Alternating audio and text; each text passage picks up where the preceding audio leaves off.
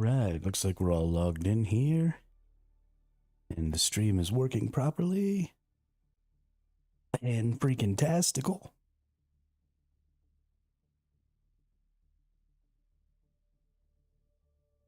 Fan freaking tastical.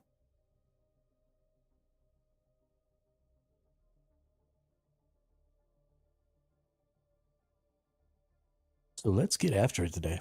I'm feeling pretty energetic here. Of course, I'm always feeling pretty energetic right at the beginning. Need to find a way to help keep that energy going.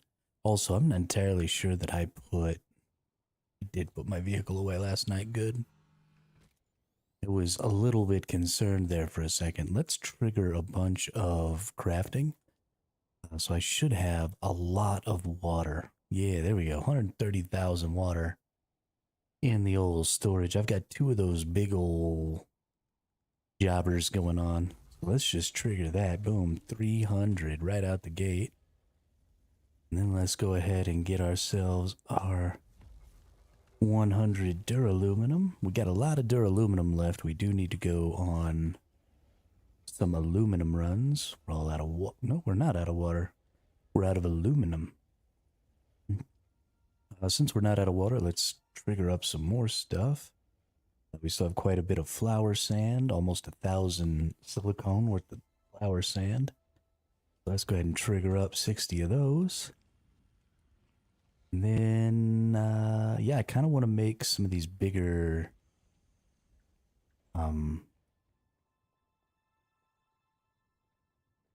bigger jobbers. We're going to go in here and look. So we're missing plant fibers, we're missing spice residue, we're missing water. So we're going to need to get some more spice so that we can have some more spice residue. Did I ever change this storage to be correct? I did not. Okay. So let's go ahead and fix this storage real quick. We're going to split off some ones here. For those of you who don't know, if you put something in all these storage slots, then it counts as full. So it automatically puts your resources in your output circuit. My output circuit is a chest downstairs. It's just a little cleaner to me. If you don't have a specific output circuit and you don't do this, then the stuff just stays in there. Or goes to random.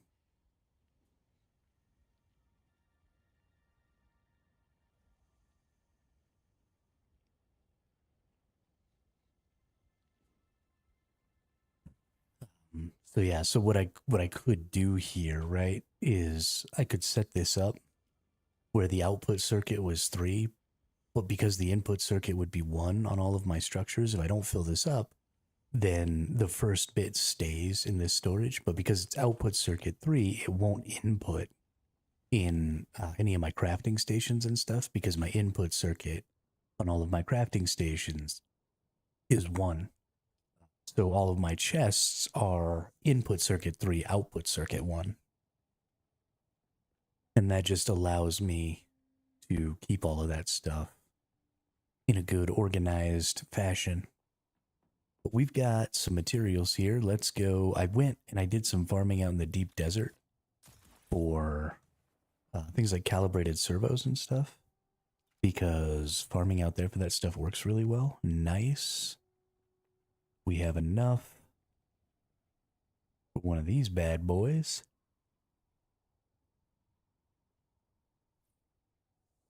Plop that thing down here. Can I get another one in this? Ooh, yeah, I can. Barely.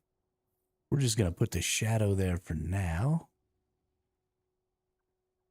Looks like I still need some duraluminum and some calibrated servos. Calibrated servos are turning into a fairly difficult find. So the reason I did that was I need the extra power. Well, I guess I didn't quite need the extra power. No, I did.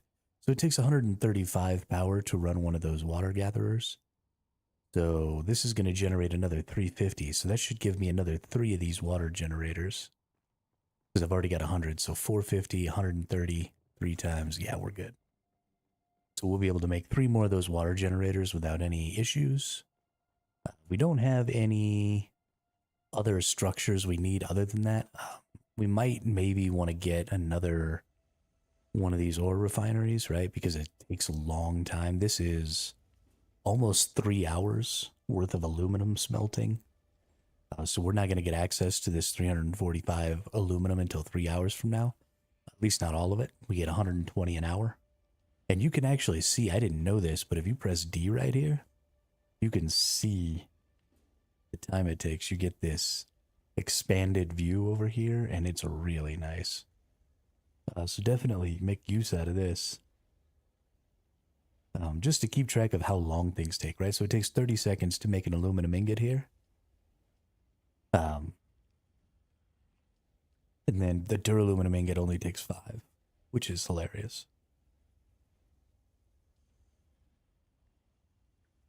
So you know you can only get 120 an hour. How close are we to prime due time? Ooh, bummer.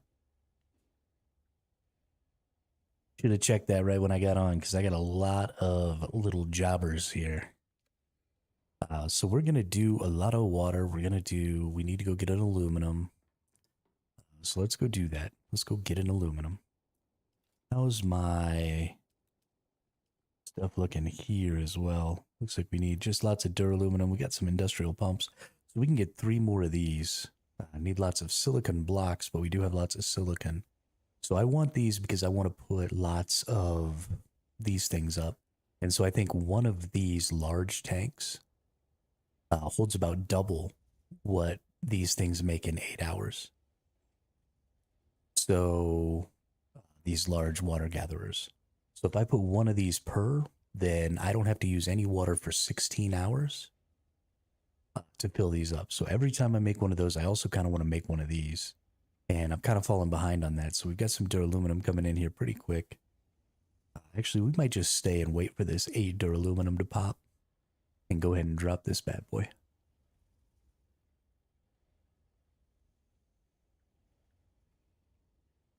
So right now, every 8 hours, I've got 100,000 water coming in passive. That's not nearly good enough, right? That's only 300,000 water a day, which I can absolutely go through. A lot more than that, just making aluminum and duraluminum. I think I easily go through at least 1 million a day, which means I need at least triple what I've got. So I need at least 6. Probably I won't weigh more than that, but we'll see what we get to here. We'll see how things shake out. You know what I mean? See how things shake out.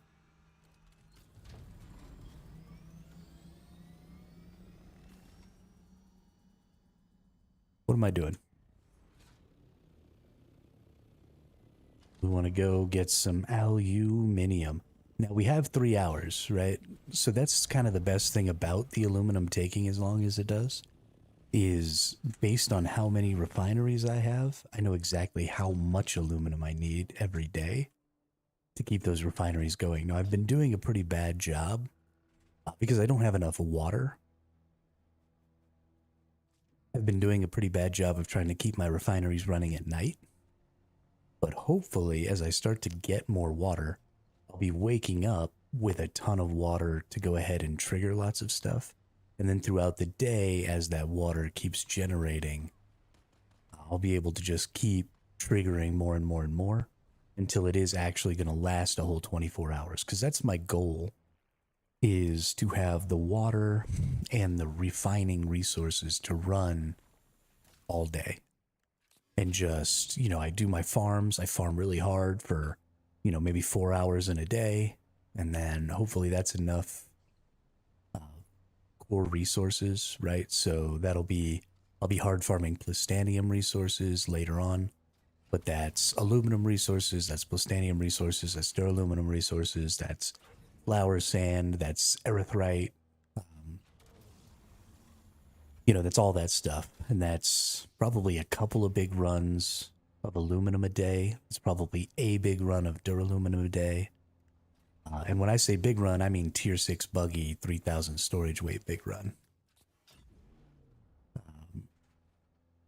That's a lot of that stuff. But all of that infrastructure comes very slowly, right? Because a big part of that infrastructure isn't just this duraluminum stuff where I can get water and power.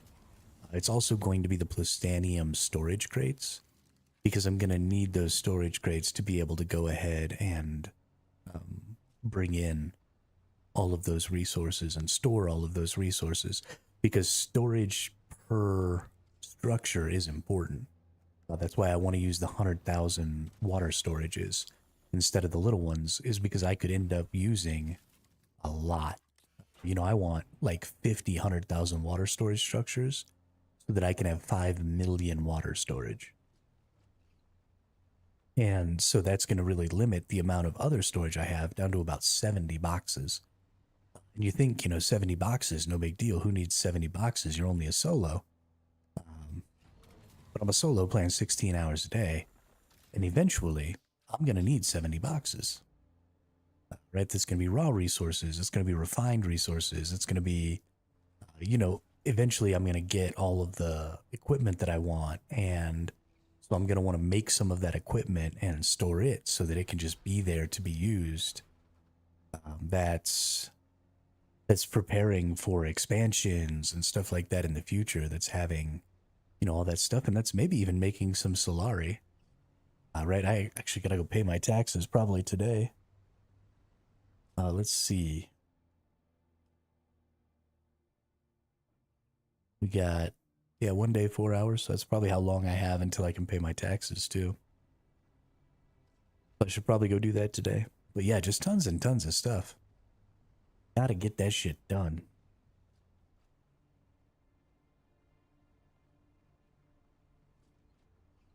Gotta get that shit done.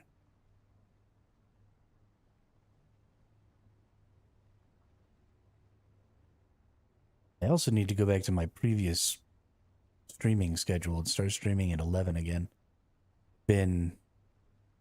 My schedule's been freaking moving again. I stay up late. Ever since that day, I stayed up till 4 a.m. I've just been up till 4 a.m. every day now. I need to go back to going to bed at, 1 or 2 o'clock in the morning and waking up and starting my stream at about 11. But today I didn't even get started until almost 2, so I need to go backwards about 3 hours. Just always so energetic at nighttime. I don't know. Maybe I should do that. Maybe I should just totally flip the thing into the nighttime. Stream starting at night into the morning. I mean, that'll probably be worse for the channel. Honestly, the best option for the channel is just to stream during the regular workday and then into the evening. I should probably even stop being a wuss about it and just stream all the time when I'm on, instead of crying like a wuss about getting tired of talking. I think if I could get over that hump, I start to get a little tired, but if I could just, get a little squirty caffeine stuff in my drink and, maybe chug some of that down, or, I don't know, do something. I need to find a way to pick me up at about the 7-hour mark. If I could pick me up at the 7-hour mark and stream for another 5 hours and hit that 12 hours every day, that'd be litty.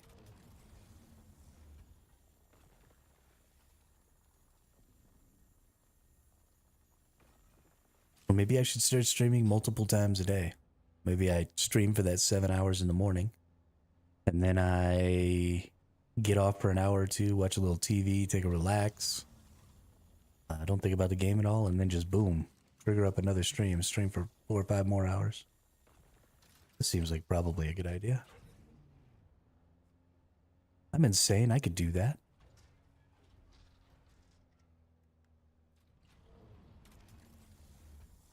I could totally do that. I've got a Mark V cut array on here now. I love how fast this fills up my buggy. Obviously, the buggy's only the 1500. It's only a Mark III storage. But I really should just go ahead and get a better storage for it. But we'll see. Here really soon, we're going to be starting to look into getting an assault ornithopter and some thrusters and some storages for that. Pretty excited. Pretty excited about that. I really love the assault orny. I didn't like the way it drove when I first drove it because it felt really sluggish and stuff. But now that I've driven it a little more and flown around and had some fun on it, used the thruster a little bit, tried to get better at the thruster. I really, really enjoyed the assault orny. It feels real weighty and strong. I like that. And so hopefully that feeling of weightiness and strength will translate into an actual superior combat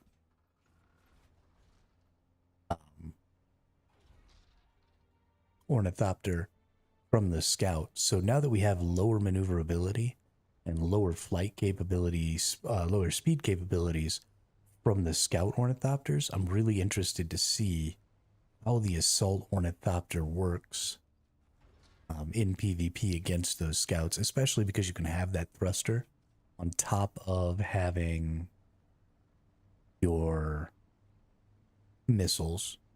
So I do want to get, I'd like to get a tier 6 assault before I really go out there and try and fight. But honestly, I think even just an assault with a thruster and saddlebags will probably be enough to get away from missile bearing, even with Mark 5s, to get away from missile bearing Scout ornithopters. Because I don't think any of the ornithopters, let's see, 180 is 36. Yeah, so they're all less than 150 on the speed. So the thruster to get me elevation, and then you can dive. So the reason the thruster is so important for escape isn't necessarily that it increases your base speed, but because you can dive and go faster than your speed, and then, climb again and move that way.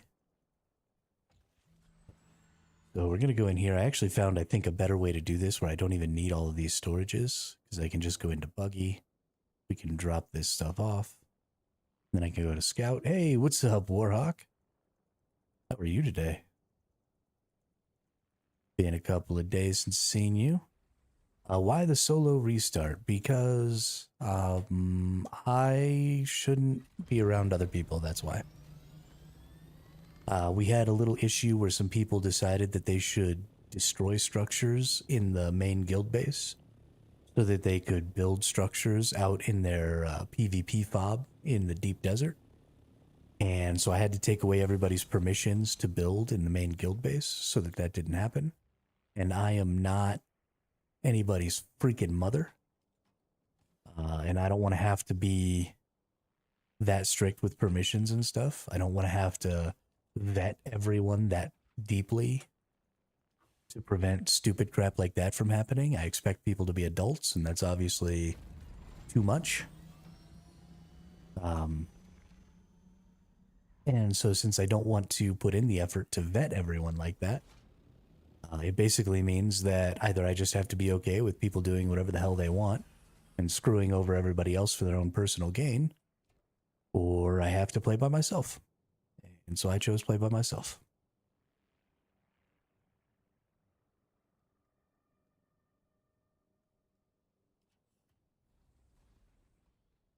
So I went to a totally different world, and I made a brand new character.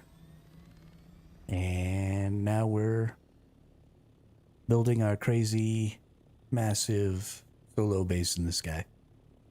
Like a true hermit does.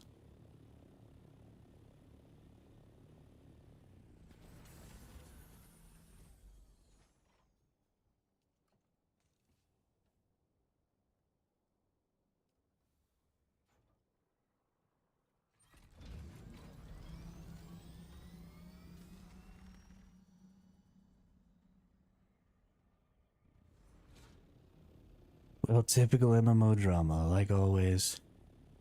Play games for entertainment and that's it. Well, yeah, and that's what you should play games for. But when you play a game with lots of other people, You have lots of people. Those individuals who I'm mad at right now obviously don't think they did anything wrong, right? They thought they were doing what was best for the group because they thought what was best for the group was, all the resources getting funneled into their deep desert activities because that's where all the valuable resources are. And so they didn't see anything wrong with that. And I probably would have gotten over it, except I asked who did it and nobody would tell me because all I was going to do was take away that one person's permissions. And that would have been super easy, right? Easy peasy, everything's done. We don't have to worry about nothing. But nobody would tell me who did it. And so I couldn't just take away that one person's permissions. So I had to take away everybody's permissions. And so that's just what happened. Because I don't think that those individuals were like, fuck all these people. We're just going to do it this way. I think they were like, why are we doing it at this main base? Why aren't we doing it in the deep desert? Doing it in the deep desert is a better plan. Let's just go do it in the deep desert. And had somebody had that conversation with me, or, the spice refineries that the spice refinery that got destroyed in the main base wasn't currently active. There was no spice being refined in it. So if somebody had said, hey, the spice refinery isn't currently active, I'm going to tear it down to go build the refinery out in the deep desert. And then when we get enough spice, I'll come back and replace it. And so that way, we could have the refinery in the deep desert and that refinery could get started. There are all these things that could have happened where that would have been just fine.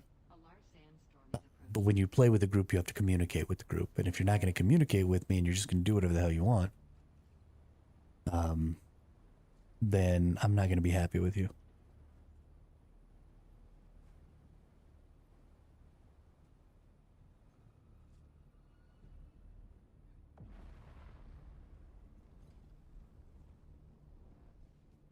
The other thing is, it's my belief that it's better to do a bad strategy together than it is to do, multiple good strategies separately.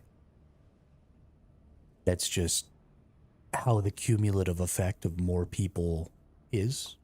And nobody else wanted to be in charge of that guild, right? I didn't want to be in charge of that guild, but I was doing it because I wanted a place where I could play with some of the viewers and stuff and some of my other streamer friends. So I took on that role, and then despite the fact that nobody wanted to be in charge, everybody still wanted to make all the decisions about how we did stuff instead of just following the plan I laid out. And so either step the fuck up and be in charge, or, get in line with the fucking game plan.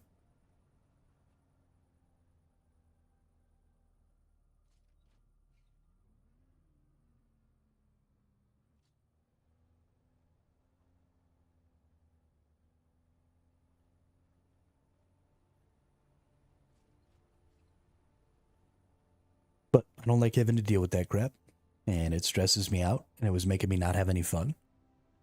So here we are, solo restart, doing it up. And I mean, it wasn't any of the viewers or anything like that. It was some randoms that we got added to the guild.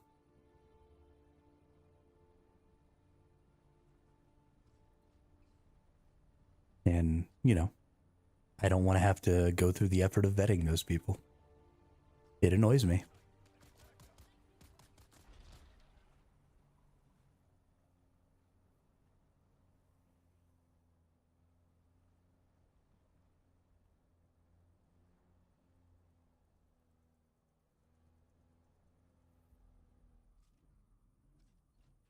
I went on my aluminum run too fast.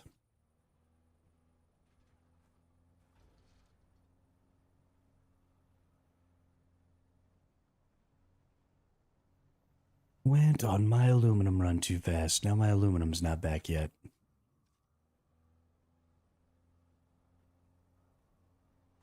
Shouldn't be very long before it respawns. I just want to go on this aluminum run, and then I want to get some water.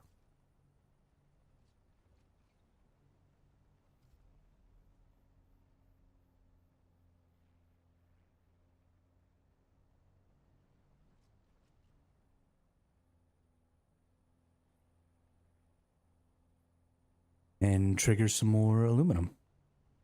Running on fumes. Do I have a gas with me? Oop. The game's doing pretty good. Um, it's a lot of fun, especially the first couple 100 hours when you're still here in Haga Basin, because Haga Basin's such an interesting environment. You can easily get 200 to 300 hours worth of gameplay out of this without having to interact with the PvP system or anything like that. Once you get out of the Haga Basin, though, and you go into the deep desert, there's some pretty glaring problems. So you may or may not remember, I have some fairly strong opinions on non-faction guild versus guild PvP.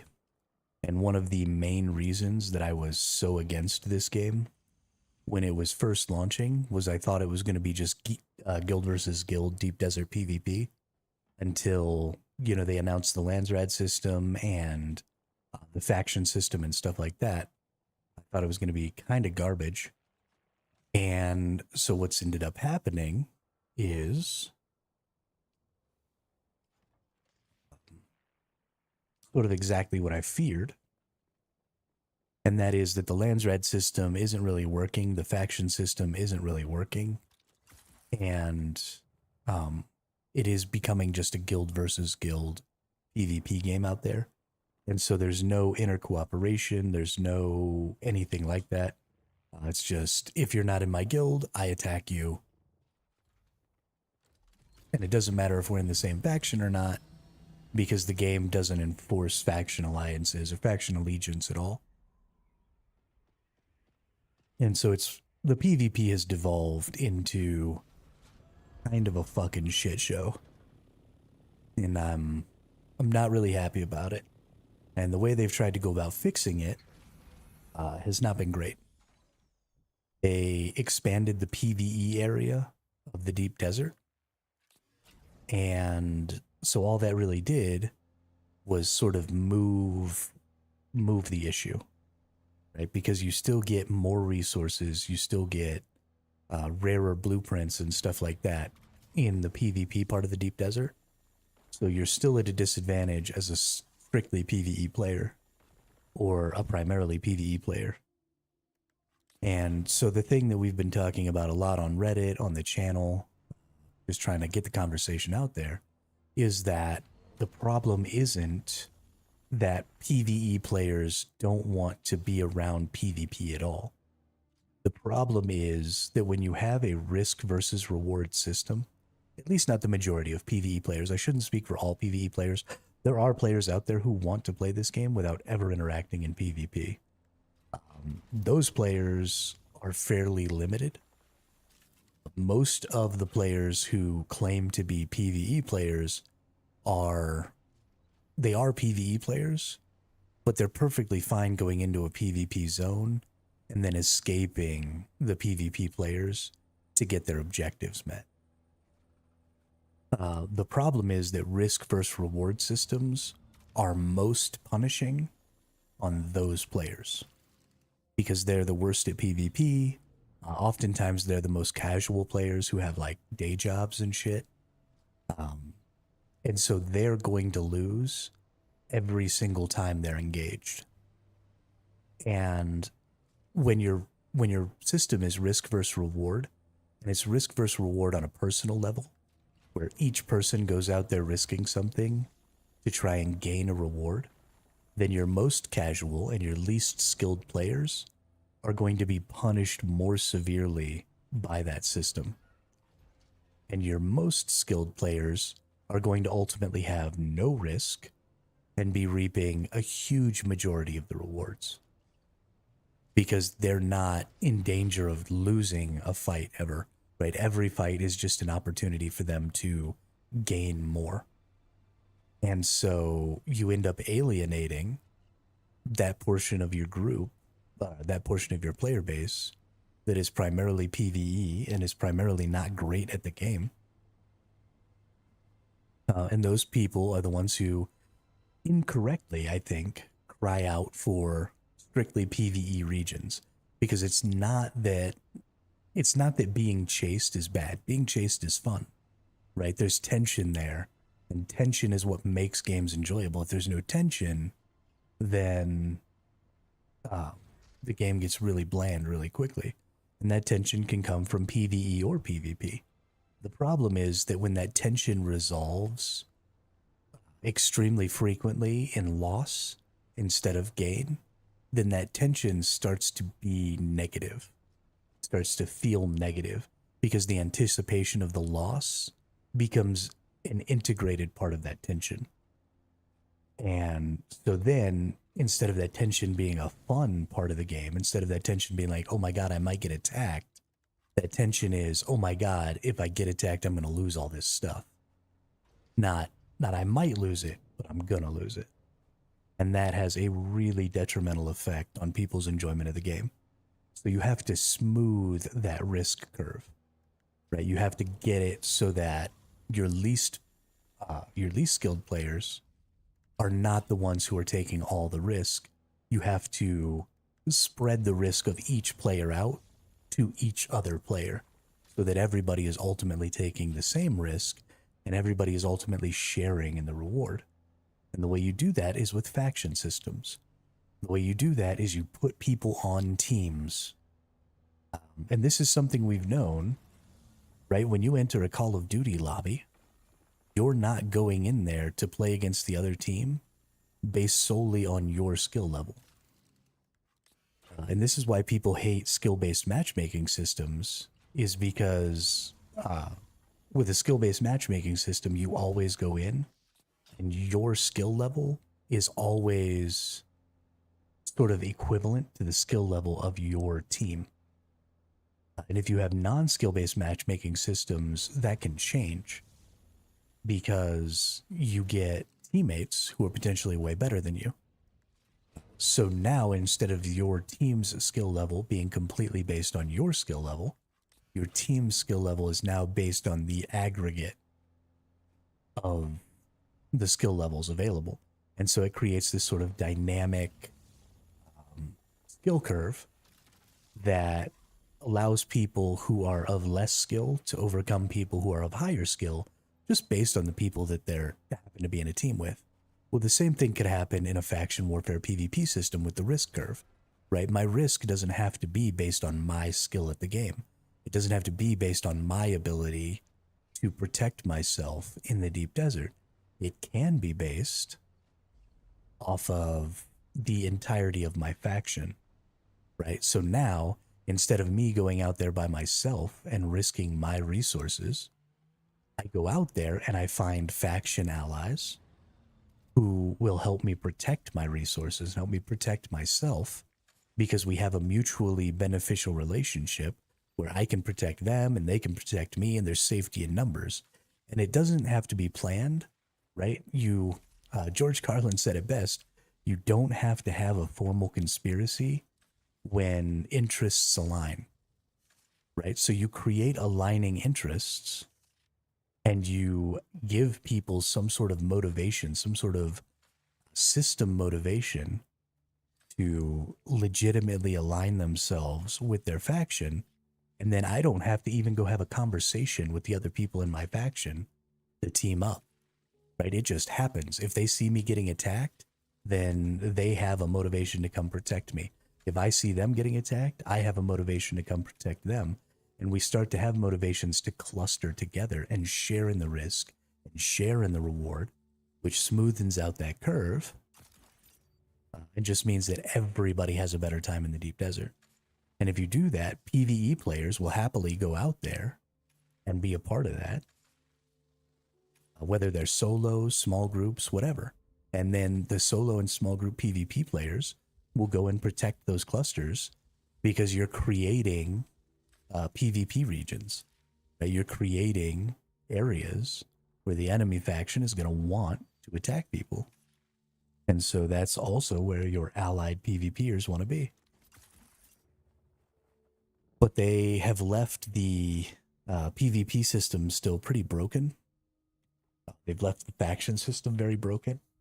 and they've started trying to separate PvE players from PvP players instead of trying to integrate them, because I don't think they really understand the issue. I think, yeah, I don't think the dev team's leadership understands exactly why people are having such a difficult time with the system the way it is. And so they're just making some pretty bad decisions, I think, when it comes to trying to mitigate some of that issue. And I think it has a lot to do with modern gaming's reliance on gaming content creators to provide insight. I think we have to remember that, you know, all of us who stream, all of us who create YouTube videos, we're just fucking nerds, dude. We're just playing video games. We have no further insight than anybody else. And I mean, I say that and I'm lying. I think I have better insights than most of them. I should still, if dev teams need to ignore what I think are my positive and good insights, so that they also ignore what I think are the terrible insights of many other content creators about, you know, the PvE aspects of this game and stuff, then I'm totally fine with that, because I don't think that the dev team would have a difficult time coming to the same conclusions I've come to. I think the problem is that business models, especially gaming business models, you're trying to get new people to buy the game. And in order to do that, you need to be making the changes that are being most vocally asked for. Because these individuals have a lot of effect on who buys the game. So say I like survival games and I really like some streamer or some content creator, and I watch a lot of their content on survival games. And I haven't purchased Dune because I think there are some issues, but I've been watching this person play Dune, and they're talking about some very specific problems with the game. And so I say, okay, well, until these problems are addressed, I am not going to buy the game. So the best way for the dev team to get more money is to fix the problems that this streamer is claiming there are, or this content creator is claiming that there are, and to fix them in the way that this content creator is saying that they should be fixed. Because then every single one of the people who watches their streams who said, okay, well, I need to wait until this specific problem is fixed, will now say, oh, they fixed the problem. Oh, and they fixed it exactly in the way this person said would be best. And I totally agree with them on how that's a good fix. So I'm going to play. Then they buy the game, and the fix is actually a terrible idea. But it doesn't matter. They bought the game. And so it's more about the marketing strategy of fixing things in a way that will receive positive feedback than it is about fixing things in a way that will actually make the game better. And I think that's causing a lot of problems in modern gaming. Like a lot. Because I think it's painfully obvious that the solution of extending the PvE area of the deep desert was not a good solution. If you want to separate PvE and PvP players, then there's no longer any reason to reward PvP players more greatly than PvE players. And that's what they're doing right now is, you know, in the deep desert, in the PvE zone, you still have a situation where you don't get as many resources. They've set it up so that you're still at a disadvantage as a PvE player. So your time is being devalued, right? You have to spend more time in the PvE zone farming resources than you do in the PvP zone. And that's because they want to encourage this risk versus reward system. They want people to go out and risk losing so that they can get a higher reward. And so there's no point in doing that if you're going to separate PvE and PvP players anyway. If you're going to say, okay, well, if you're a PvE player, you can get access to everything. cool. Just give them access to everything in the quantities that they want so that they can play their freaking game. Don't say, okay, you can get access to everything, but you have to get access to it at a lower amount because you're not willing to engage in the PvP. Like that's stupid. And if you want to have a system like that, then just make that system not suck.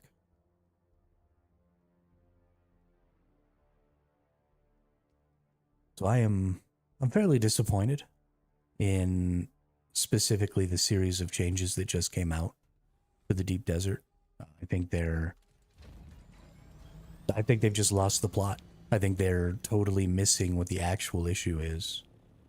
And just currently in appeasement mode. I think they're trying to appease people to get more people to buy the game. It's all a marketing thing at this point, and it kind of upsets me.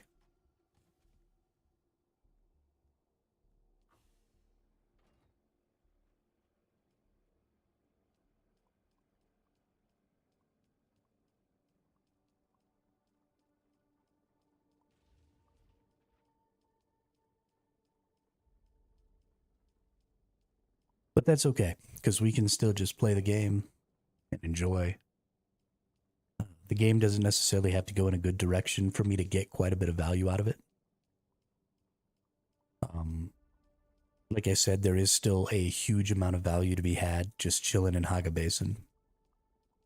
We played Once Human for months without really engaging in any PvP. And that was a hell of a good time. I mean, 1,000 hours or something like that in the first 3 months. So I figure I've got at least that long in this game, where if they don't fix the faction system and make the open world PvP system more of a playable, interesting, system that I would want to be a part of, then I've still got, months of playing this game before I'll just get burnt out and quit. So.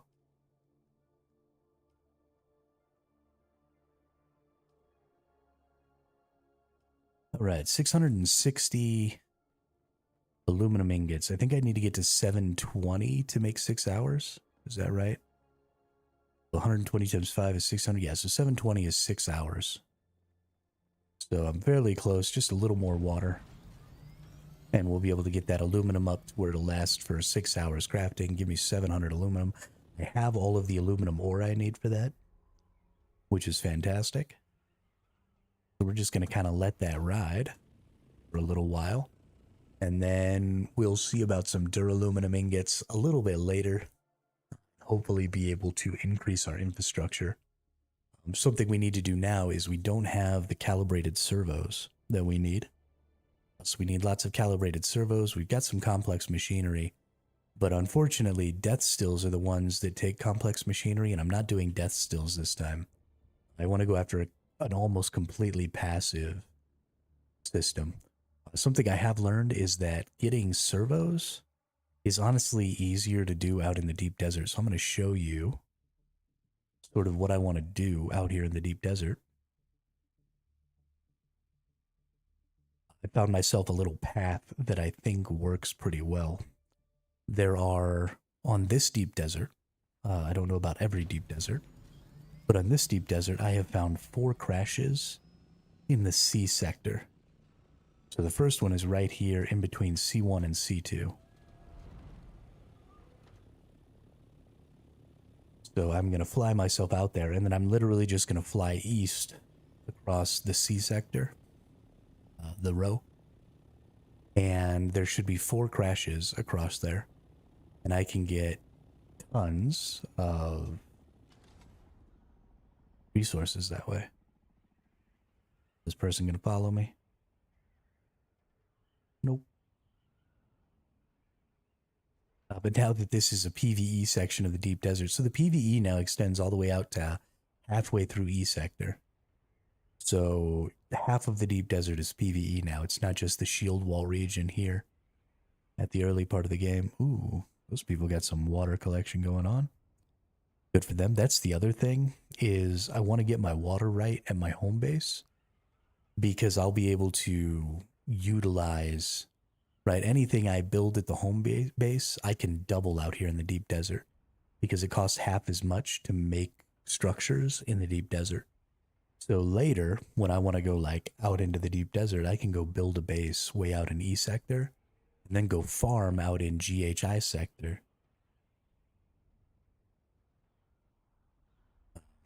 And having, some good water and good power is going to really help with that. And I can just tear that off of my main base and move it, or use my main base to, gain even more duraluminum, gain even more of those resources that I need to make more of those structures, and then bring that stuff out here. There's a lot. There's a lot that goes into being fully prepared for the deep desert, because you can't come out here until you have power, until you have water, until you have all that stuff. Because having a way station where you drop off raw resources doesn't improve your efficiency when you're bringing back full loads, right? If I was only bringing back a half load to a PvE fob base out here, then that would improve my efficiency, at least for the last leg, because I could drop, 2 loads off and then load up a full load to get back to my base. And there's a minor efficiency gain there. But I'm going the wrong ass way. It's a very, very minor efficiency. And it's not really going to help me. Yep, there's my... It's not really going to help me at all to have that very, very minor efficiency. So what you want is you want to be able to condense your resources out here. And the only way you can do that is by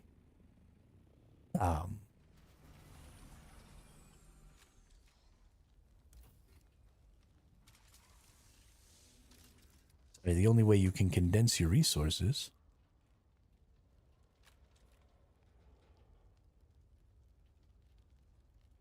is by refining them. And so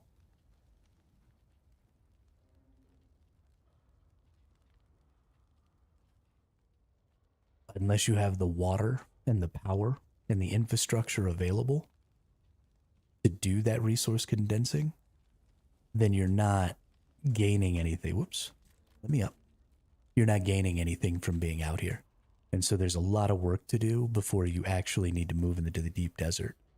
Not that you can't come out here and do some grinding, right? Get yourself some spice, do all that stuff. That's absolutely viable. You can just take all that stuff back to your main base, right? Because you're just moving raw resources, and that's fine. But don't worry about trying to build a base out here until you legitimately have the ability to build a base out here.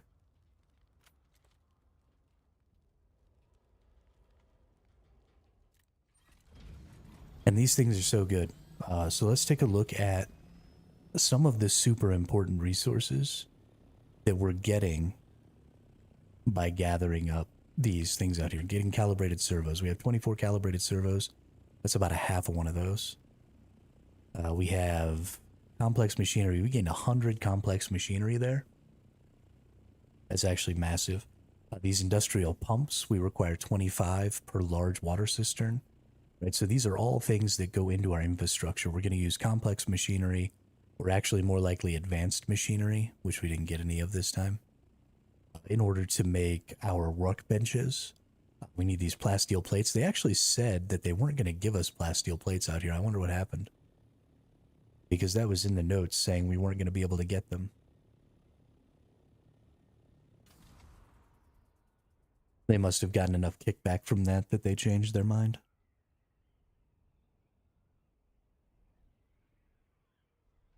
But yeah, there's just tons of good resources out here. Specifically those servos, those pumps. Well, actually all of that stuff. So if you look, these hydraulic, Triforge hydraulic pistons are important. All your diamond plate parts, your greens are out there. You've got your compressors, but you've also got your, ray amplifiers are important. You can get rangefinders and stuff out here. Just tons and tons and tons of stuff that you very frequently are going to need a pretty significant amount of. think there's somebody flying over the top of me or something. But I saw somebody else's shadow. Pretty sure I did.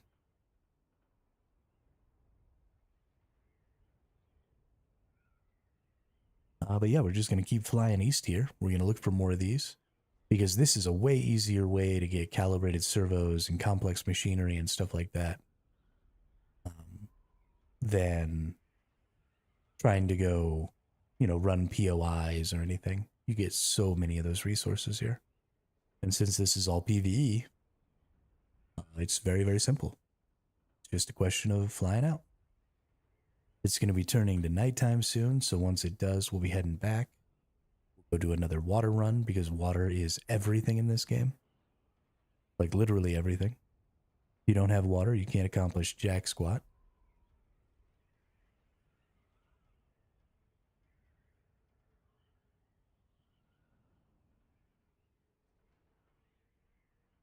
Can't build nothing, can't refine nothing, can't survive. There's normally another crash right there.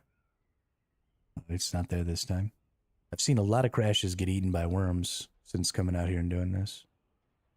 Seen a lot of crashes get eaten by worms. But we're just going to follow this little strip here. We're just going to keep heading out east and keep seeing these.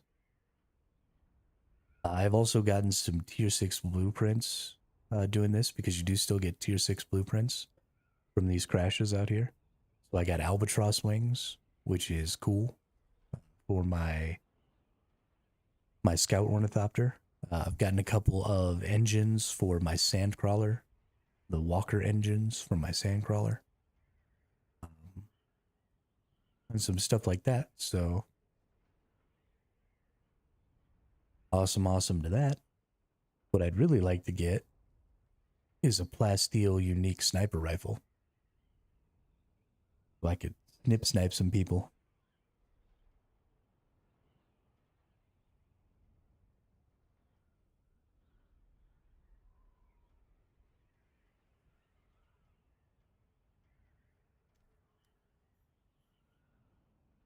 We actually have quite a ways to go.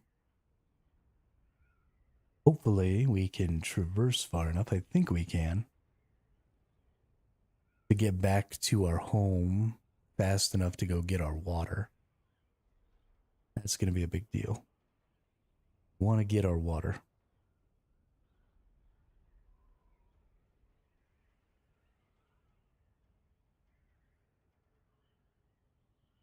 If I can do a trip out here, do a trip for water, do a trip out here, do a trip for water, that would be pretty ideal.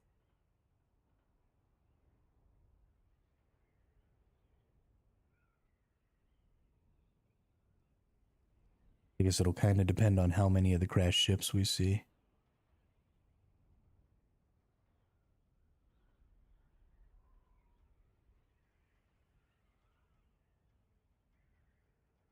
Sometimes the crash ships can be a little bit buggy.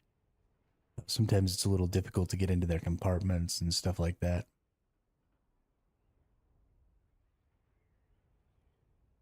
I actually don't think that out here in the PvE area, I don't think it's contested loot. I think it's instance loot. So I actually think everybody gets the stuff out of these.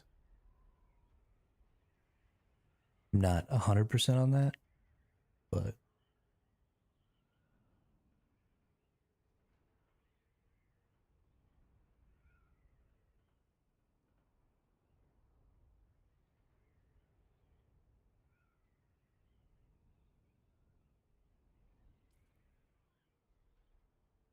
I'm getting a little northward here. Let's turn it back south a little.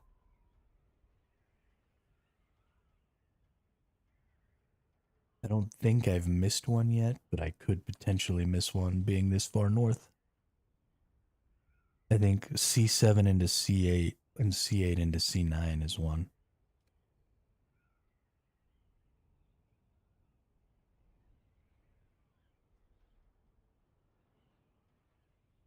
If I'm not mistaken, which I could be. I haven't gotten them all memorized yet.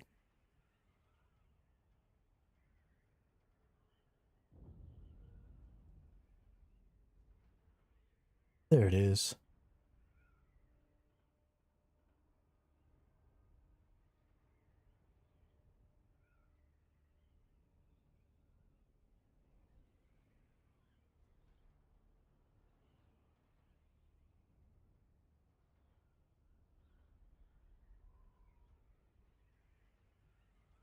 Can't really tell which way it's coming, which probably means it's coming straight at me.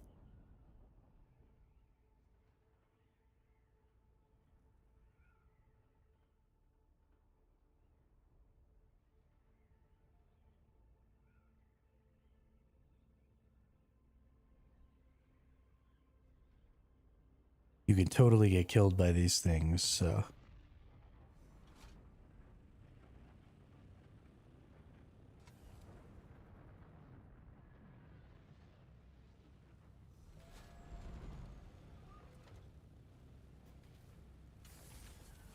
No, I don't want to deal with trying to get that. The best compartment is always this compartment right here. This is the one where you can get blueprints. So you definitely want to always try and get this compartment. That compartment on the far side is kind of meh. You end up with a lot of scrap, which really gets in the way. I don't need that. I already have a Mark V rad suit. So that's fine. That'll give us everything we need there. We'll drop off the stuff that's super heavy in there. And then we'll come up to this top one. And zip zap that bad boy.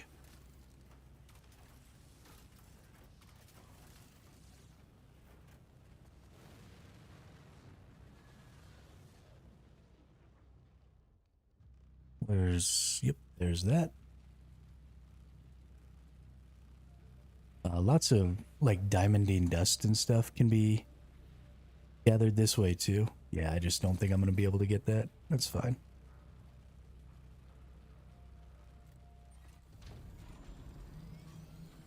I think diamondine dust can be found out here. Maybe not, actually. Maybe not. But yeah, we've got 14 pumps now. We've got 150 calibrators, 41 calibrated servos. Sorry, complex machinery, calibrated servos.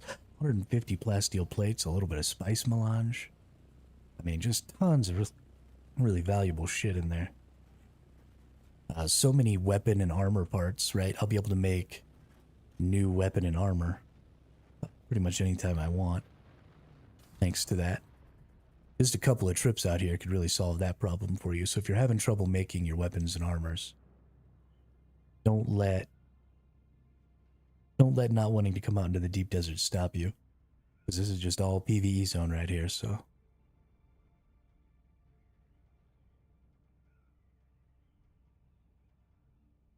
Get that good.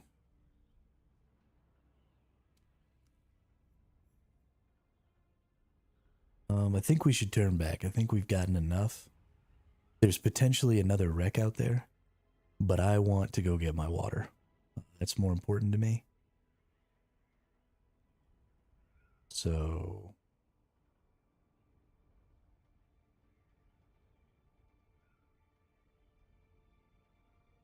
that's what has to happen.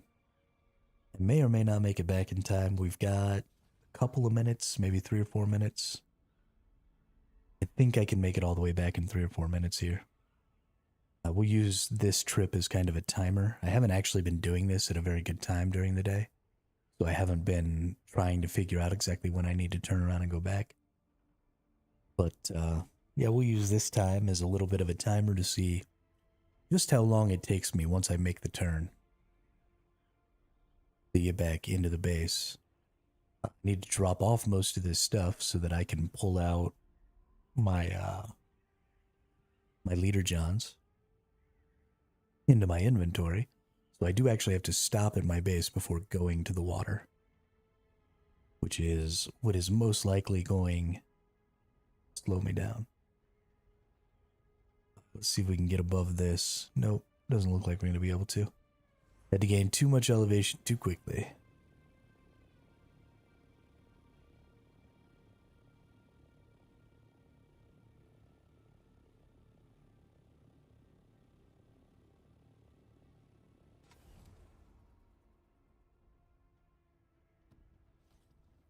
Something I've been noticing as I've been flying around, I've been trying to learn to be a little bit better at building because my builds suck.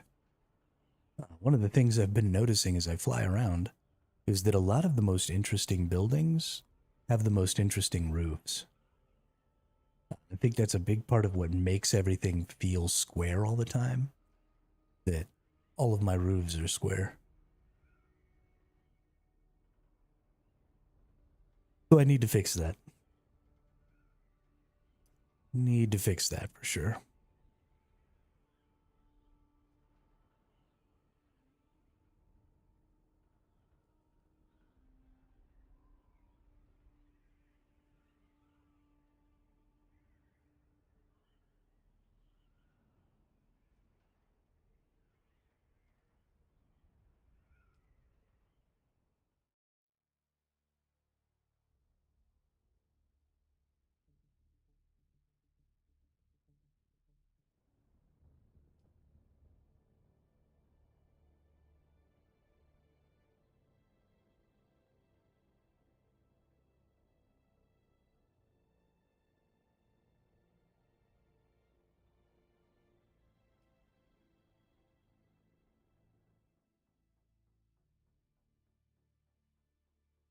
Rolling down the street, smoking indoors, sipping out gin and juice, laid back.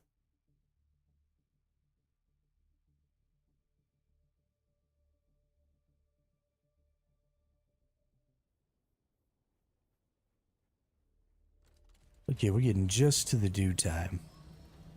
Let's see, do I have the ability to just take these out? Hang on.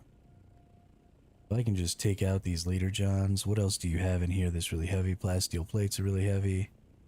That's probably heavy. That's heavy. Take out some leader johns. 3 more things that are heavy. Come on. Give me another leader john.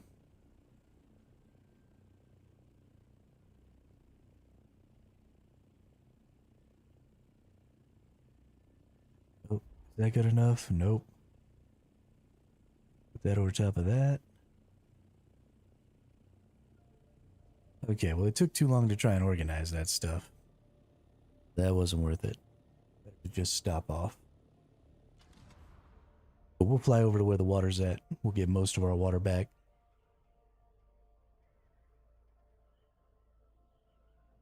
Honestly, we could probably just swap the leader johns. Probably what we'll do.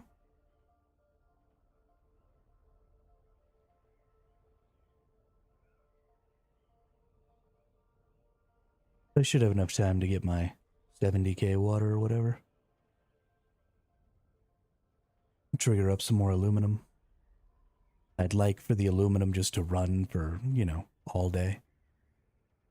So we'll keep pumping aluminum, and because that's the hindering factor right now, because aluminum is a time sink, not just you know, having to go out and harvest the aluminum or gather the aluminum, but also the aluminum takes a long time to make.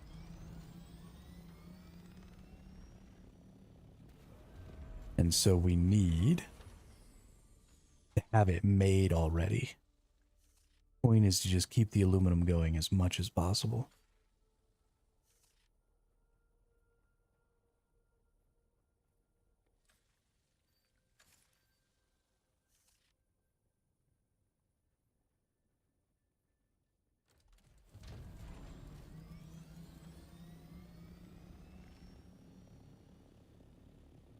More aluminum.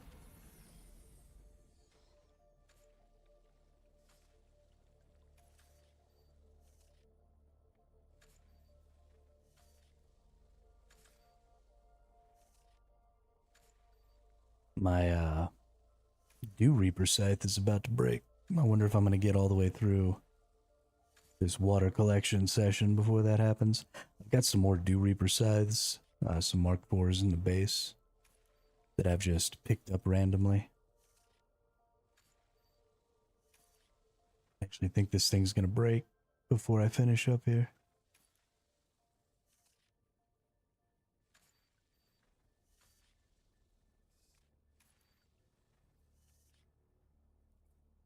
Oh, my power pack broke. Well, that's pretty funny. Okay, well, that's 1, 2, 3, 4, 5. 5 and a little bit. So a little over 50k water.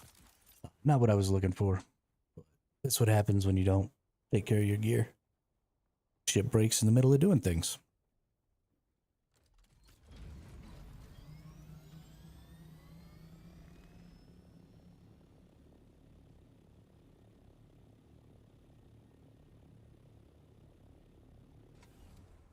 Low fuel.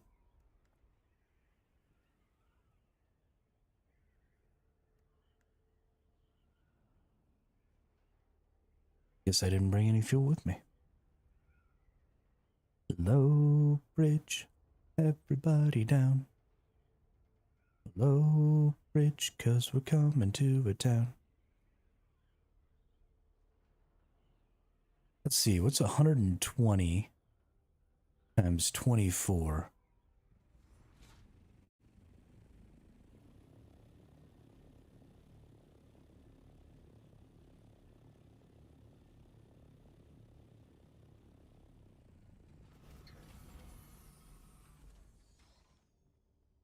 Hmm.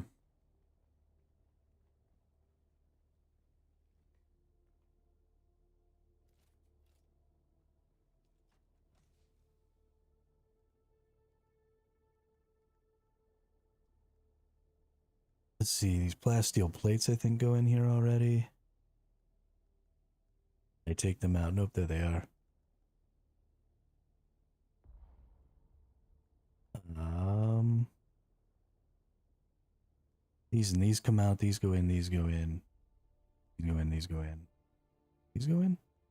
Nope. Now these are gonna come out too. Okay. So all these things that I'm getting 500 of, I want to have come out and go over here because they're taking up a ton. Let's just go through. We don't need the scrap. Get this scrap out of here. We've already got another 500 of these. Oops. Got another 500 of those. Got another 500 of those. Another 500 of those. So we're just like killing it on the complex machinery.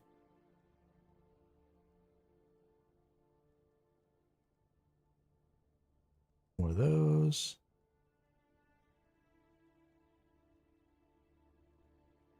Yeah, but now you see it like dropped the overall weight of that down a ton. And then that'll just be what gets stored in here. All these things that I've got literal hundreds of.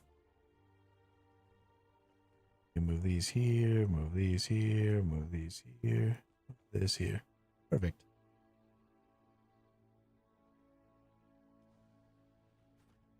I dig.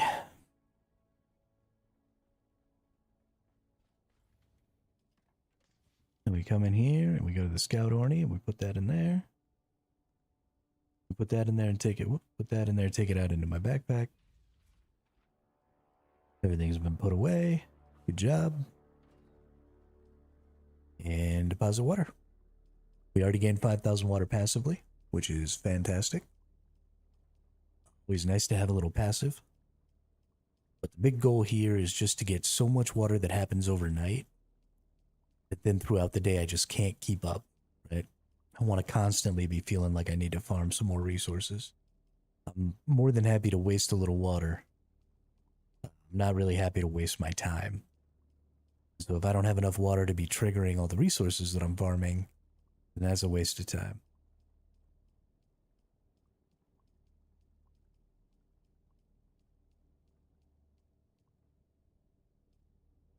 As a solo, this base should provide more than enough uh, facility deposits or facility slots and stuff like that. Storage slots, all that stuff. I should have more than enough. Shouldn't be a problem. We're gonna use up all this water one more time. Trigger all those. Now we got 900 of these going, so that's 8 hours. Yeah. So we should just have aluminum going the whole stream now.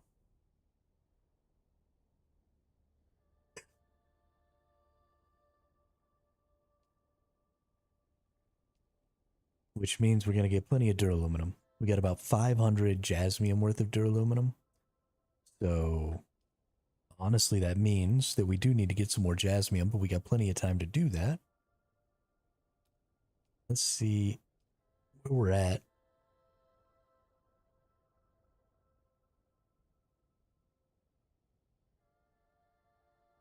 On making more of all this stuff. This just needs duraluminum. Great. Cobalt paste. We don't have a lot more of that, so we do need to look into that. This needs spice melange and silicone. We've got quite a bit of silicone. We're not making any more, are we? Gonna need to make some more silicone. We've got enough sand to make a lot. Maybe another 2 or 3 jugs worth.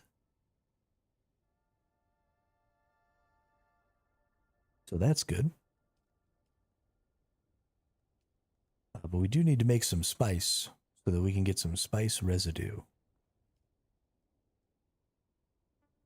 We do need some water for that. We got enough for 6 more spice, which should give us, I think you get 15 residue per spice.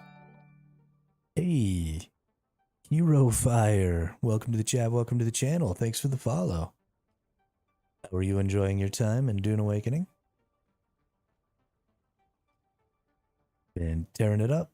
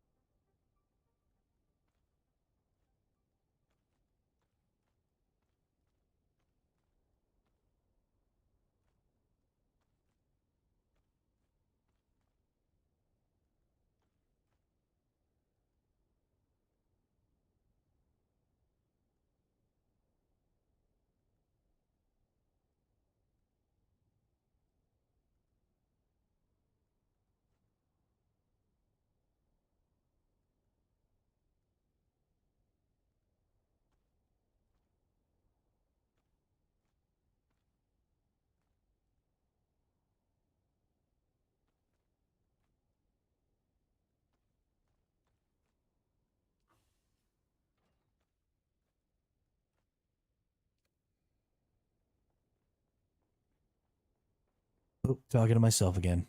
Whoopsie. Hero Fire, I don't know if I was muted while I was trying to say hi to you, but welcome to the chat. Welcome to the channel. Thanks for the follow. Didn't mean to accidentally mute you or mute myself there. Okay. So we've got a bunch of aluminum triggered. I think we still got quite a bit of aluminum ore. Maybe not. Maybe we still have no aluminum ore. Okay, we have very little aluminum ore. That's okay, because we've got 8 hours to get more. So what we want is to maybe go on a jasmium run, actually. So let's get our tier 5 or our Mark 5 radiation suit here. Let's go do a little jasmium action.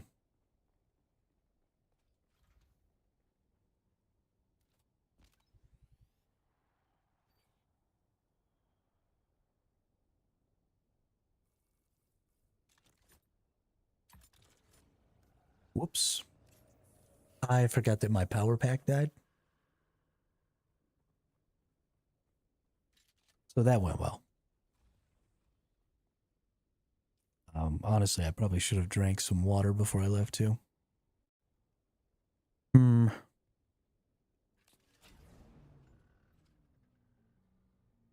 well, looks like we're gonna do shit the hard way.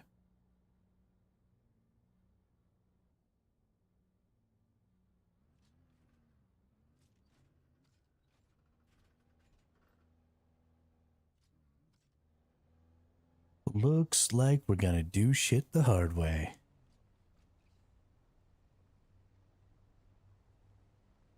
Girl, you really got me now. Oop, there's a wall.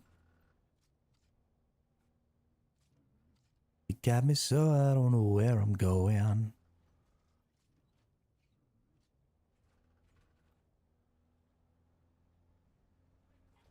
Feeling like the hardest way through there that I possibly could have. That was super ridiculous.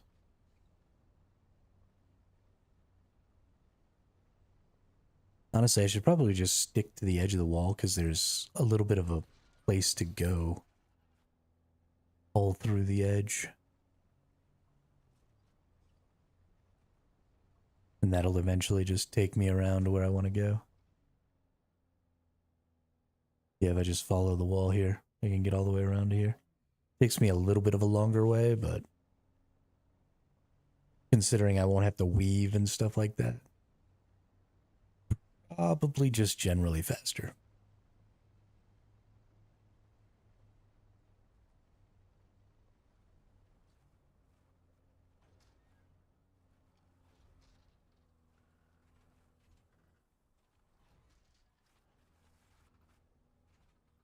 Okay, maybe not that part. Game's got to be so gosh darn difficult.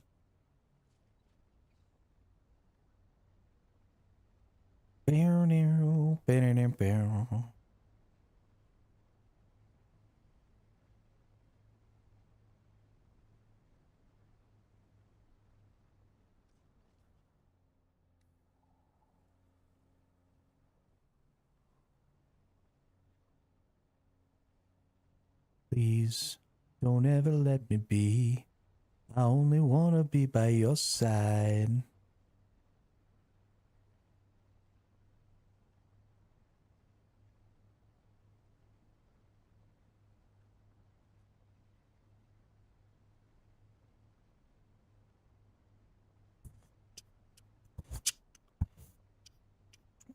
All these fudging cactuses getting in my fudging way. Just stop it.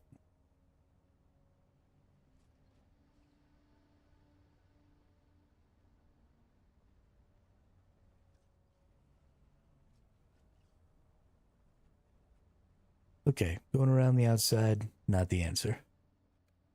In case anybody was wondering.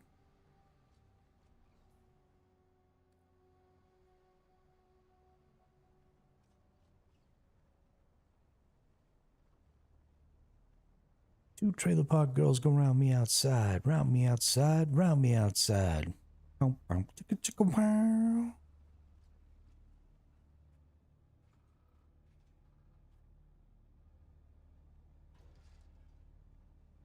Guess who's back? Back again. JD's back. Hello, friend.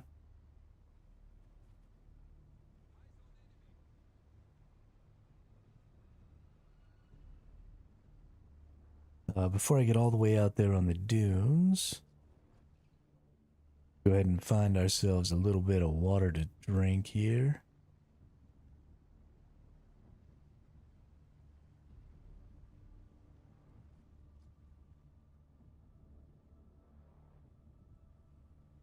Come on now.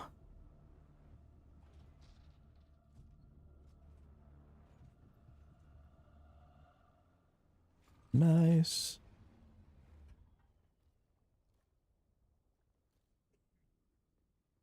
All right, that's probably not going to be enough, and at some point we're going to have to stop again, but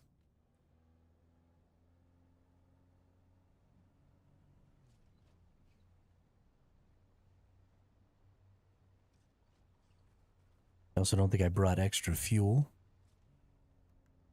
because I'm an idiot. We are definitely doing this the hard way. Got it. Is that going the other way or is that coming this way? Okay, going the other way. We're good.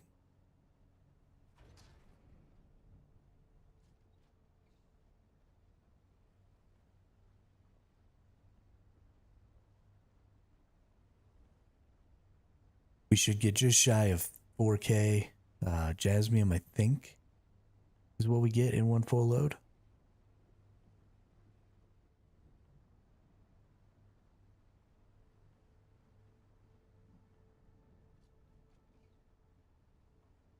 We'll stop off at the spot before and get ourselves some blueprints because we still want some duraluminum blueprints. I have a duraluminum blueprint now for a unique duraluminum tier drill shot. It does the double tap like my current drill shot does. So my current drill shot is house, which is aluminum tier. Ooh, wormy. Get away. Ooh. The worm down here in the shoal region is just always on your nuts. And it scares the bejesus out of me. Scares the bejesus out of me. I like it. I don't want to deal with it. Let's go away, worm. Nobody even likes you.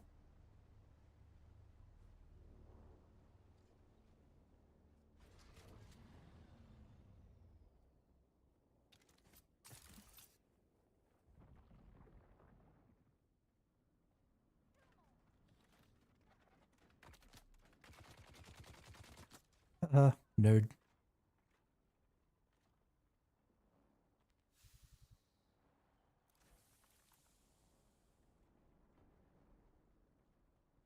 Oh no.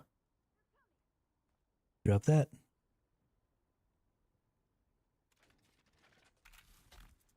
Row. Let's see, we want that. We want that. We want that.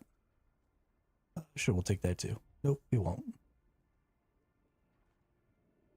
Now we will. Fantastic. Okay.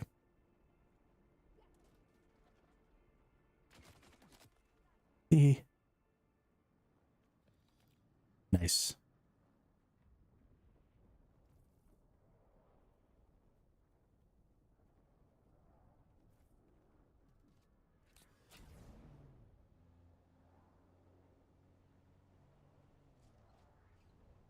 Why fight the enemies when you can just skip that part?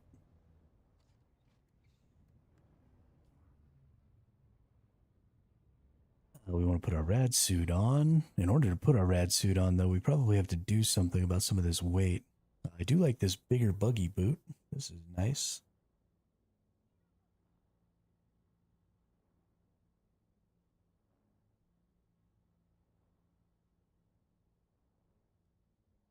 I'm probably going to make one of those for my buggy.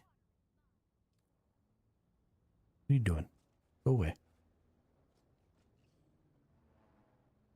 So we go here. Let's drop a couple of these leader johns in here, which should give us the space required to go ahead and... Oh, I always want to press E to equip. It's freaking F.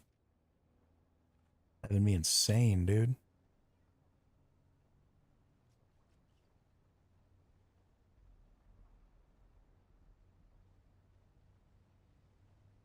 Alright, now my buggy storage is not very large. I still have the Mark III storage. It's only 1,500. But it does store more than enough. We just got to get on out here. So it should be pretty quick to fill up. Shouldn't burn our fuel too hard. I think we'll be alright. We'll have to stop at some point to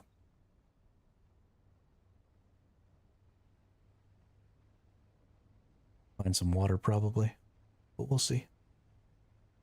We'll see. We got half a notch of water before we start dying here. It really shouldn't take very long at all. Pull up this storage, and then when we get home, we can see about making that buggy boot. Rubber baby buggy bumpers.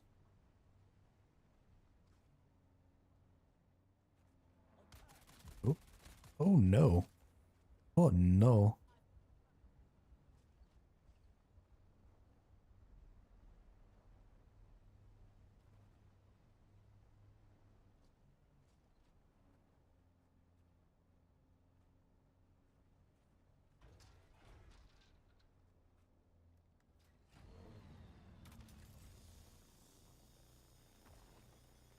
Yeah, 250 jasmium per node here is not insignificant.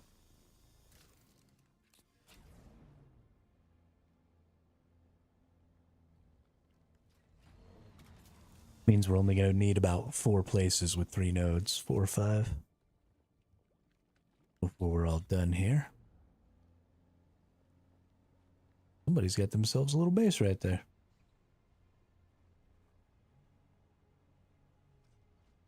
Actually, a lot of nodes right over here. This might be a good spot.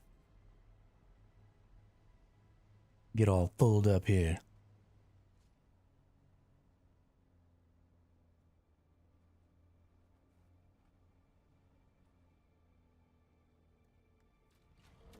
I really hope that they start putting rad zones out in the deep desert. I think that would also be another way to really change the dynamic out there in the deep desert. Because then if you're not carrying a rad suit, like, what are you going to do? Nothing. You just run away into radiation zones and you can kiss my butt.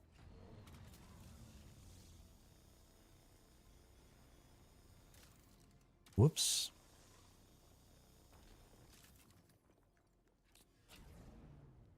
Didn't mean to get all that salvaged metal.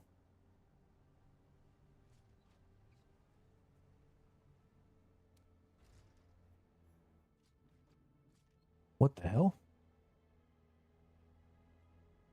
There's like a legit location out here to go in. I don't want to go in there.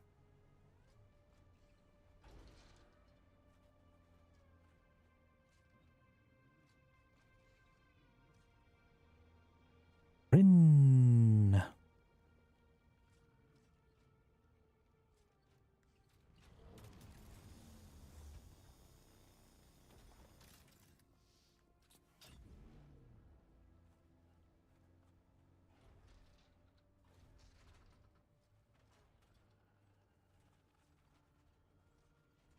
Okay, enough spinning.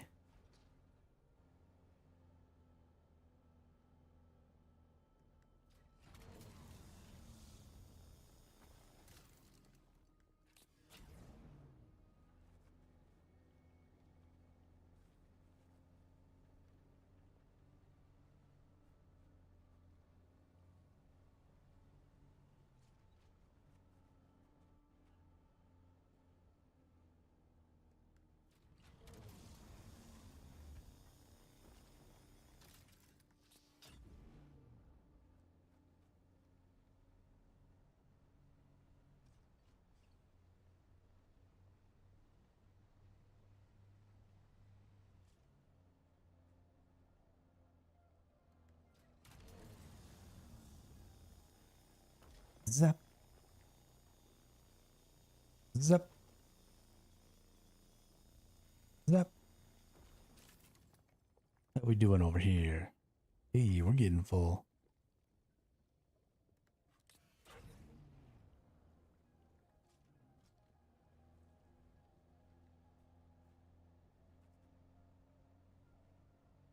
Be able to fill up all the way without even having to worry about leaving, thanks to this Mark V suit, which would be awesome.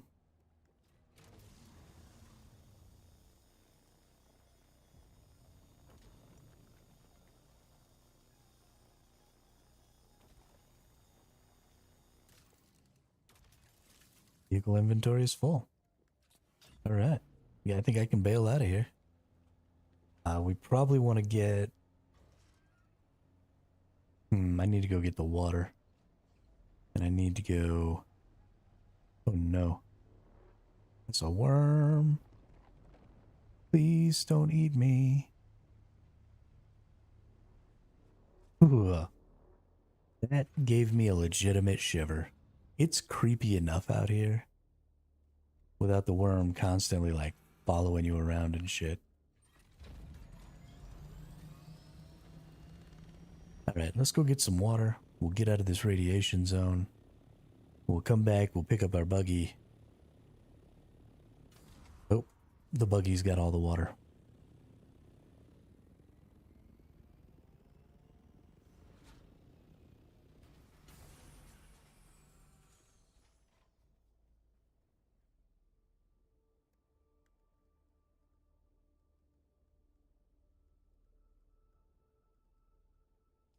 Okay, now I have all the water.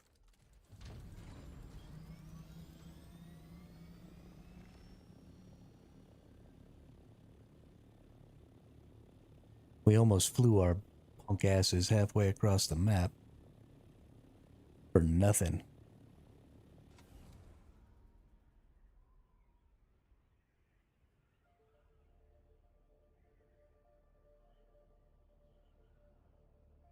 Mark 5 radiation suit's about to break. Cause I'm about to break. Everything you say to me. You one step closer to the edge, and I'm about to break. I need a little room to breathe.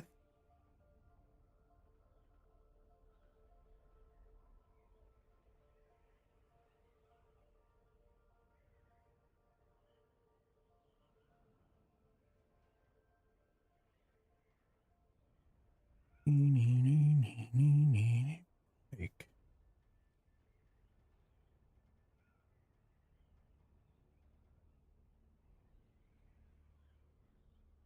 I should probably start trying to set myself up a schedule for like how much of different resources, how many trips of different resources I want to go on. Probably when I make this tier 5 buggy bump or buggy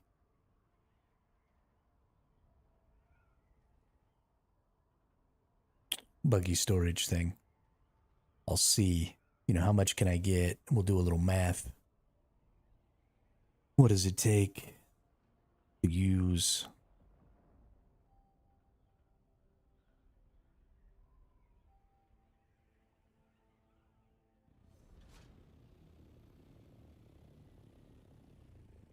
how many refineries do I need? All that stuff. Alright, we should be in optimum dew harvest time. I don't have a power pack. I suck at life.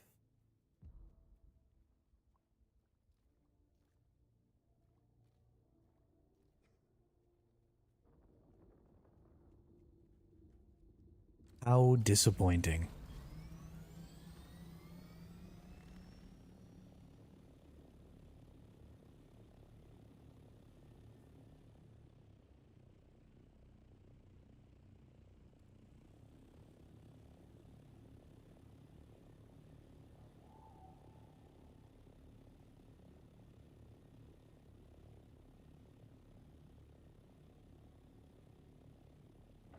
I gotta admit, sometimes it's real hard to be this stupid. It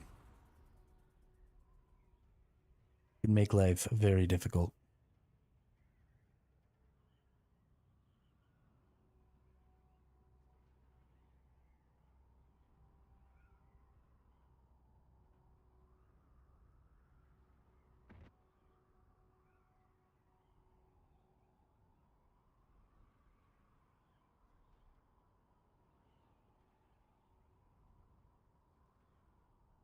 It's probably about time to upgrade some of that stuff anyway. Go ahead and get to like a Mark 5. Nice, fully built Mark 5. Let's see. Yeah, we're still only rocking a Mark 3 power pack, so we'll make a new suspensor belt. Make a new Mark 5 power pack. Why do I still have some of the hydraulics and stuff in my inventory? Oh, I just picked those up. Right. Okay.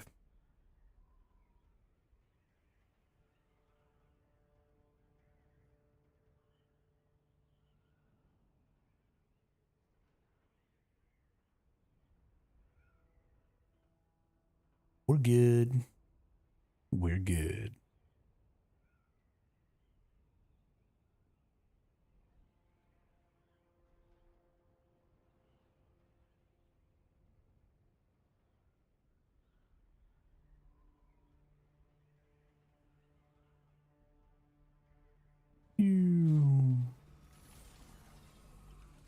Put this bad boy back in here.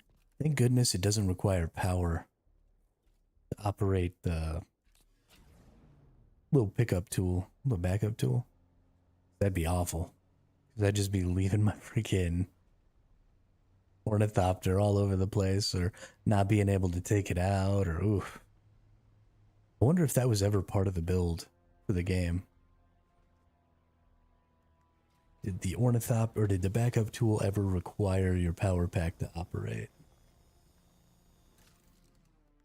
It would be an interesting bit of development lore.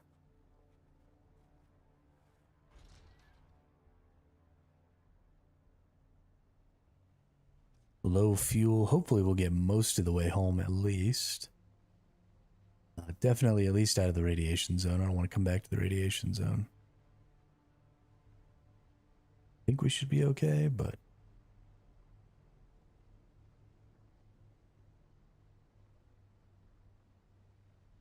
I may have decided to go too far.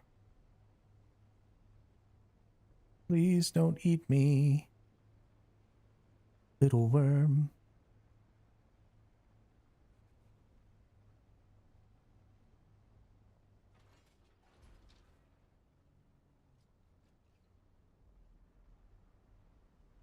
I think this is the way.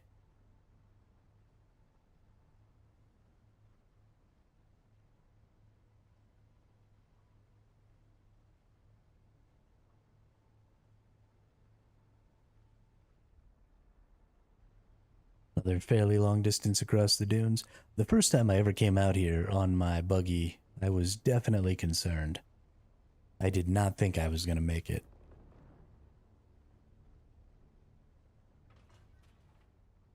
But you definitely can. That's not even really that big of a deal.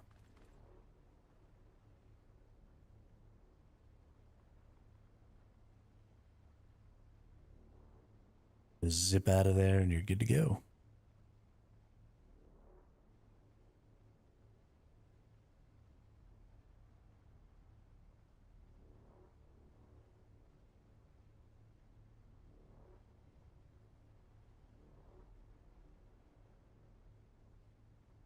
Rock hopping. They did a really good job with how far away from the rocks you need to be before you stop.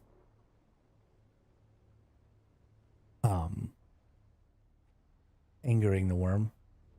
That little bit of buffer that they gave where you're still kind of out on the sand, but not really, I think is really important to how good the system feels to interact with.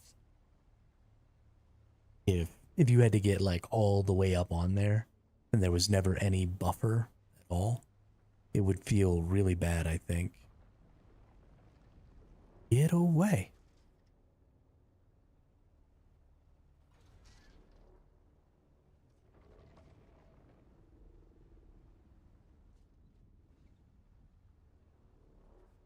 You know, like even this, you've got the cliff here, and you want to feel safe next to the cliff, but you don't want to have to be driving like scraping your side against the cliff. So you've got this pretty decent sized buffer zone where you can just drive next to the cliff. Very, very good design decision.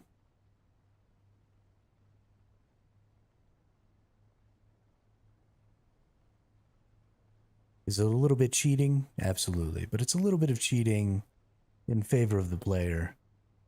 Overall, try and improve the experience. So I'm into it. I'm with it. I can get behind it. It's like when you play D&D, right? Sometimes you fudge rolls for the players. So that, you know, cool shit happens. Same thing here. Sometimes you fudge the mechanics just a little bit.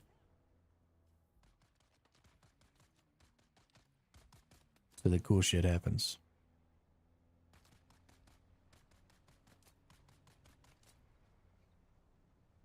Yay, enough shooting.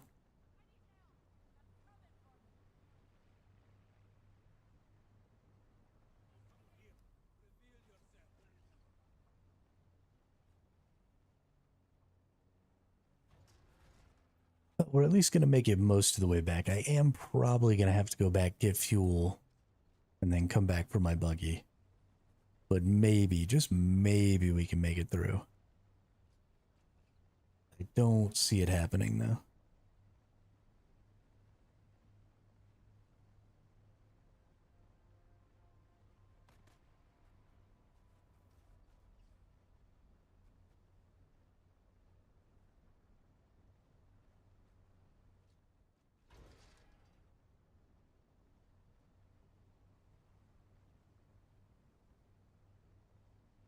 This game does a really good job from a survival perspective of giving you lots of things that can impede your goals. Just really basic stuff, right? Like not remembering to repair your vehicles or not remembering to bring repair materials with you can stop your expedition. And then, not remembering to bring fuel can stop your expedition. Not remembering to bring water can stop your expedition. And so they've done a really good job of what I think is the most important thing about survival in general, which is preparation. If you don't prepare, then you're not going to have nearly as successful a trip as if you do prepare. So I very much like that there are so many little things to remember to prepare for. I don't ever remember to prepare for them. And so I am pretty consistently in a position of, well, fuck, what do I do now?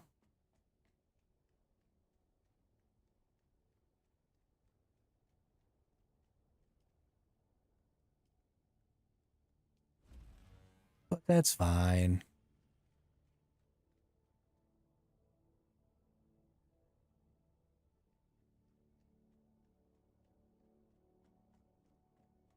Get a little sip of water here.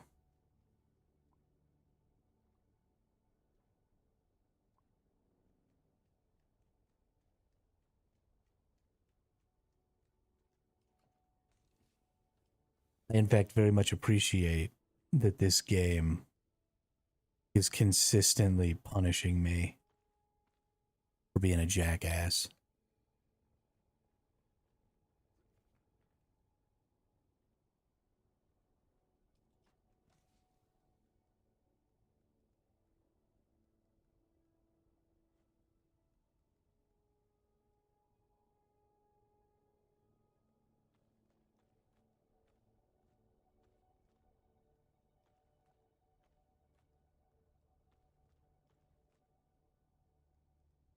It's pretty nice to know that I can get fucked up. But I want to see what this buggy. So you can get 3,000 in your biggest buggy. So this is a Mark V. It's going to give me another 250. So this is just short by 250 of the storage capacity. It's also got 30 item slots. I wonder what the item slot number on the regular vehicle storage is. Let's see. Buggy storage Mark V is 20. Okay. So extra slots on top of extra storage. That would be a great buggy actually to use buggy boot. That would be great for using with gathering up bodies, because that's the thing that stops you from gathering more bodies with the buggy isn't the weight, because it can carry like 30 or 40, but just the fact that it can only have 20 slots. So being able to carry an extra 10 bodies would be sweet.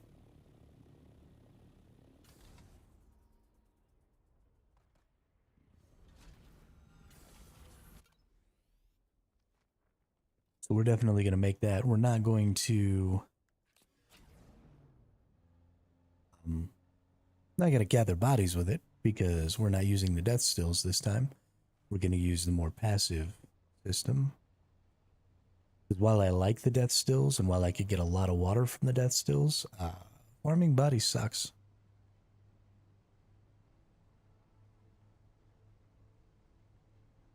If the buggy missile launcher didn't require you to change seats, I would enjoy farming bodies. I could just take rockets and blast the shit out of the enemy. That'd be dope.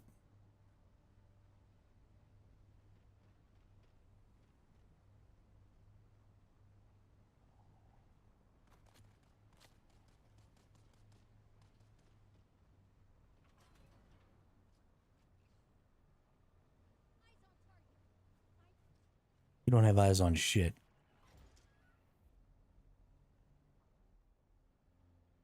All right. Into the little storage we go.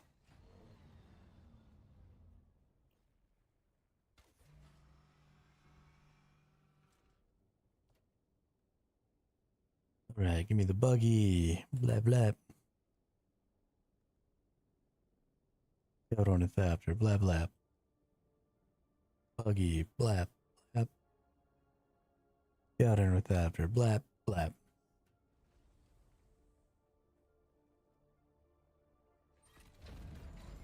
Nice chunk of jasmium there. It's a little bit ridiculous that I've put myself in a position where I have to fly my resources up like this. But we'll get a carrier one of these days. We won't have to do it anymore. Once I get the infrastructure and the base really set up, because you can see I can gain a lot more resources than I can use. You know, I've got 8 hours of aluminum going right now. And so if I wanted to just continue farming all the time, I could easily, you know, just keep aluminum going in, what, like 4 of those refineries? If I wanted to, if I wanted to just be farming aluminum. So it really is a water thing that's holding me up, even as a solo. Water is probably the thing that's going to stop you the most. So getting that water right, because you can only gather about 100,000 every half hour, and that's if you're on top of it. So, you know, if I play for 12 hours a day, I can only gather about 2.4 million at a maximum at this particular juncture. It might be possible to get a little more. You know, you can get the unique dew scythe that gives considerably more. You can upgrade the planetologist all the way to get a little more. So maybe I could get 1.2, 1.3, or 120, 130K. So, you know, if I hit all 24 of the possible times, I could get, you know, maybe 3 million water in a day. But that would be sort of the absolute limit.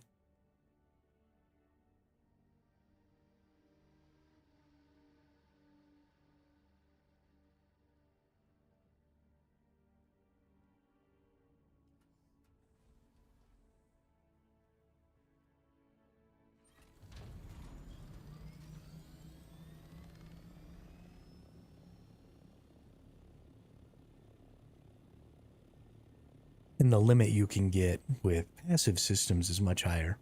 So I can get 150 per day with these passives. I can get a total of 80 slots, it looks like. Right? I have a fully upgraded structure right now.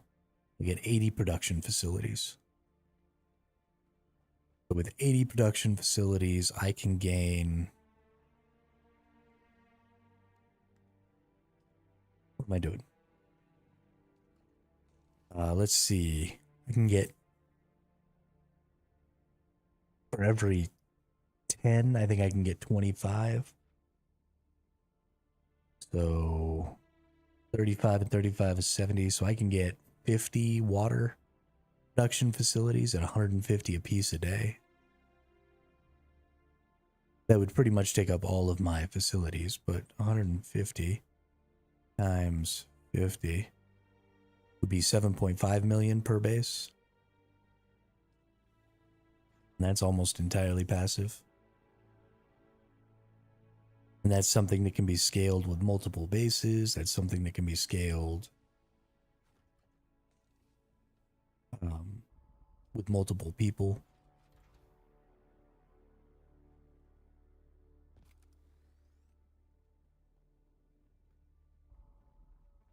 When they get... So I still have the ability to make a couple of sub-thief consoles, right? So I can still make 2 of these, I think. 2 of these advanced.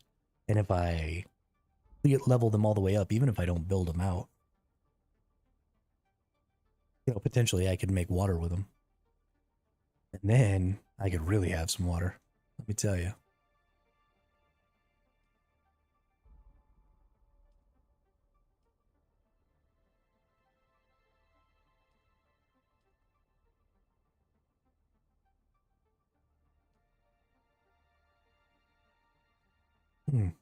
Right, spice. Because I need...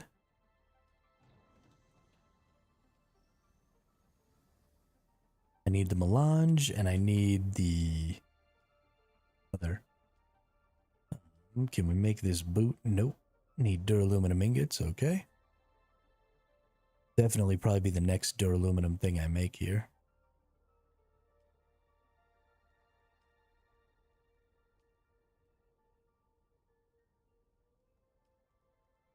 Got quite a bit of the syndicate set. I'm not really interested in the syndicate set because it's kind of a melee set. But honestly, poison, fire, and blade mitigation plus energy mitigation, I feel a little bit like maybe I should rock the syndicate set. You lose a lot of armor value, like significant armor value. But that 8% blade mitigation probably would help quite a bit with PvP. I think a lot of PvPers are melees. Might be worth it. Who knows?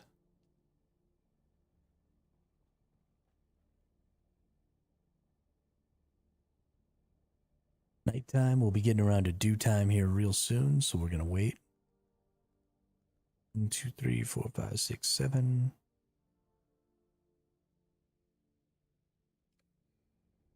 Do I have another leader, John, that I haven't put in my inventory yet? Nope.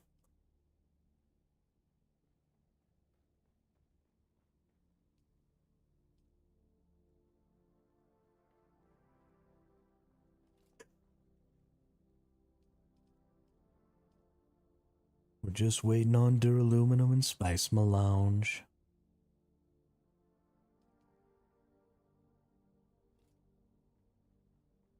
We need some plant fiber too. We can make some more of these friggin' things. Probably ought to go get some plant fiber. It seems like a really good idea.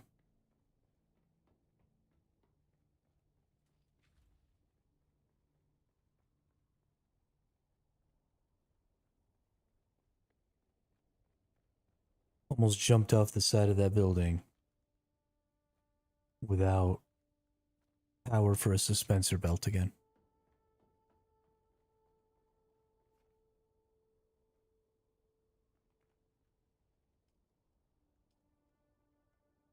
Mark IV power pack.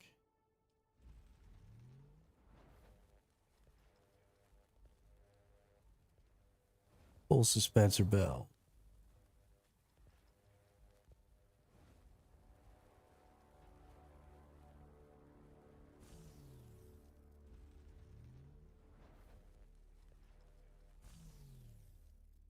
There we go. Ain't that nice?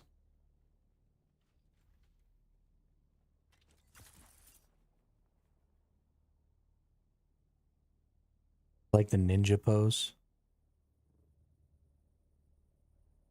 As I'm zipping around here.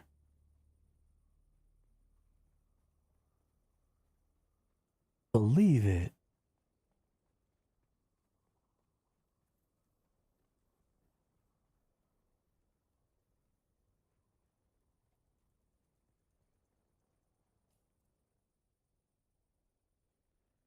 Okay, I'll pass some fibers back this way.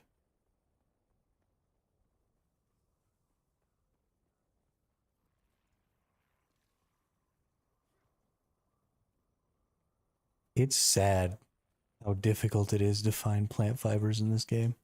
I honestly need to find a good place. Because I'm going to need a lot of plant fibers, so I need to be able to go pick up, a couple hundred.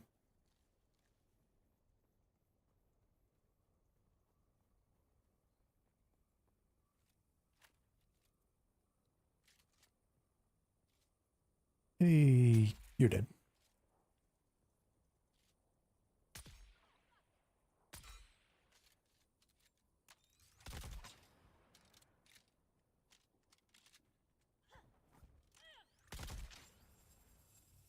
Bleh.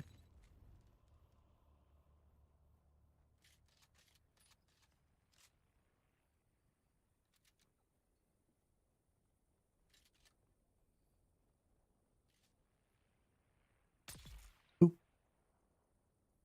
Getting to have this duraluminum tier sniper rifle to kill these aluminum tier weapons with, or these aluminum tier enemies with, is hella nice. I need some sort of a vehicle attachment that farms plant fibers. Right? Like we've got all these cool cactuses. Let me laser them to gain plant fibers or something. Or give me like a freaking tree chopper. I don't know. Give me something. I want to farm plant fiber more efficiently. And then up the costs. Like, that's fine. It's just weird that there's a resource out there that I can just only pick by hand. I don't know. Maybe it's cool. Maybe we leave it. Who cares, right?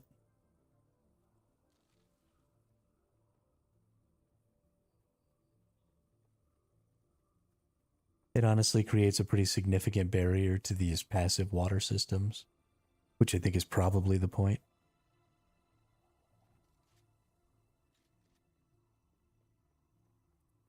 This game puts in a lot of effort to make it feel like water is abundant, and then to just take it all away from you so you never have any.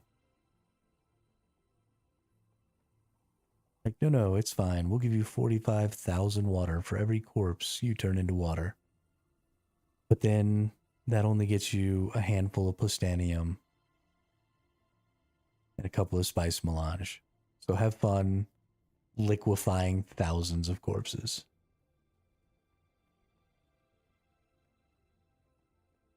Cool game. Thanks for that.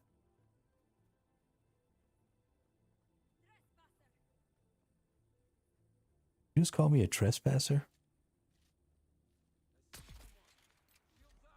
Get wrecked. But do we have an enemy with a shield? Ain't that something?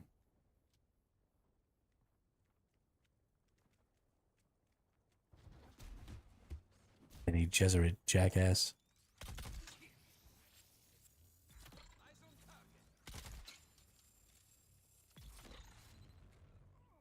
I hate him.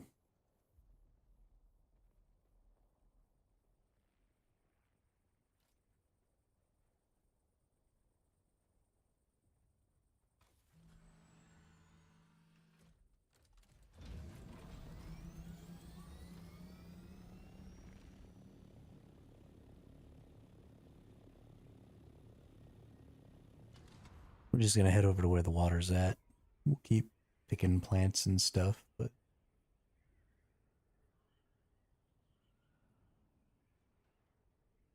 honestly, it's kind of important, I think, to check to see if there's good plants to pick over here.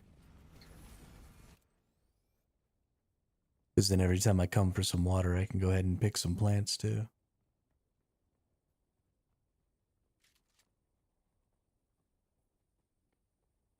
Doesn't actually look like there is, though.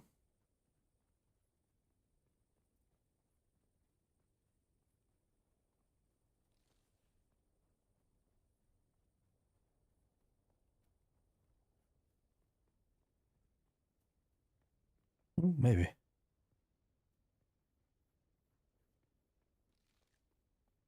There. I mean, even just a handful of locations, it's 15 per filter. I need 2 filters per...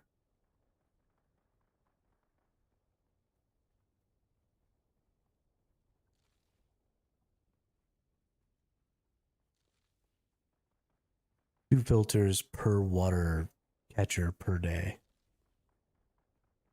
So if I get 10 water catchers, which is 1.5 million water a day, I need 300 fiber.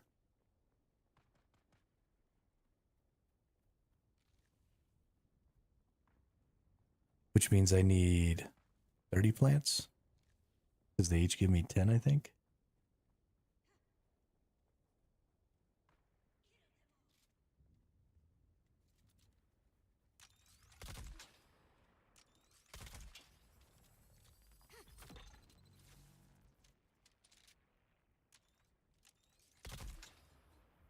Nerd. There are quite a few plants as you go up this ramp. That's pretty nice. It's kind of right around. I'm only getting 5 plant fibers, because that would mean 60 plants.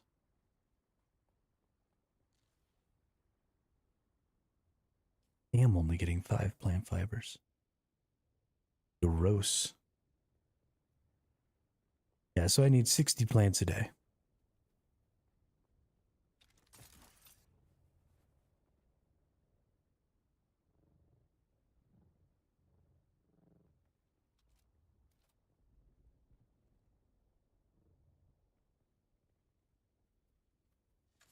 And that's just for 10. And I do want more than 10.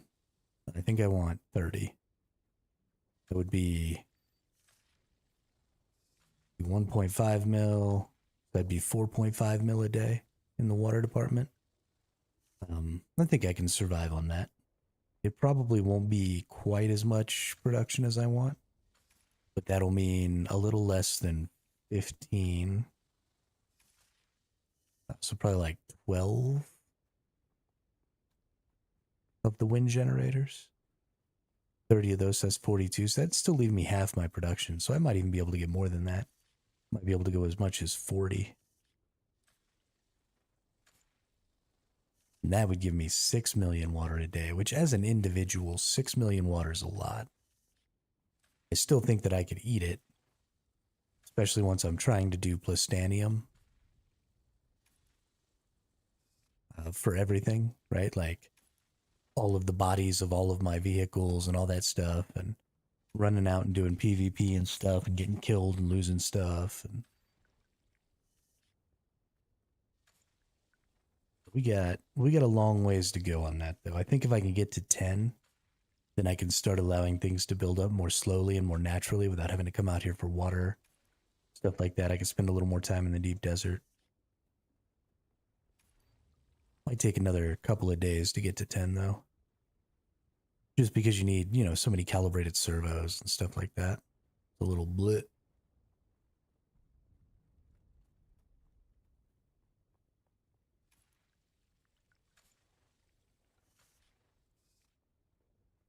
The other thing is you can get just shy of 3 times that amount of power from the plastanium tier power generators instead of the wind generators, which I, of course, want to eventually go into.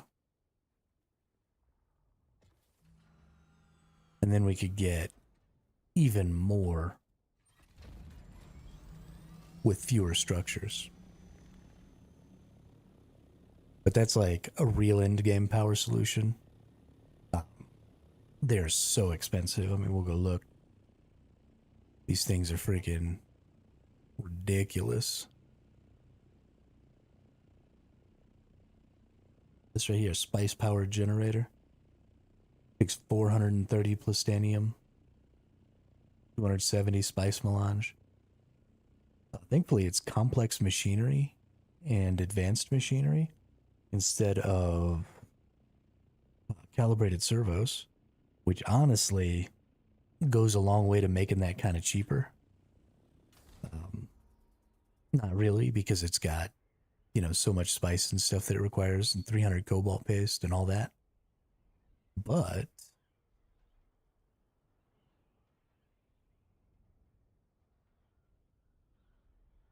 that's real end game type shit, I wish there was a water solution. It was also plastanium tier, but there's no water catcher at that tier.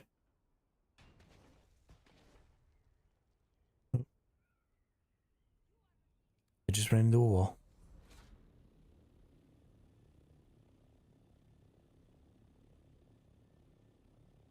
Hey, Merle.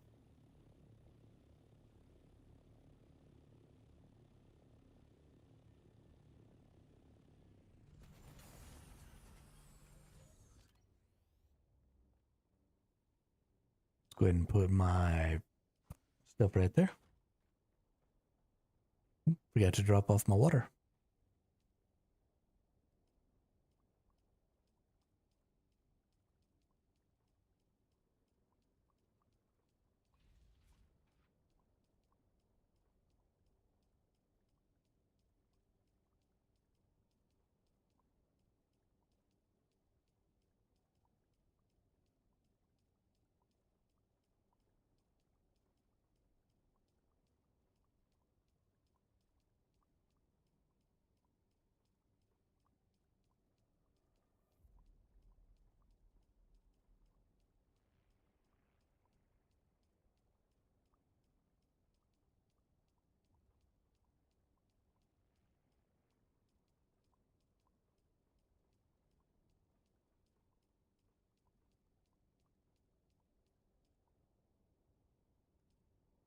Nice.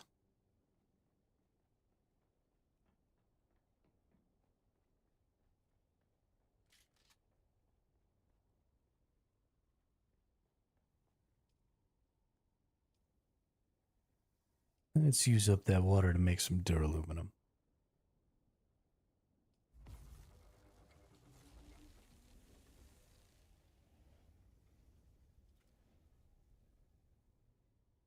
Still not going to be enough for another. Jeez.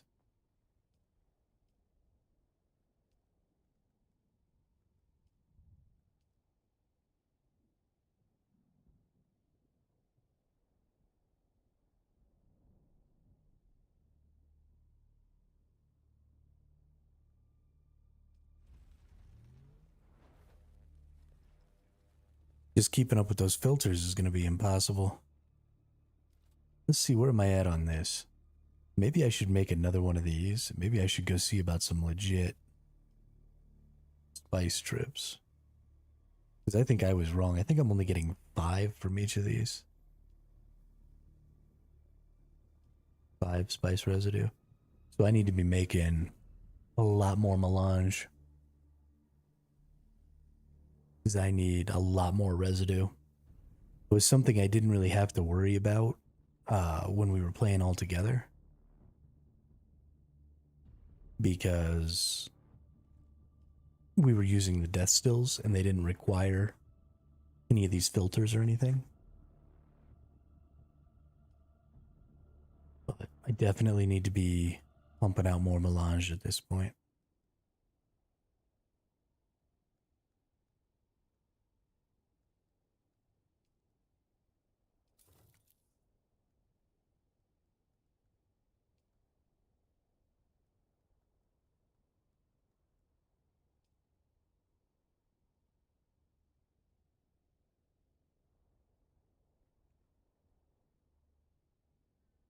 Hmm. I did get an industrial static compactor. Can go do that. Let's see, let's research some things.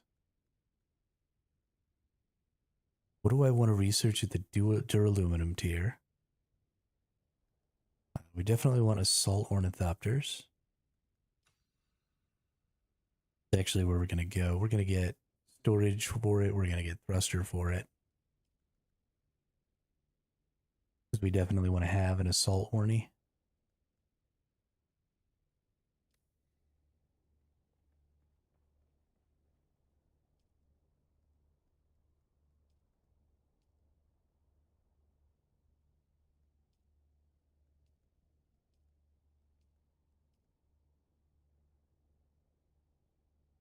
Have plenty of that, have plenty of that. Have more than enough pumps.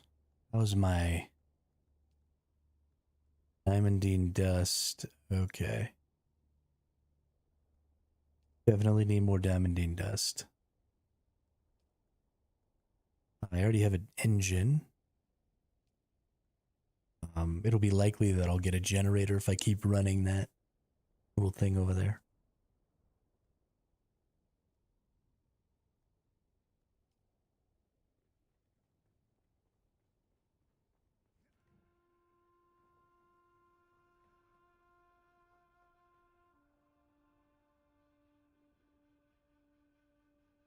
It's honestly pretty early in the stream, but I'm actually still getting a little hungry already. So I might go ahead and just grab myself a little snack and use the restroom. Maybe get a little caffeine squirty juice in my water here. I think that all sounds very nice. So yeah, if y'all give me just a couple of minutes here, I'm gonna go make some peanut butter and jelly tacos. I'll be right back.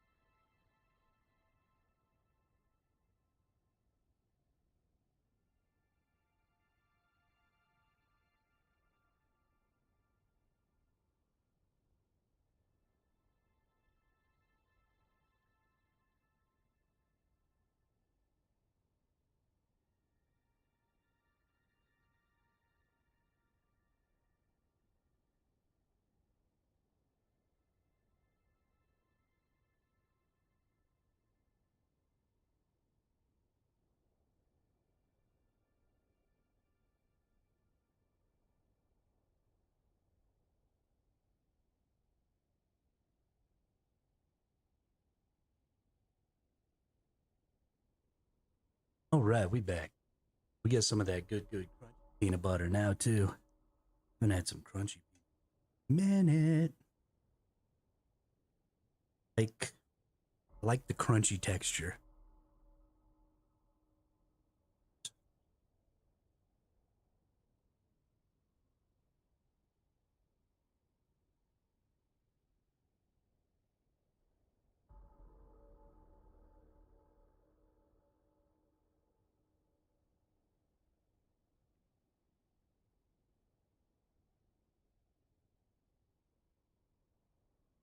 Man, can't help believe how much I missed out for most of my life.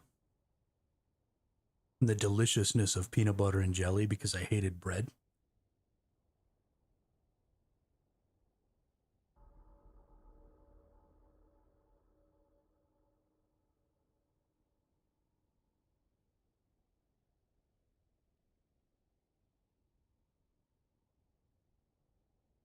What a travesty. 30 something years.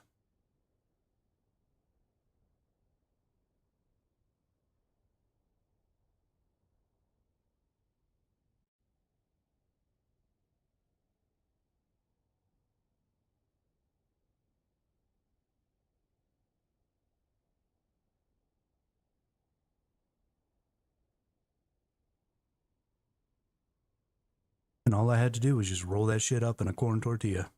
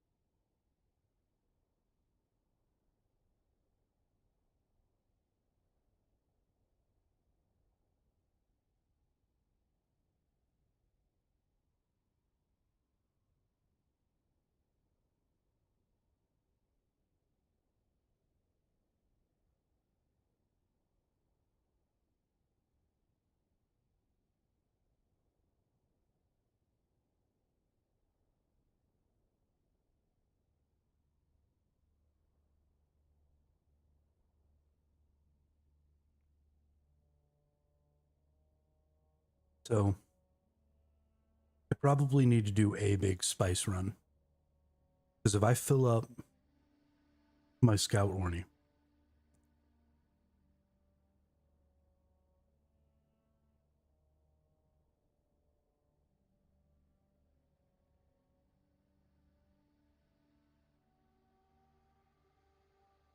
that's enough spice right there.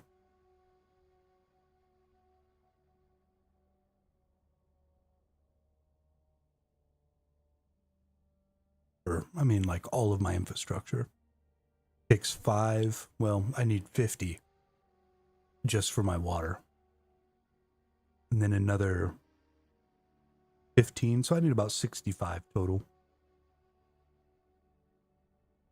Which I'm actually pretty sure I'm pretty close to 15 already. So I think one full spice run will get me pretty close to what I need to finish the baseline of what I want for my water and power right now.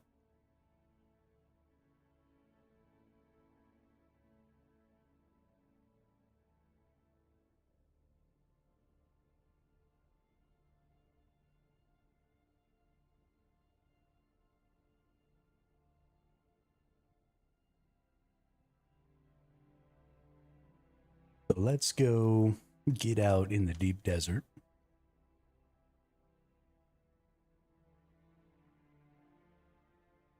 And let's see if we can't find ourselves a spice blow.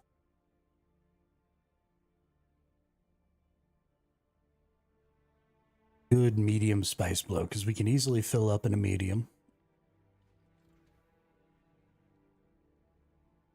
Go ahead and extract some water here.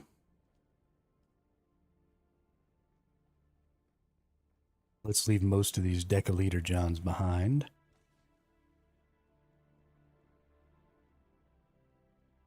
And then let's just throw that on the ground.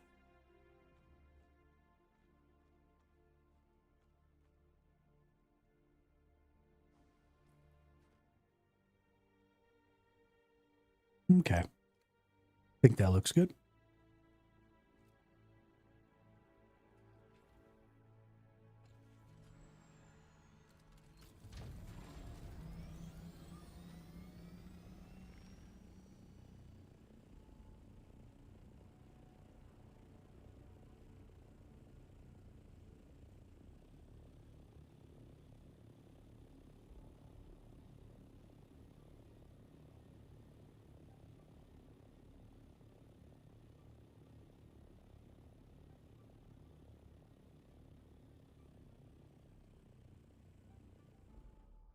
Hey, I'm really liking this base spot, though.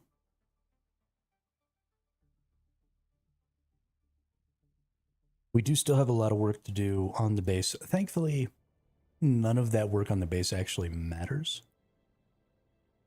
Like the aesthetic parts of the base. So that can take as long as it takes, right? We can go on ahead and just sort of relax with that. We're going to head out towards E sector, I think, and fly around sort of at the edge of the PvE zone. So if I see a spice blow happen in the PvP area, I can go out there and get it.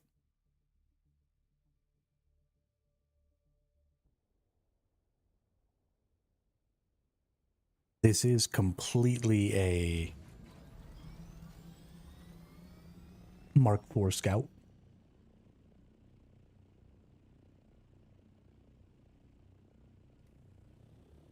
So I am not really prepared even to run away from a fight. Thankfully, a Mark IV Scout is still faster than a Mark VI with missiles. So there's that.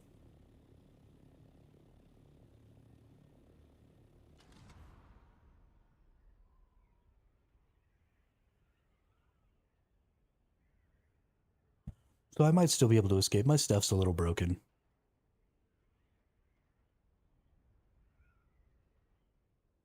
We're not, we're not going out here super prepared.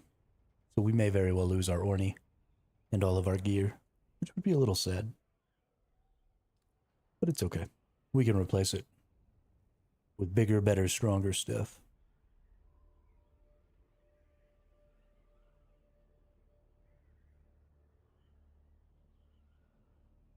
Keep an eye out for ship crashes too. Ship crashes are easily one of the most valuable resources in this game, or resource nodes in this game. Just because of the variety of gray resources that they give you that you really need for a lot of your, a lot of your structures, a lot of your important things that you're building to make your base right.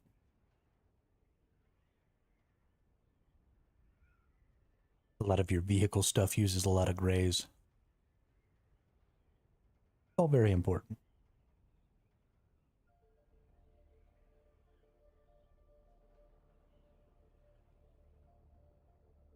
I am excited. Getting into the deep desert a little bit. Hey. Bueno.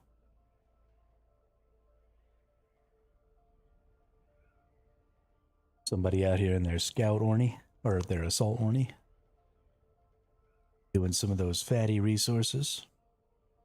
This doesn't seem to be the most populated world, but I still see people quite a bit. So there's a lot of people on here who play a pretty decent chunk. There have already been a couple of people stop by my base. There's already just a lot of stuff going on. I almost always see somebody when I come out into the deep desert, which, considering how large the deep desert is, just seeing a person is honestly kind of a big deal, especially if you're seeing them outside of points of interest.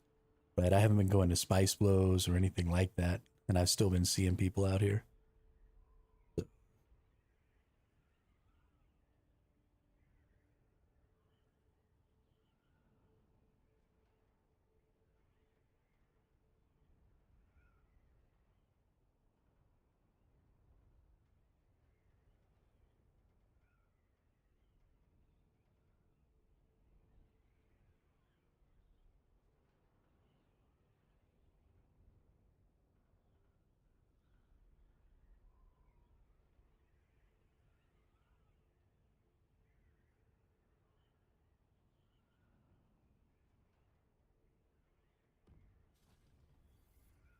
Sector D1. It's crazy to me that they gave half of the deep desert, just made it straight up PvE. It's crazy to me that they made that decision and then went right along and said, but, you know, you have to spend more time out there and there's less resources in the PvE section. I'm just so I'm so flabbergasted by that decision. I don't understand what's going on.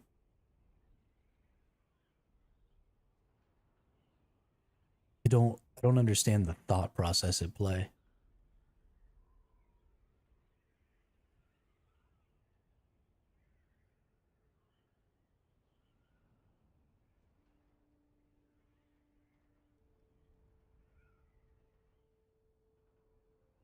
An obsession with risk versus reward systems is really, really destroying gaming, I think. All right, so we're here. Now we just want to go straight east.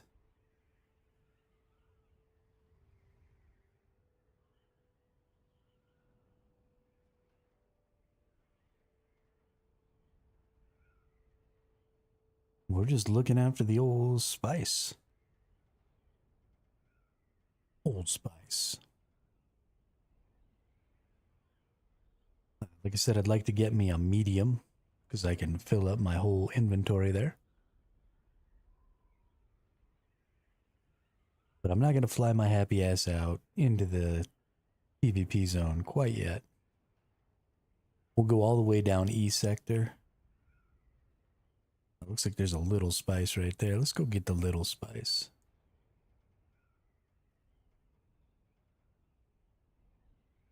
But we'll fly all the way down the edge of E sector here.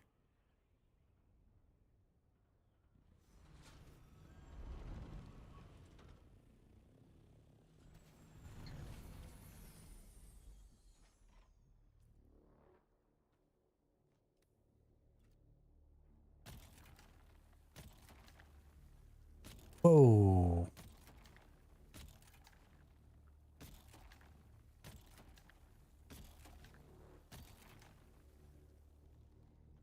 That dude was just like right there. I don't think I've ever been so scared in my life. I almost pooped myself just now. That was wild.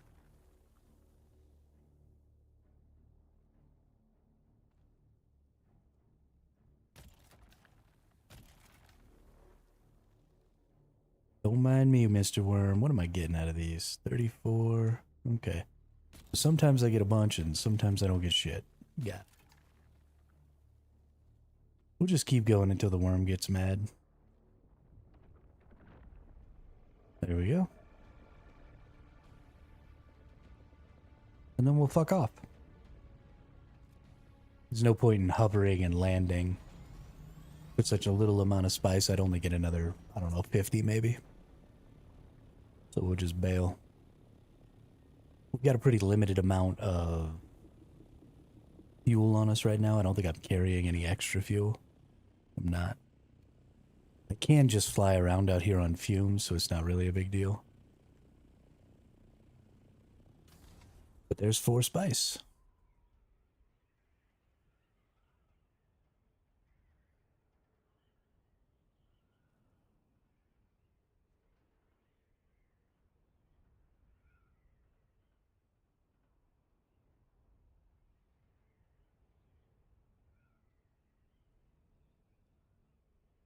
So the next thing I want to do is I want to look into what will it take or how big of a base can I make out here that only takes one scout orny trip to deploy. So one of the things that I don't like about coming out here and building a fob is that I'm probably going to end up having to drive back and forth, right? Just take a ton of resources with me because you've got to build your water, you've got to build your power, you've got to do all of that. And you have to weigh all of those trips against how much or how many resources, how many trips are you saving yourself going back. And so I'm honestly still just a little hesitant, even with the expansion of the PvE area. Even though I could put my fob way the fuck out here, I'm still a little hesitant to do so because I just don't know if the value works out properly.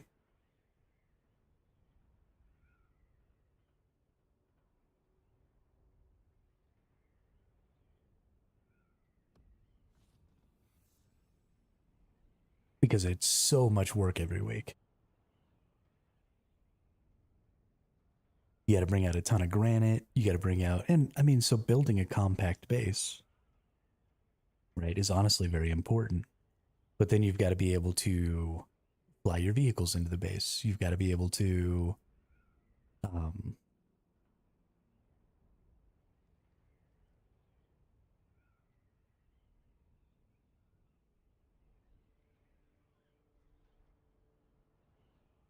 got to be able to put all of your refineries and stuff in the base, which means ultimately a fairly large base. I have plenty of storage, so you can keep all of your refined materials out here so that you don't have to necessarily make trips all the time. But you can stay out and farm, for like a whole day. And then at the end of the day or the next day, you can make all the trips back so you're not constantly going back and forth.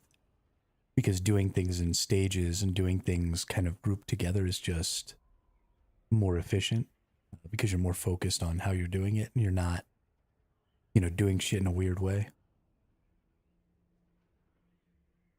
You don't want to make half trips or anything like that. You want to be making at least full trips every time. There seem to be a lot more rocks out here at the edge of this PvE area, which is interesting. Definitely not the direction I would have thought they would have gone. I would have thought they would have tried to make kind of a no man's land out here. That doesn't seem to be the case. Hey, there's a person. What's up, dude?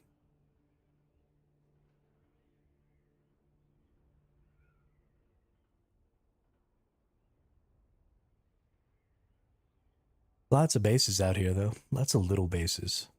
Just obviously little stop-offs,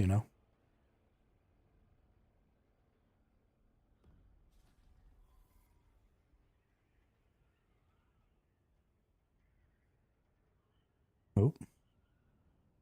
Is that a shadow or is that a spice? I think that might actually just be a shadow. But we got a little crash ship down here. So let's go get that. And it looks like a little spice right next to it. Nice. Or is that a shadow over there next to it? No, it's just a shadow over there next to it. I was about to say Shai Hulud has blessed us, but Shai Hulud's an asshole. So somebody else has already gotten this. You can see they dropped some stuff here. I want to see. So they're just dropping scrap. Am I still getting access to this?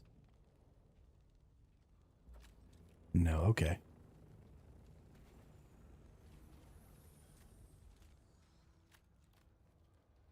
No, everything's been taken. So I thought I had seen somebody leave one of these. And then I thought I had gotten to pick up the stuff from it. But I guess they didn't pick up the stuff. And that was why I was able to get the stuff from it.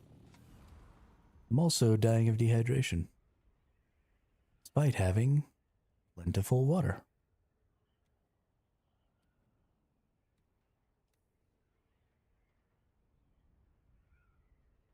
So I did learn something just the other day. Apparently, it's a really bad idea to fly this low to the sand. Because apparently sometimes, oh, that worm's going to eat that one. That's too bad. Apparently sometimes the worm will just come out and eat you if you fly too close for too long. Which I was not aware of.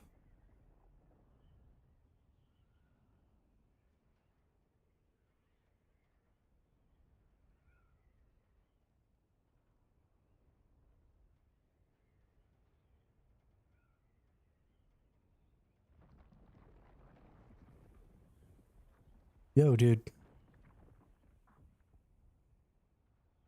Chill, bruh. I feel like he's chasing me. I'm just saying. I thought he was gonna go eat that freaking ship. And then he like started chasing me around. I don't know what's going on in this world.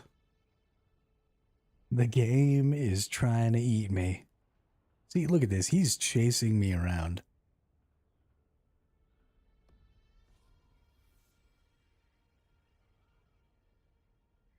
Oh, why are the worms chasing me around so much?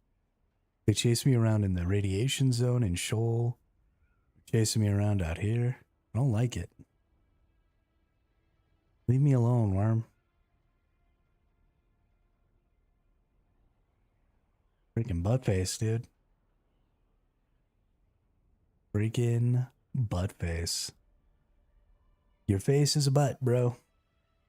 Your face is a butt.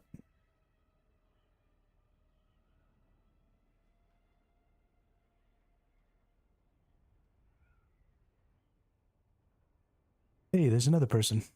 What's up, dude? See, there's so many people on this server. I just be flying around seeing people.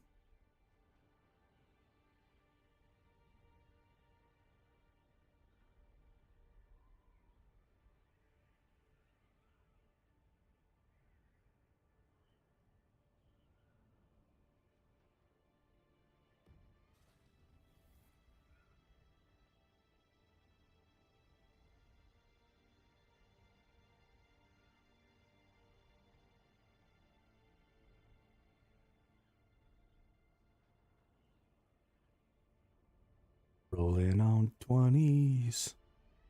Stop back.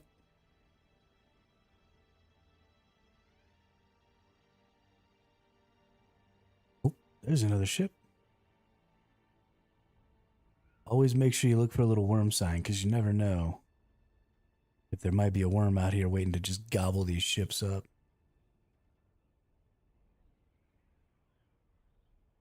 I think the one we want is on this side, yeah. This little compartment is always the compartment with the blueprints. If there are any. There aren't always in the PvE zone.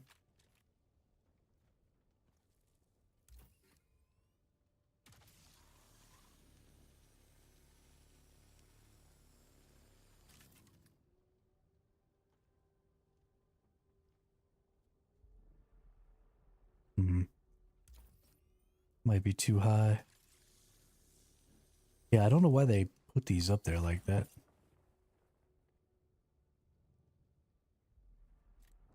Makes it so I can't do shit.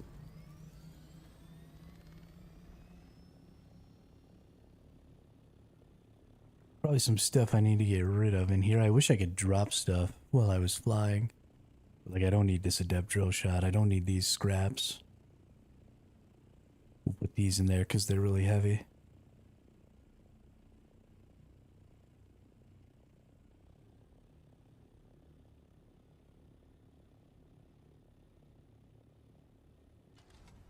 But we'll drop the drill shot and the scraps when we get to another...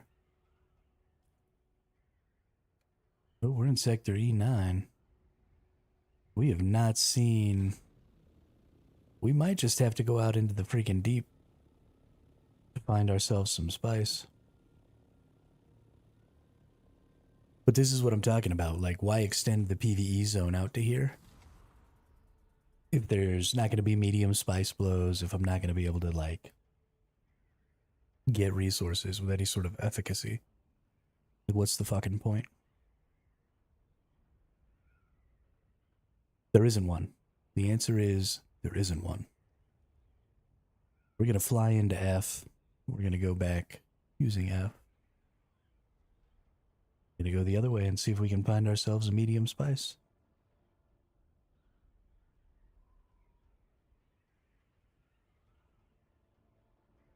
We're in it now, though. In the PvP zone. We can get murdered. We're probably going to get murdered.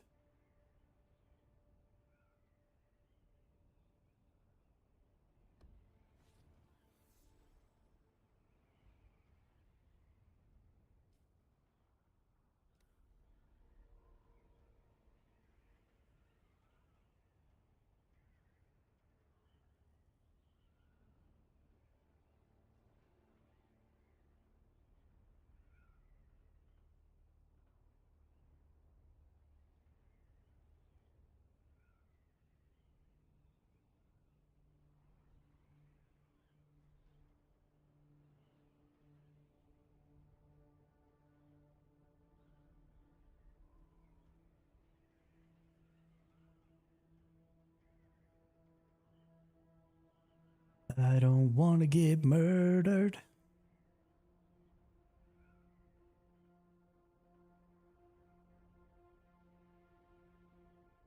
Oh, spice.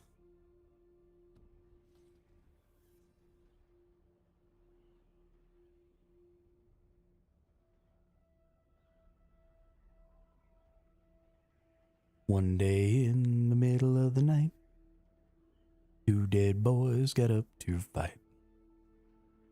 Lived on the corner in the center of the block, two-story house on a vacant lot.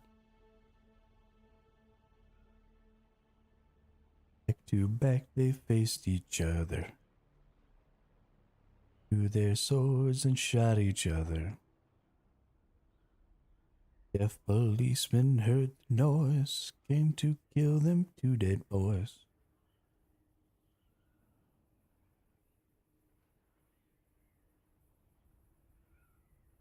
Something my grandmother used to sing when I was a little kid. It's just a bunch of mutually exclusive statements. Like, lived on the corner in the center of the block, a two-story house on a vacant lot, one day in the middle of the night.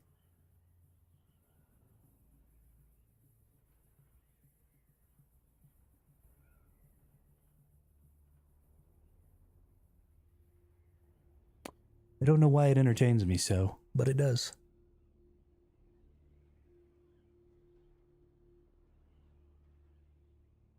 Hey, there's an assault orny. Man, there's some people just really farming out here today. I guess, I mean, it's the weekend, it's Saturday. With as many people going out in assault ornies as there are, it might be fairly safe out in the deep desert here. I haven't really been out in the deep desert, or haven't been out at all in the deep desert on this server. So I don't know if there's people who might try to kill me or anything like that. Eventually, I'll be the person trying to kill other people, but I'd like to at least get into unique duraluminum gear first. And get a Mark 6 orny going on.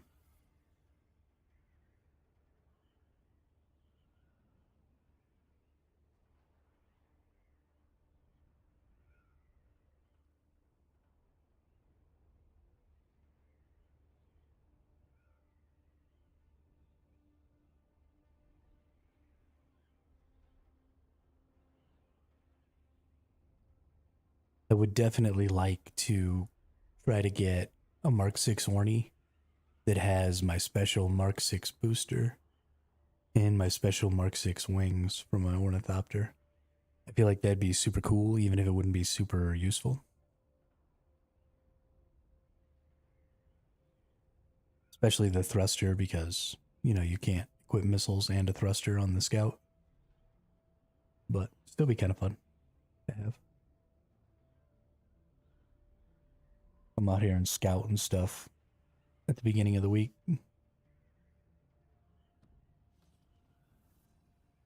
Sector F5.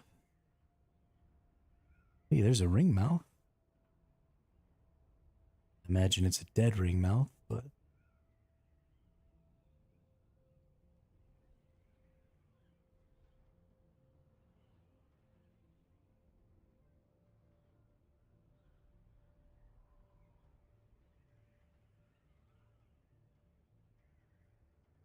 big old spice crater.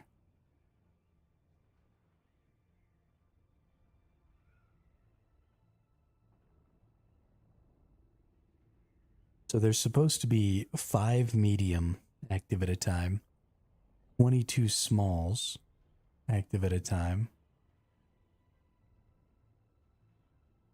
and 2 ring mouths, maybe 1 or 2 ring mouths active at a time.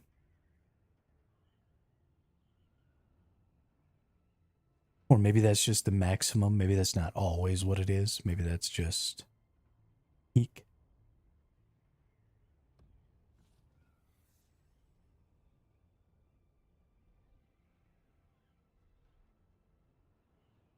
Still, I feel like I should have seen more freaking shit by now. Maybe I'm gonna have to go all the way out there. Crazy with it. Gonna go crazy on you. Gonna go crazy on you.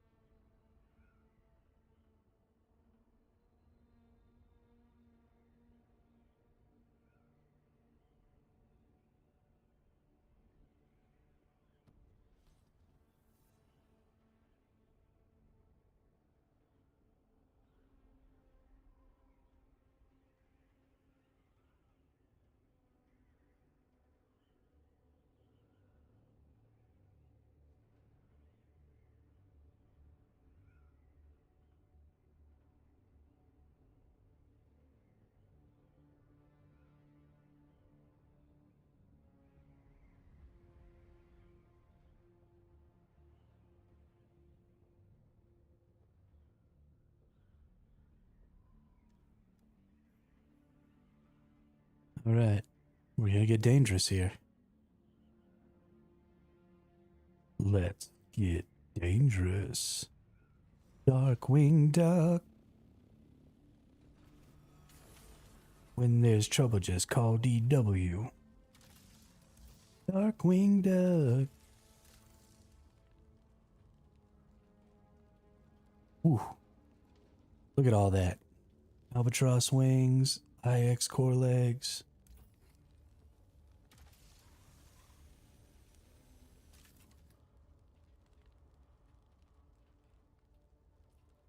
Let's get rid of some things I don't need, like all this scrap. And more things I don't need, like this gun. Oh my gosh, it's also heavy.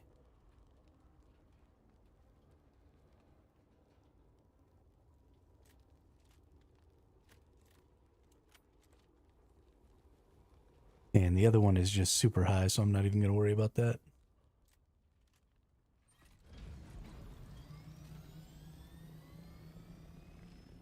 Hell yeah. More albatross wings, another walker engine, random ass legs. Pretty sure those are melee legs, but whatever. Like I said, if we're going to use them for PvP, heck, even if we're going to use them for PvE, honestly, I die mostly to melees. So it might be good just to start wearing some anti-melee stuffs. Okay, we're still in Sector F here.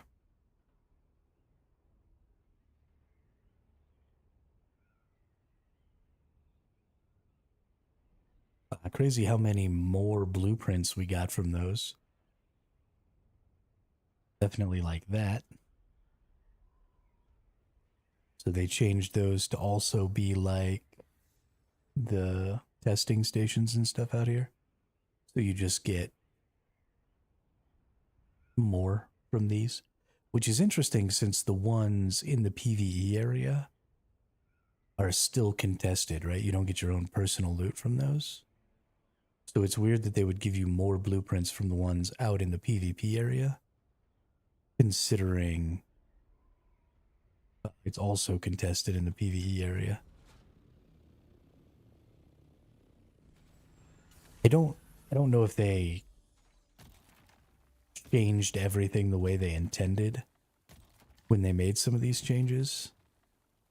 You know, the coding of a game like this is extremely complicated, especially when it comes to, you know, how its loot distribution is. And oh, well, that's fun. There's just not actually any spice here. Thank you, game.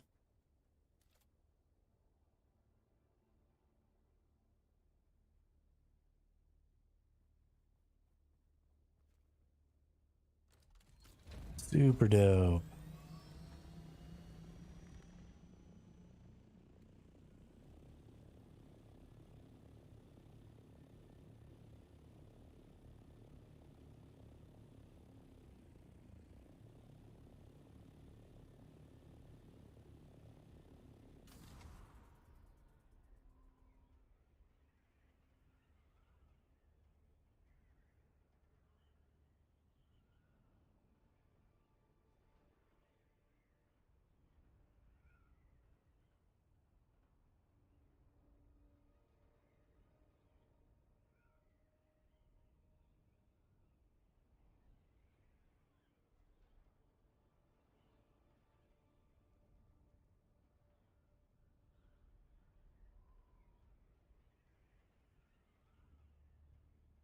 I wonder why that person landed.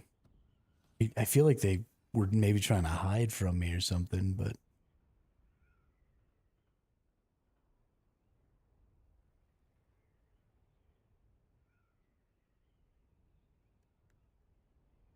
that seems silly, I guess. So now that we're in Sector F1, I guess it's time to turn. Start heading out to G. The further we get out here, the more and more stupid it feels to be doing it, but whatever.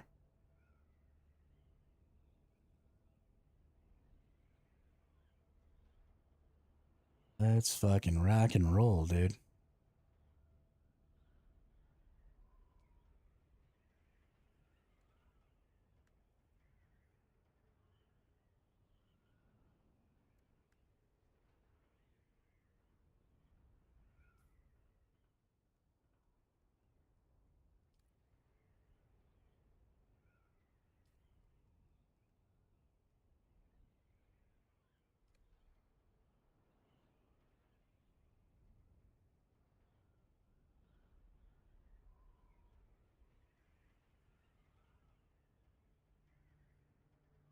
When there's trouble, just call DW.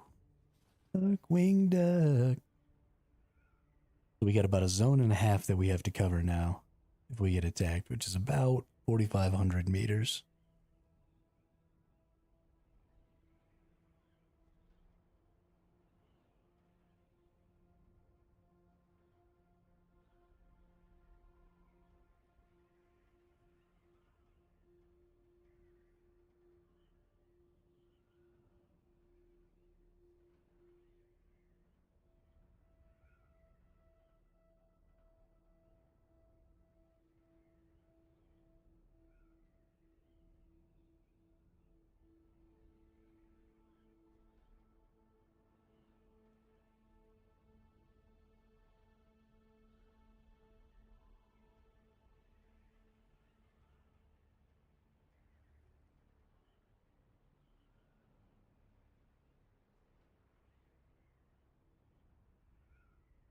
This feels crazy. I haven't seen any spice blows. I haven't, I guess, middle of the day on a Saturday. You would think this would be the time when all the spice and stuff was out here. Is it maybe just getting gathered so quickly that the blows stop blowing, or I don't even really know exactly how the mechanic works, honestly.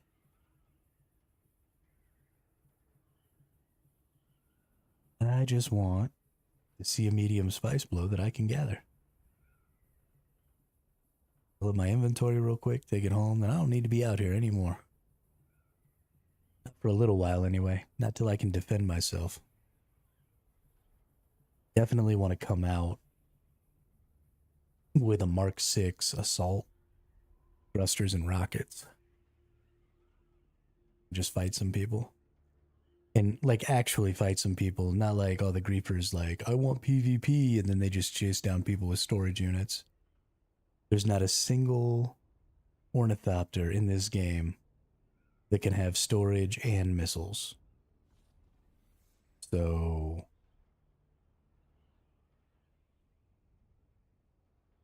if you're fighting somebody who has storage, you're a wanker.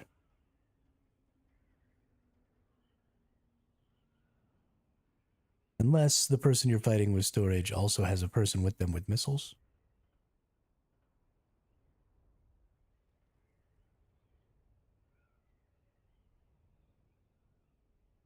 Or unless you have somebody with storage with you, so you could actually take their loot. Because as it stands right now, if you don't have a storage compartment and you've got missiles, and you kill somebody, you can't do anything with all that stuff. I guess you could carry around a storage compartment. Ooh, that's a good idea. And maybe that's what I'll do. I'll carry around a storage compartment in my inventory. And if I down somebody, I can take their loot by just replacing my storage compartment, and then I can leave the zone.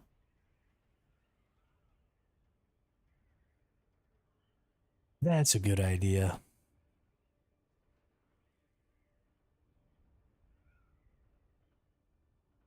Which also means when you come out, you should probably just equip missiles first.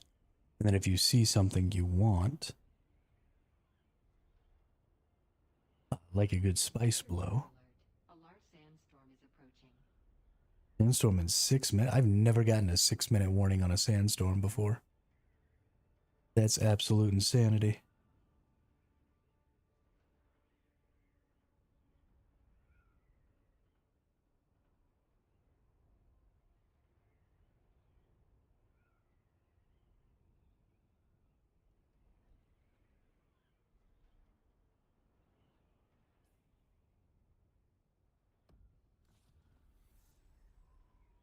Sector weather alert. A large sandstorm is approaching. Also, I think I'm heading towards where the sandstorm is approaching, because that definitely was not a minute. And then I got a 5-minute warning, so I think I'm actually closing the distance to it. Which could end up being a bad day for me. Because you had a bad day.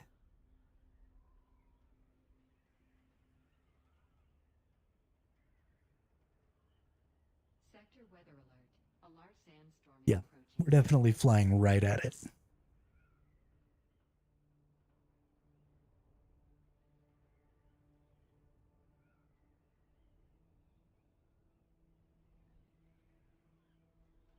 Probably we should go to those rocks right there.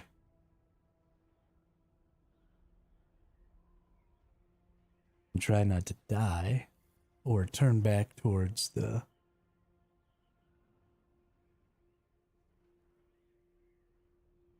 safe zone. A large sandstorm is approaching. I don't want to see the sandstorm and exactly where it's coming from first, though.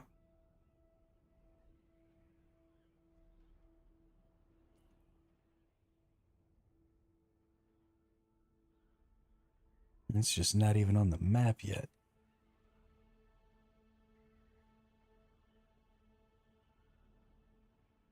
Let's just keep flying into it. It'll be fun. I don't see any rock outcroppings anywhere in sight. When this thing comes, I'm totally effed. Sector weather alert. A large sandstorm is approaching.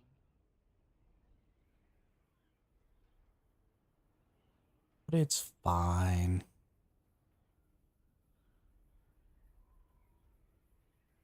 Oh, there we go. It's coming from the south. At an angle, I guess. So I could probably veer off deeper into the desert and maybe miss it.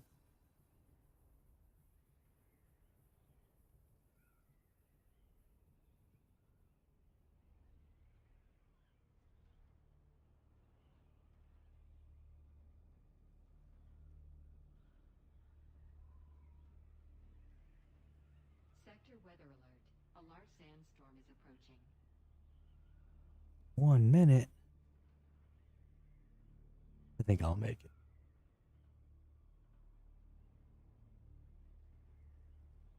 If I was in some Mark 6 wings, I would definitely make it.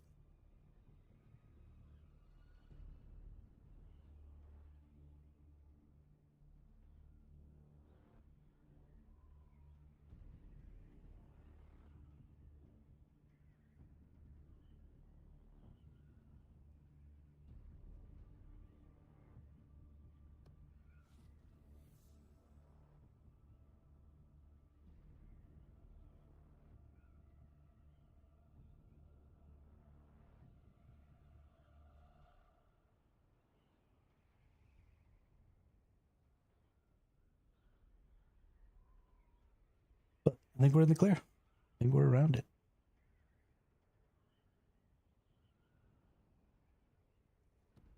Turn back to the east here. And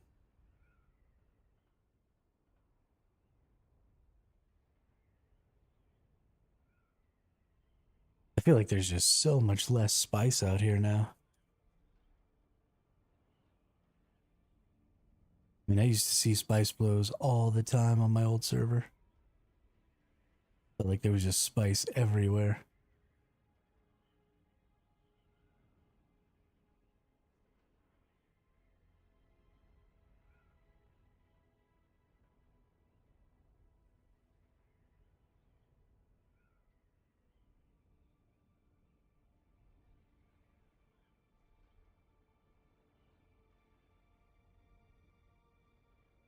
Now I just feel like I can't find shit.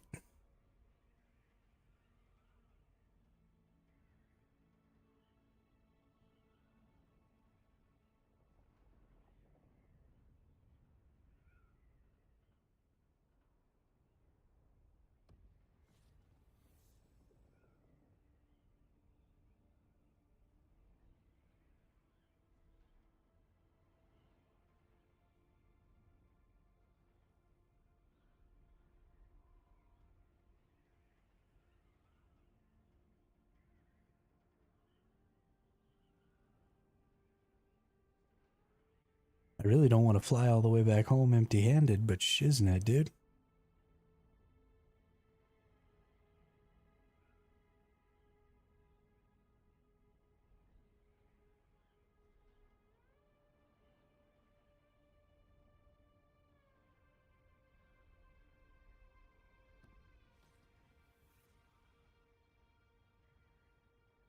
I guess if my PSU module's about to break, let's just turn it back.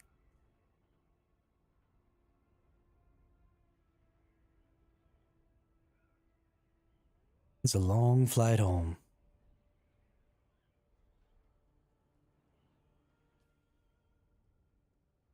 All the way back down here.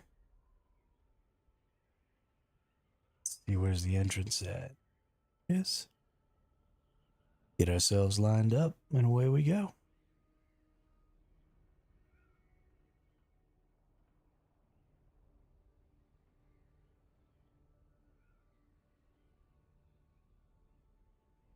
Really, game? That needed to happen right then, huh? Mother puss bucket. That's too far out there anyway. There's definitely been a lot of activity, and I'm still in a Mark IV Orny.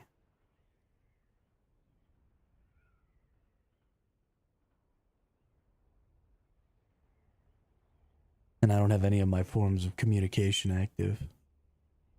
So I couldn't go ask those people if they were going to be friendly about that spice blow, even if I wanted to.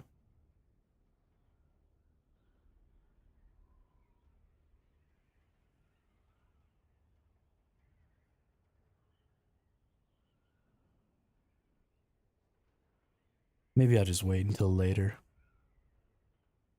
It'll be a little less active out here since I've only got the Mark IV. Or maybe I should just go running around. I mean, there's supposed to be like 22 small ones at any given time, so I could just go running around grabbing up the small ones.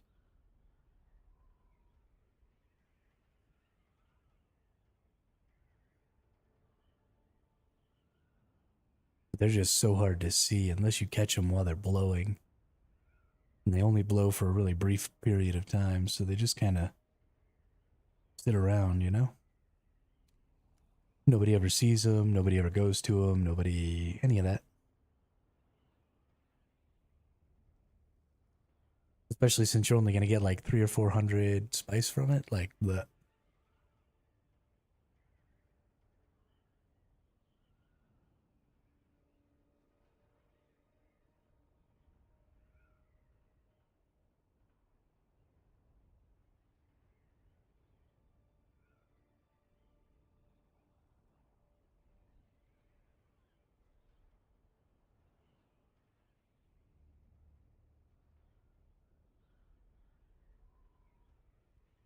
What in the holy hell?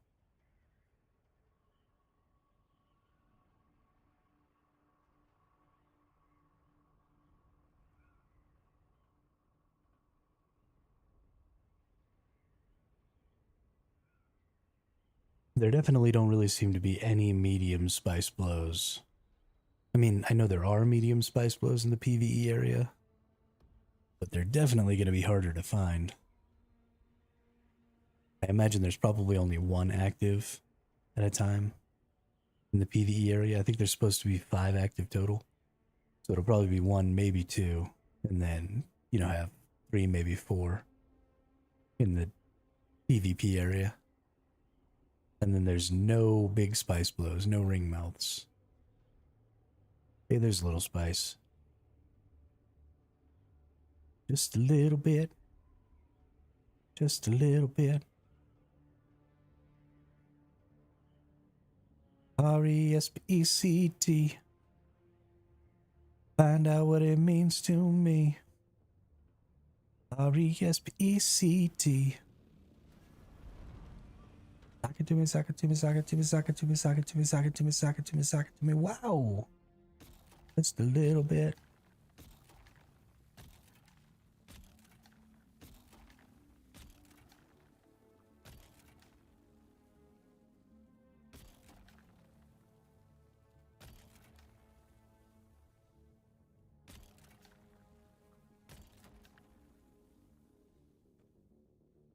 Getting all the spice, 'cause it is so nice.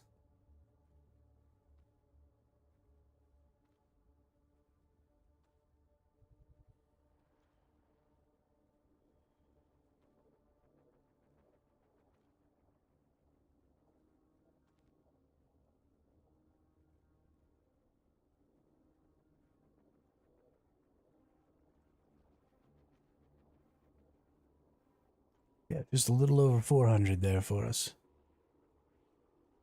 Ain't that something? I would need to get 10 of those to fill up my whole inventory, which is redonkulous.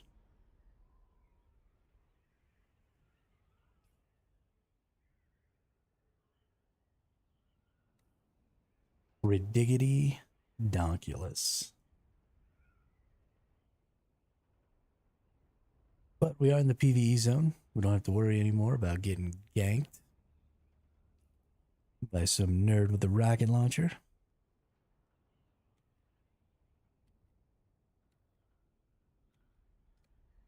And that's really what matters to me the most.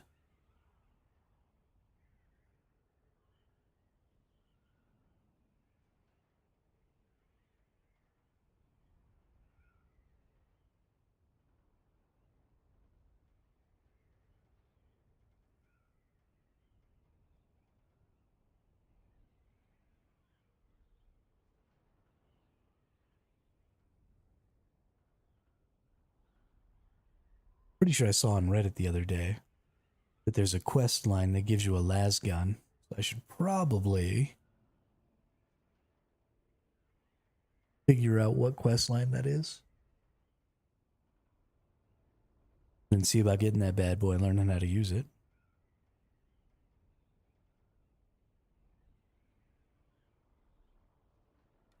Because I do actually think there's probably some value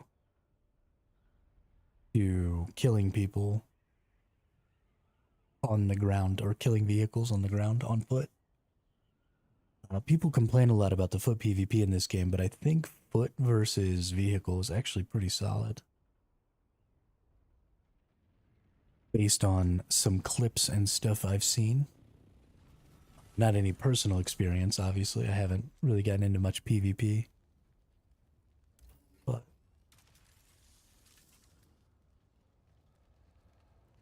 okay, see, like, I just don't need you. I don't need you.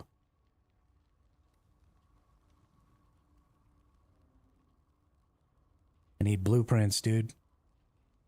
Stop giving me this basic stuff. I can make all that shit on my own.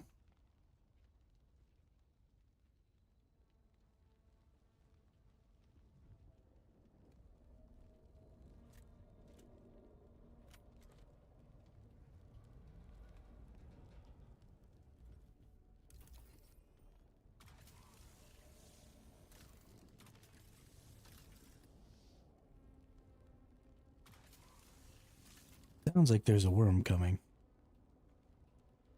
I'm not getting an indicator, though.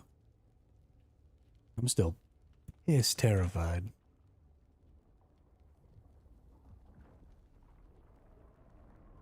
Nope.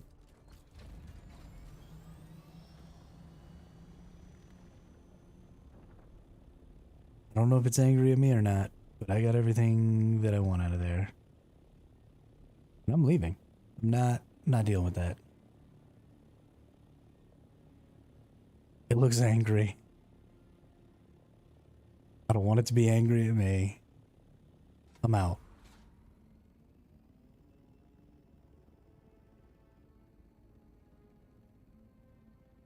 I'm cool with losing my kit, or I'm cool with losing my ornithopter. I am not cool with losing both of those things at the same time.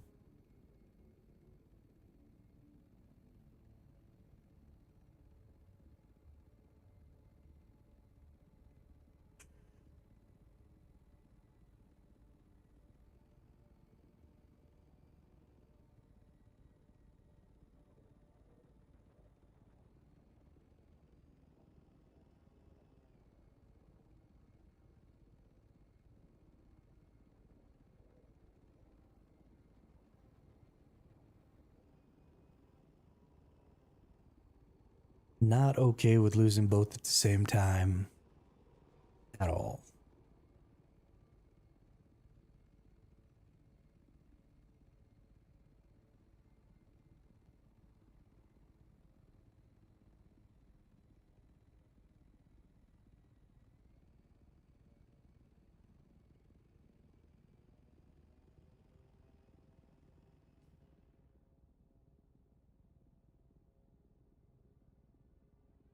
It was a long trip for basically nothing. We didn't really accomplish jack shit.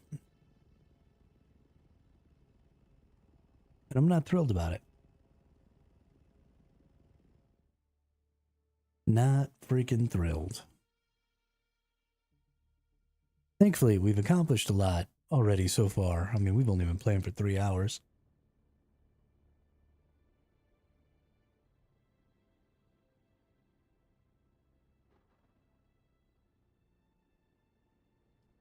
We already have 8 hours worth of aluminum in the cooker. We actually have quite a bit of duraluminum done. We should probably go back, start up some more, see about getting some more water catchers. Got a little more spice now, so that's cool. We'll get some more melange and a little more residue. Honestly, the residue is more important to me right now. Well, maybe not more important to me, but just as important to me right now. Because I want to make those little jobbers, the particulate filters. Particulate filters are very important, so I can keep my water deals going. We have more than enough duraluminum. We've got quite a bit of silicone. We might want to go get some erythrite.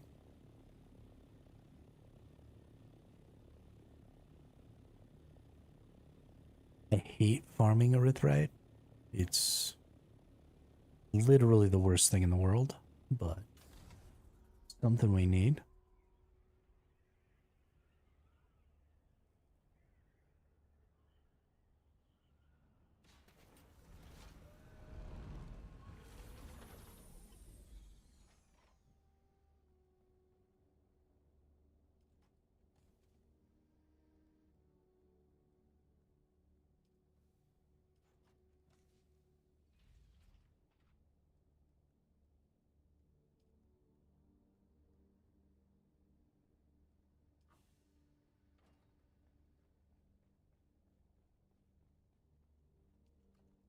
All right, how'd we do here?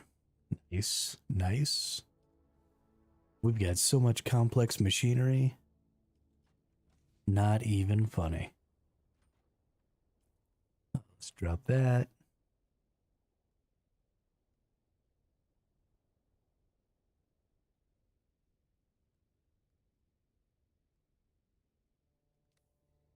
I feel like the carbide blade parts should be going in there. Did I not have any of those yet? Interesting. I don't know. I have so many of these now. I have like 3 of these. Let's take a look. I want to see what those Ixco. I think they were from the last week as well. But yeah, we've got our Light Ornithopter Mark 6 booster. That's cool. We got our Light Ornithopter Mark 6 wings. We got 2 full sets of those. They take 47 spice melange each, though. That's crazy. And let's see, are these... Yeah, these are melee. Extra blade mitigation, though. Dash stamina reduction. They're not bad. They're just not good for my build. Is, I think, the problem.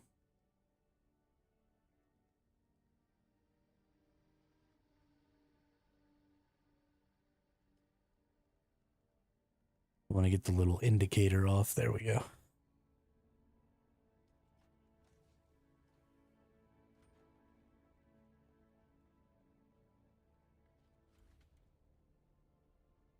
How we doing in the old water department here? Hey, we're up 8K. Nice. Go rock some melange.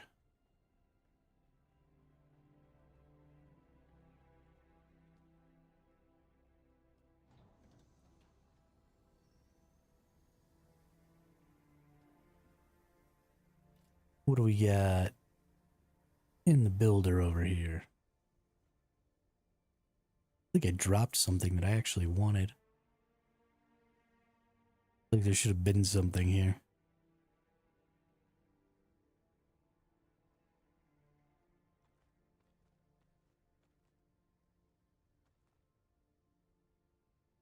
I don't know. Cobalt paste, complex machinery, silicone, duraluminum. So that's like all of my duraluminum. I don't think I need to spice right now because I'm not making enough. Let's not waste that. What we can waste some stuff on is this right here, though. Do I have 500 water left? I do. Let's go drop this water off. Let's make a new buggy storage. Then I can have some real good buggy storage.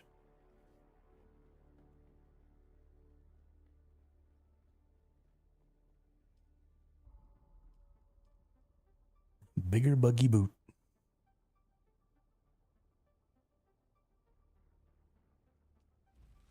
Hell yeah.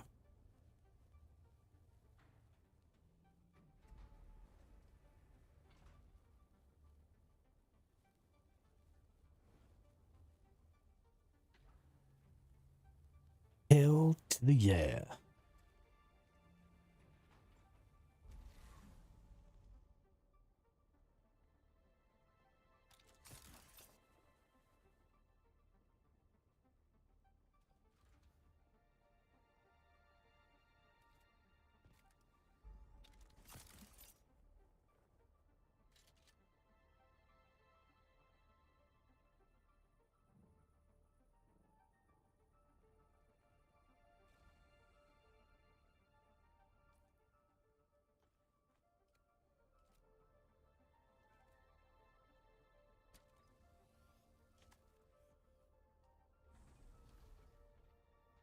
Bam. Get some, dude. Get some.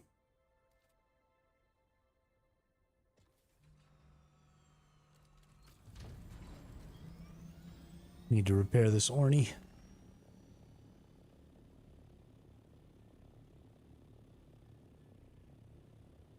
Busted ass pieces.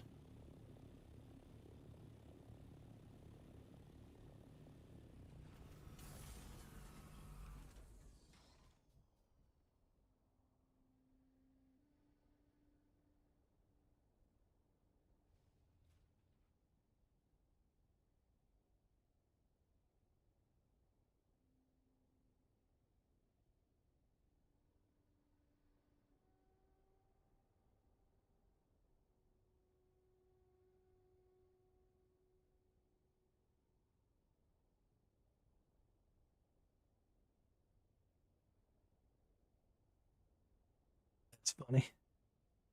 Somebody just posted in the GIFs and memes part of my Discord.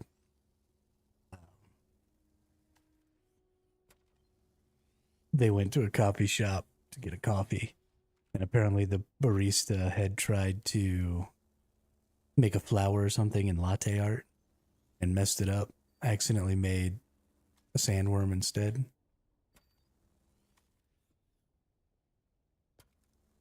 That might be one of the greatest mistakes I've ever heard of in my entire life. That's awesome. I'm excited to get to be a part of knowing that that happened.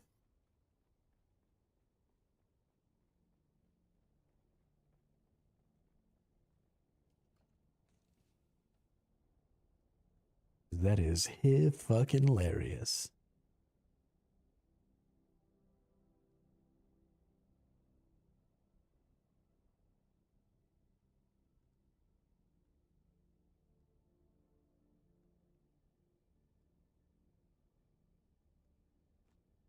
Don't need the buggy storage anymore, but let's break out all these leader johns. I'm gonna need them.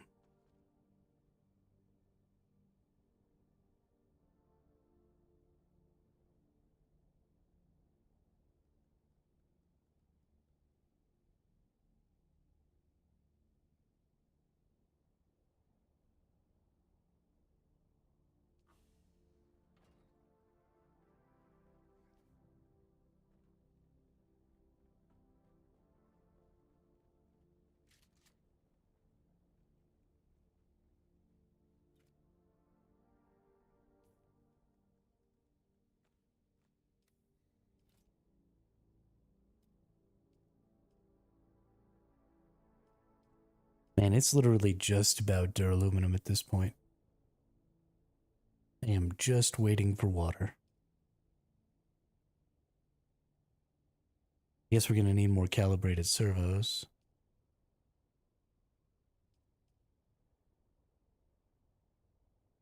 Because for some reason I can't get any more than 70 of them.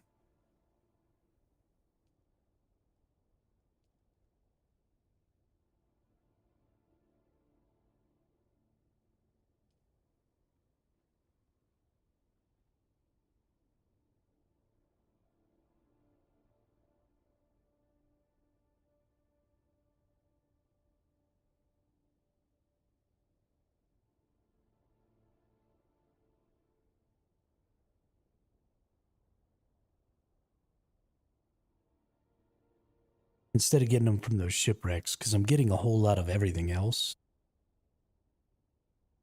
But I don't actually feel like I'm getting enough calibrated servos from those. We might just need to go ahead and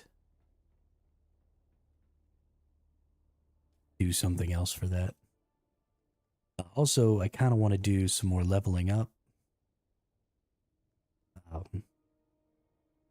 Get some more research points, start moving into the Plastanium tier. Because I want to be able to do that. I want to be able to look at that before I'm actually ready for it, you know? So we want to get all the research point locations done. We want to get some levels. We want to do some more skills. all that stuff. So let's take a look at some quest lines here.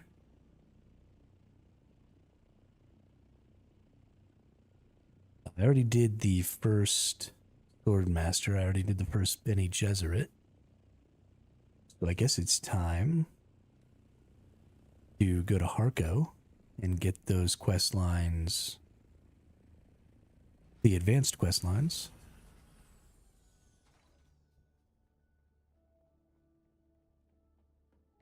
Something about this game that's fairly different from a lot of other survival games is that the quest line exists, I mean, really at all, but also that it's so separate from your other progression. Normally in these games, everything is based on levels, and most of your XP, if not all of your XP, sort of comes from gathering and building and all that stuff. Maybe some just basic fighting. I haven't played a survival game that had quite so much questing and stuff in it. No, I did never play Conan, so it's possible that Conan had that. But this game, it's almost like playing two different games, even in the PvE area. I know a lot of people talk about how, the PvP zone in this game turns the game into like some weird extraction shooter, whatever. I don't care enough to listen. But the quest line really does sort of turn this into both an MMO or an RPG and a survival game, sort of side by side. So when I get tired of just mindlessly grinding resources, I can say, cool, I don't want to do that anymore. And then I can go to Harco Village.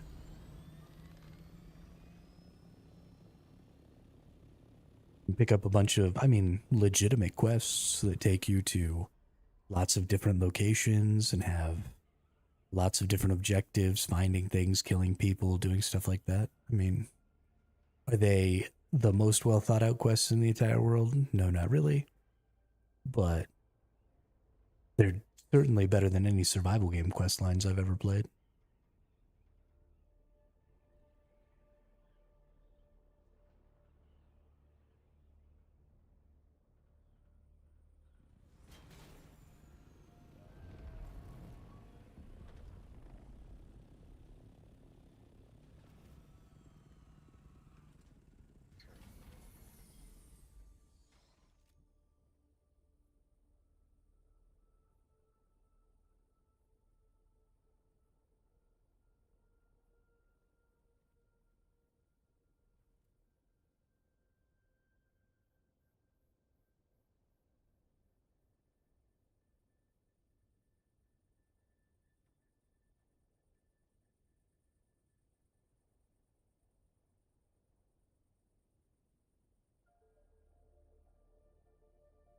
Gotta wait for my due time. Because we gotta do the do.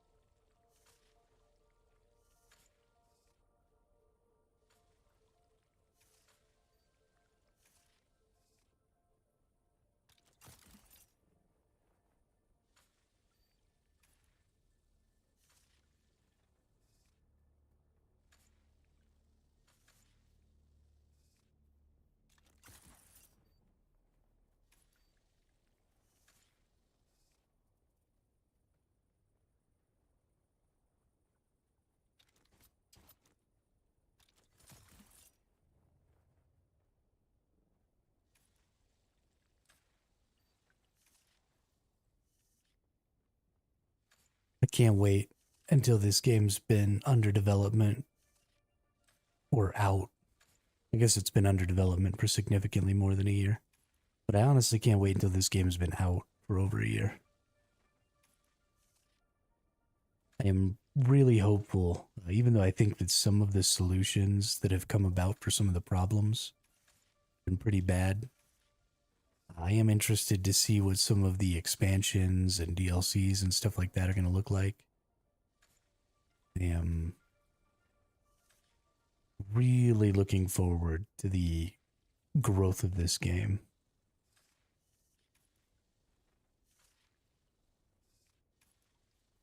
Cautiously optimistic. I have been disappointed enough times in the past that I'm not just going to think that everything's going to be okay, but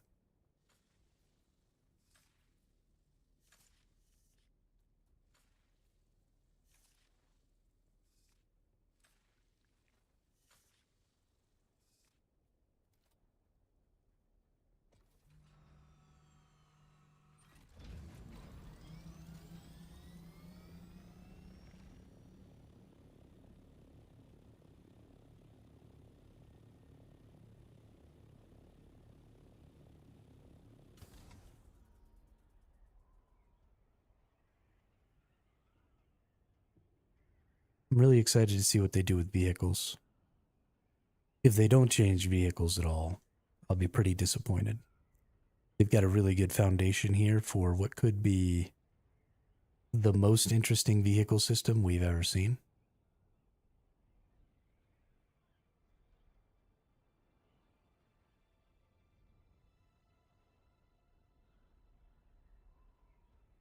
And I like how they've tried to implement like lore stuff into why a lot of the uniques and stuff exist. So that's really cool.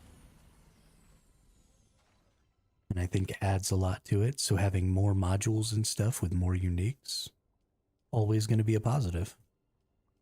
I don't know how difficult it is to add new modules. I don't know how difficult it is to implement those things. But I think it needs to be a priority.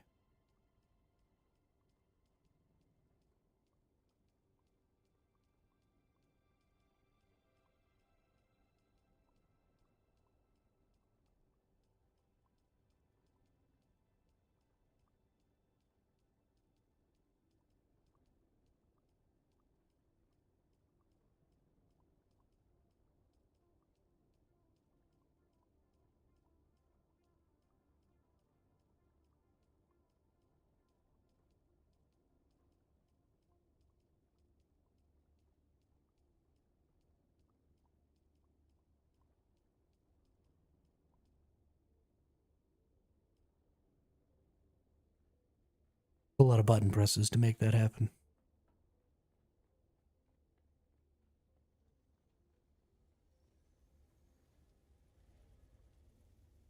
And 142. Yay, duraluminum.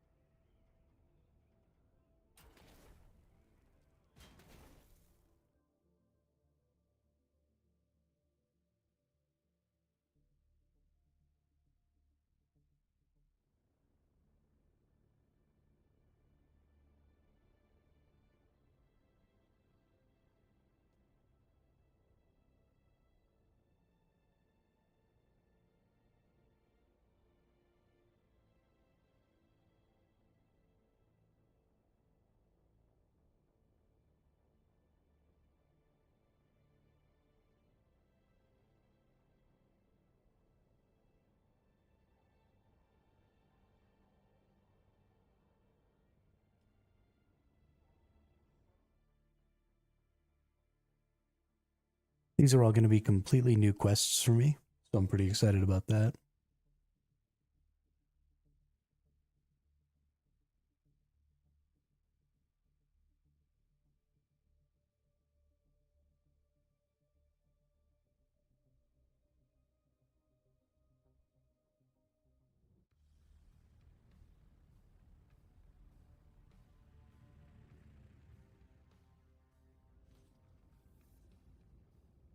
Also, I think maybe I need to try sitting up for a minute.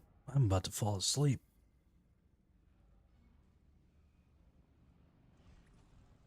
Too much food in my belly. Making my brain go, it's a nap time.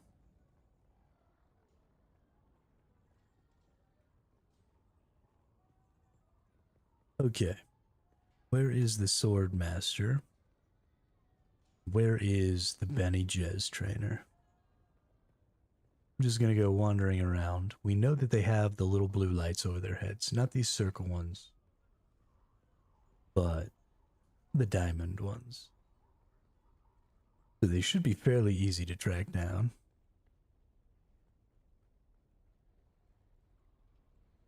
I thought maybe I saw a light in here.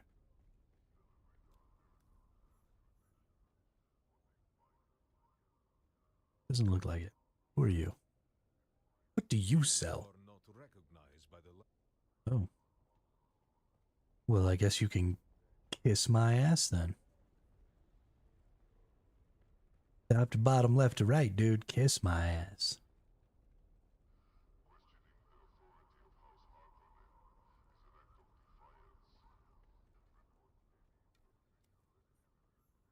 Questioning the authority of House Harkonnen. An active fight. We've got sticks up our butts. We don't like defiance.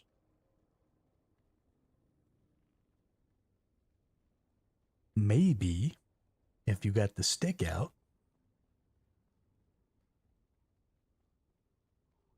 you wouldn't need everybody to think you're so cool.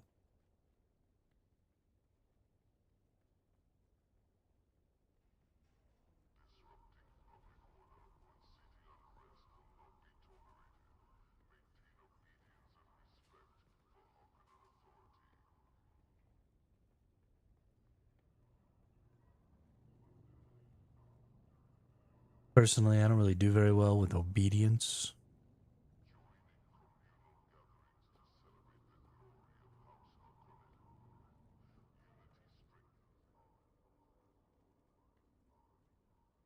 Oh, I think we were just in here.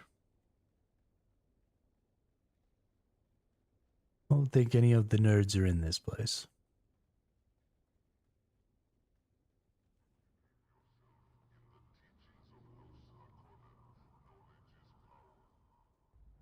Knowledge is power.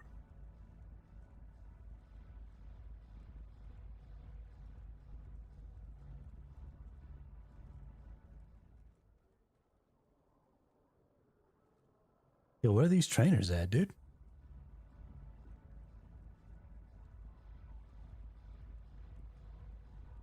They might have... No, they definitely won't have different symbols over their heads.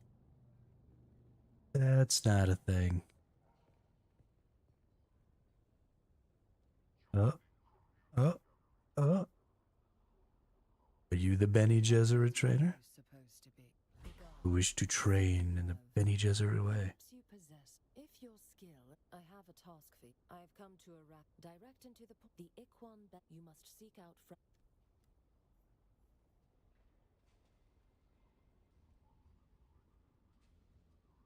You a weapons dealer? What kind of weapons you selling? What you got? Seen you before. Pray, what can you want from me? Oh. I have to have... Well, you're no fun.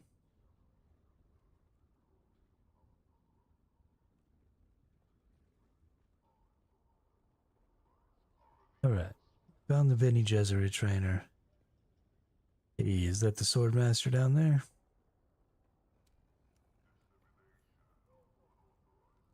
I do believe it is. The pattern of your you're it though I'm but a mangle then you are more seems there's an several curve in a recent find out who did this and I would find my off you go then.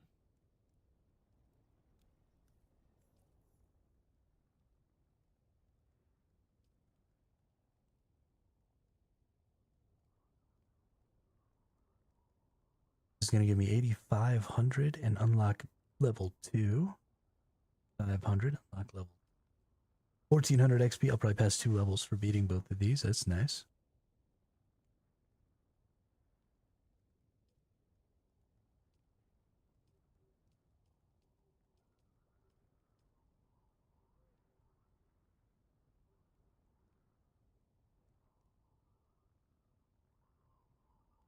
There's a lot of quests to do in this game.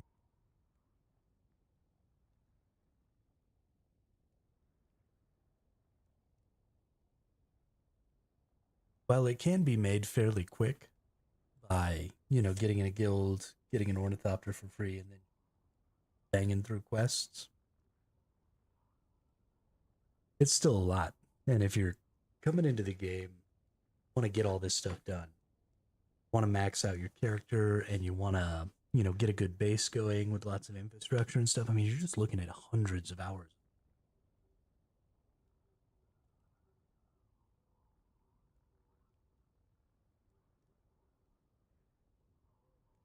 Which is why, despite the fact that I think the Deep Desert is in a pretty bad position right now, I do think the game is worth playing, because I think, especially for more casual players, I think by the time those people get to the Deep Desert, and to where that's really the only content left, there's hopefully going to be some changes made that will make the Deep Desert just generally better. And until then, I mean, you've got 200 or 300 hours worth of stuff to do, just to get your base and your stuff going the way it needs to be. I'm going to use the restroom real quick, and I'm going to open up my vent in here, maybe get some cool air. Got it closed. It's getting a little warm. Maybe that's what's making me so sleepy.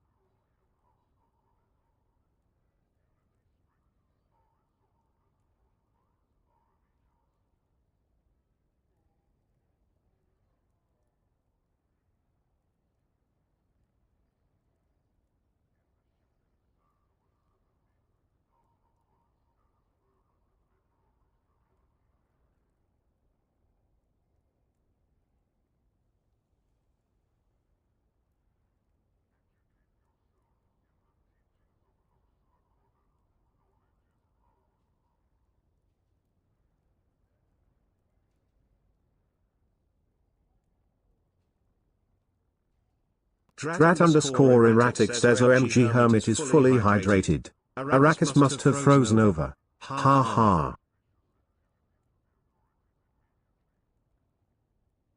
Did you automatically dehydrated? Trust me, it has nothing to do with me.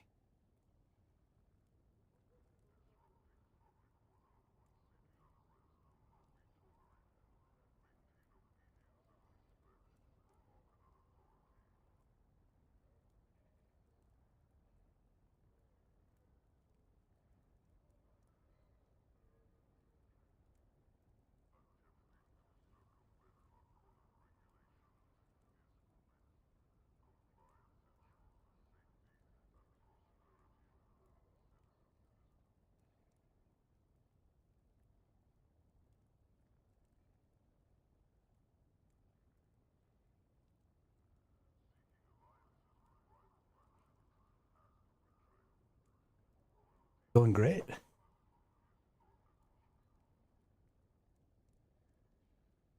Base is coming along. We got a bunch of aluminum in the smelt.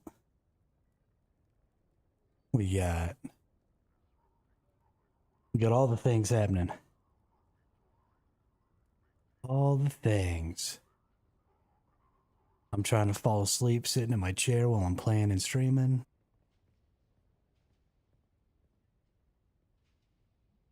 Now I'm fucking lost in Harko Village.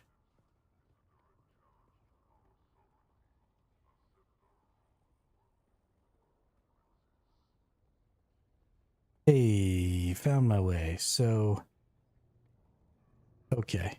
Now I know where I'm at. Now I know how to get back there. We're gonna be okay. It was definitely the fact that it was too warm in my room was what was making me fall asleep. Opened up that vent, let some of the AC in. Now I feel real good.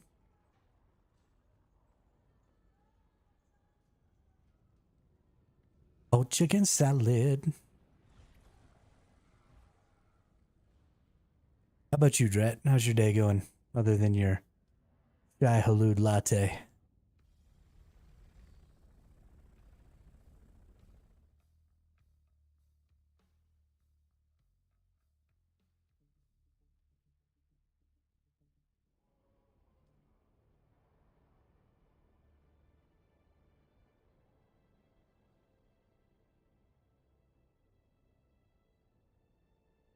Preparing for work tonight? Yo, it's fucking Saturday night, dude. What do you mean preparing for work?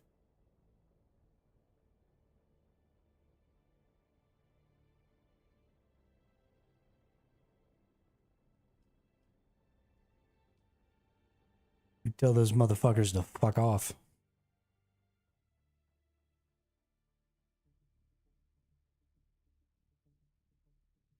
Tell them you got better shit to do with your day.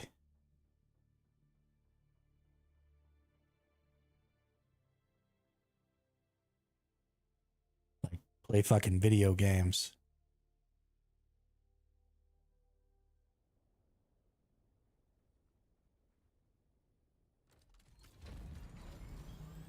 Video games.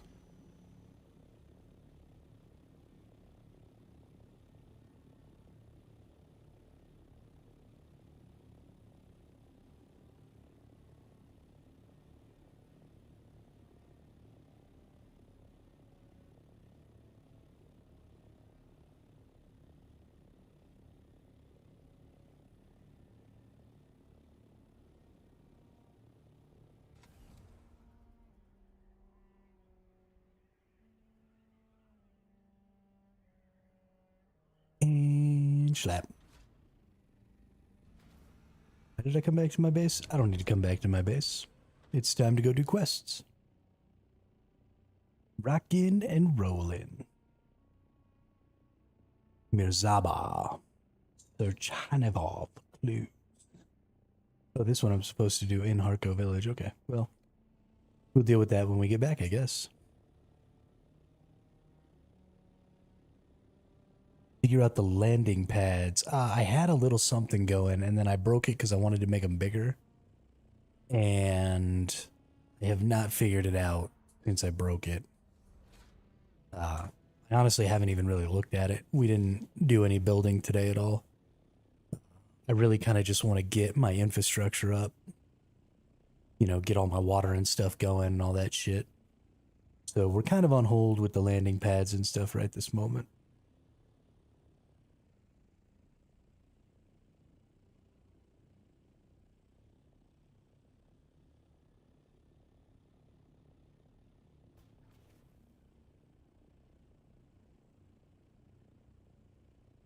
Yeah. We are gonna get. So I've got some good ideas, I think, for like texture on the outside. What I want to do for texture on the outside is everywhere there's a landing pad, I want to go ahead and push it out another couple of ceilings, and then put like the domed. Because, you know, there's a lot of circular architecture, it seems like, in Dune. And I've got a lot of really square architecture going on. So I'd like to put a couple of extra roofs coming out on this side, and then put like some domed pieces with the windows and stuff. And then put boxes in there, and that'll be where you like drop stuff off. And it'll be kind of recessed in. Do they look pretty? Well, so when I say texture, I mean not the flat textures that are on the pieces, but I mean texture like physical, like I could rub my ornithopter up against it kind of texture, you know what I mean? It needs to not be a flat wall. It needs to have some fucking bumps on there or something.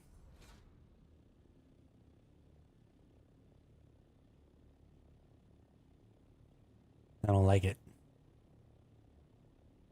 In my ceilings, I've been flying around and seeing some other people's structures, and I've noticed that one of the things that I see that's true of basically every building that I really like is that they don't have flat ceilings at all. Even though flat ceilings are really useful for putting things like, your wind generators and shit like that on, it seems like untextured flat ceilings, with no pitches or anything like that, are really unattractive. So we'll see. See if we can't make a little something go on. I think the best thing I'll probably end up needing to do is, use pitches to create smaller flat pieces so that I can still put my water and my power and stuff like that out there, but so that it's not the whole ceiling. And then I'm going to have to just move some of that stuff around. Thankfully, all those circuits are all connected, and I don't have to do any wiring or anything like that, so it should be fairly easy. You just make enough flat bits that you can put everything you want out there, and then it just is all connected together. So overall, it should be fun. Should end up looking good.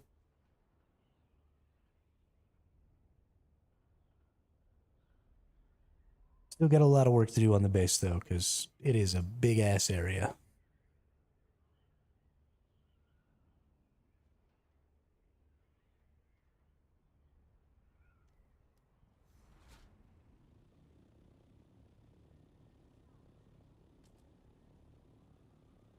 Planning is half the battle. And planning is honestly the most fun part for me. I like to make plans. I don't so much like to put in the effort necessary to execute those plans. I'm a schemer.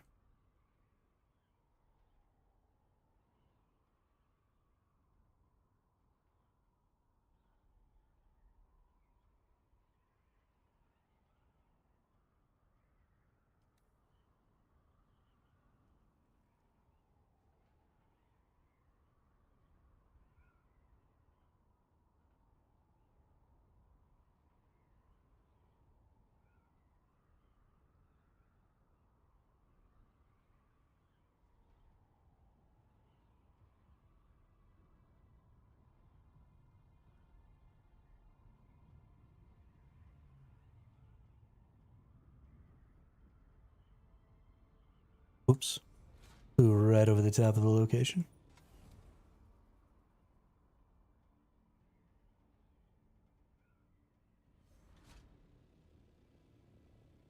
Oh, I know where this place is.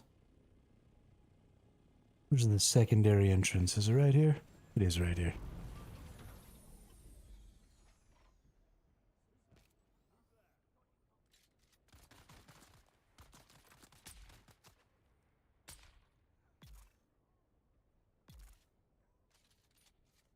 Get poisoned, nerds.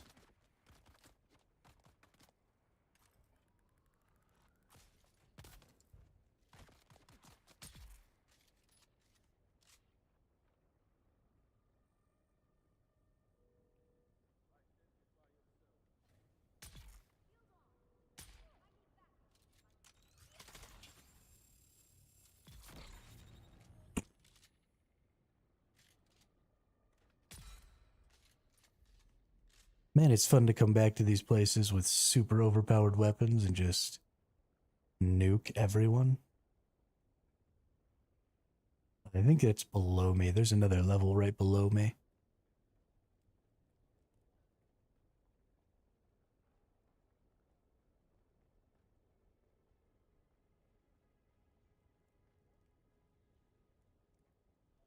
At least I thought there was. Maybe it wants me to go in through the front or something before it shows me. I don't fucking know.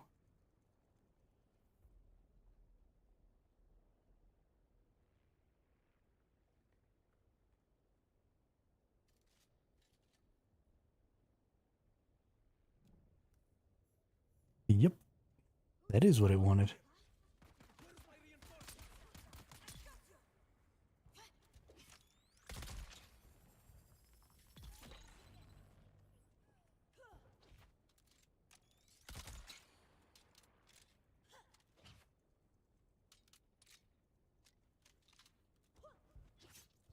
Oop.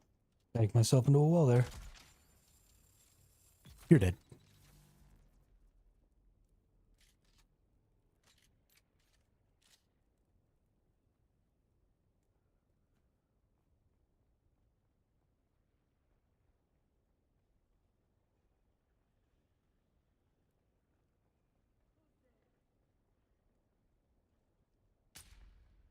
Hey.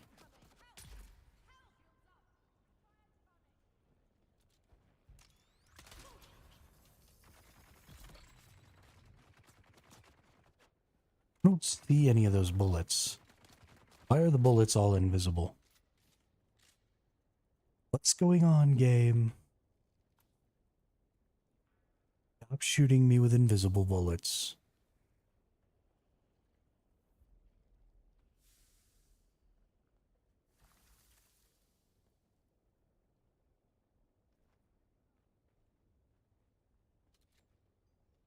That is the opposite of funny.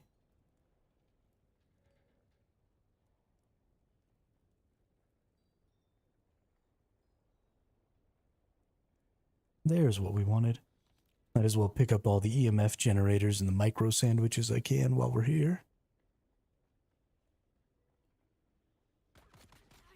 Hey, dude.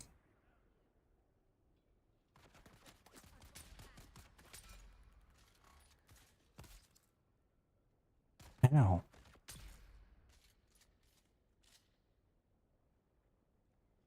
I was mad at myself for missing the hidden tunnel in the ceiling of that room.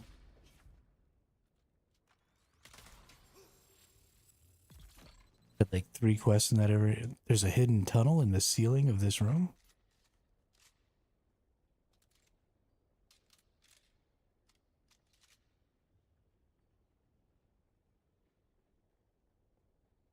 Holy shit.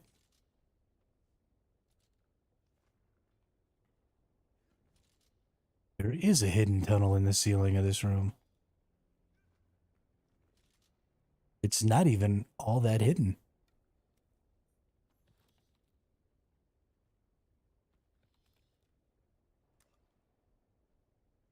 It's kind of a really fucking obvious tunnel in the ceiling of this room. I don't really need that, but you know what?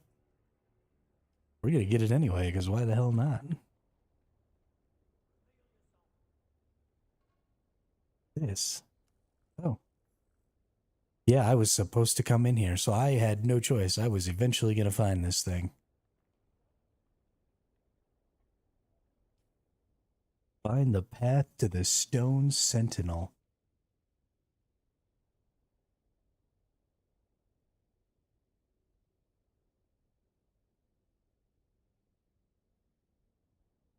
Okay.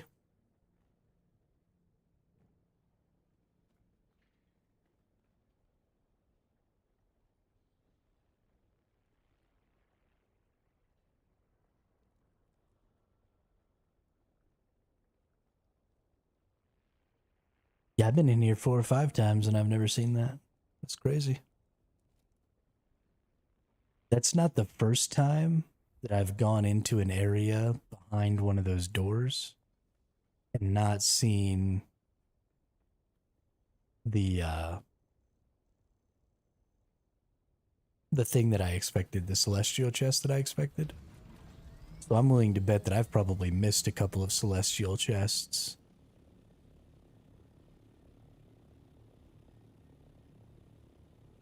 Due to similar stuff like that. Little hidden passages and shit. That one's super early in the game. I mean, I know you have to be doing the advanced Bene Gesserit quest, but just from an area perspective. That's really early in the game. So it wouldn't shock me if that's supposed to be like a way of telling you, hey, dipshit, look around. We're gonna hide stuff.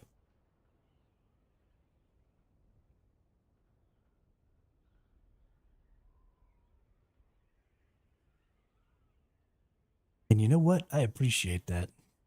I like it when things get hidden. Means I actually have to pay attention.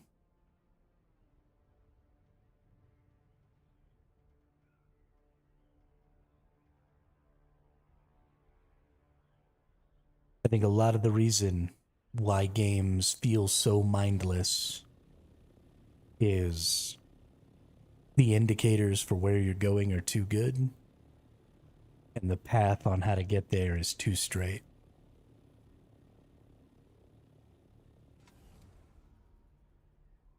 Definitely feel like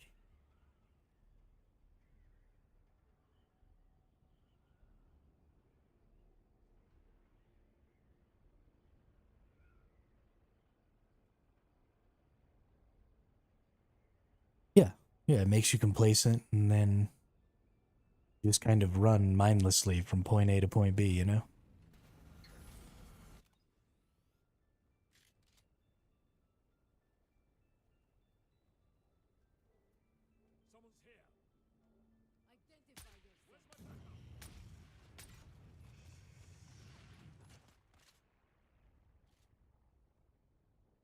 Come on.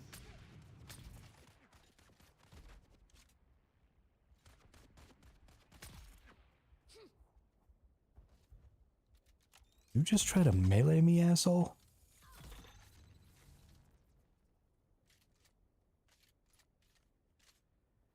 Man, this duraluminum gun is good.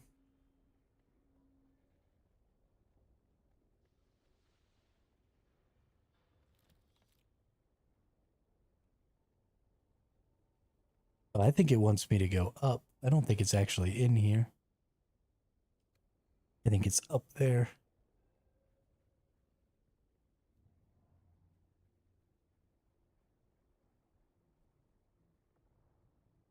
Can I please? Holy crap, game.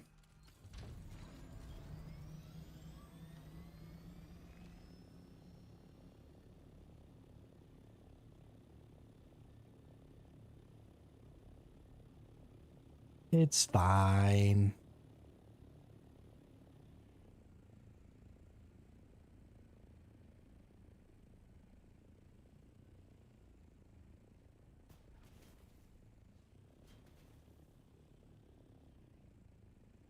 Oh, it wants me to come down here. The hell is this?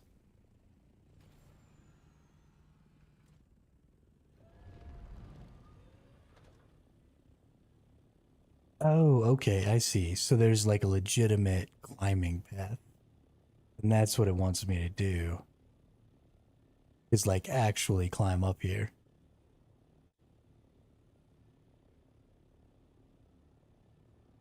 I get it.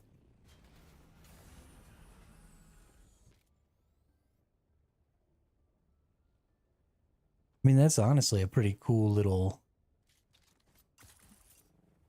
you know? Like just turn it into a whole thing. I actually really dig that.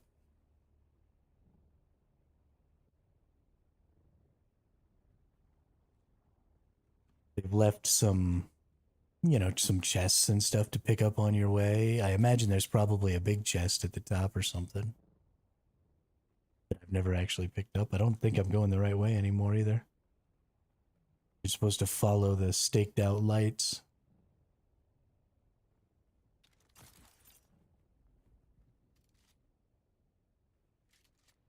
Let's follow the path. Let's have some fun.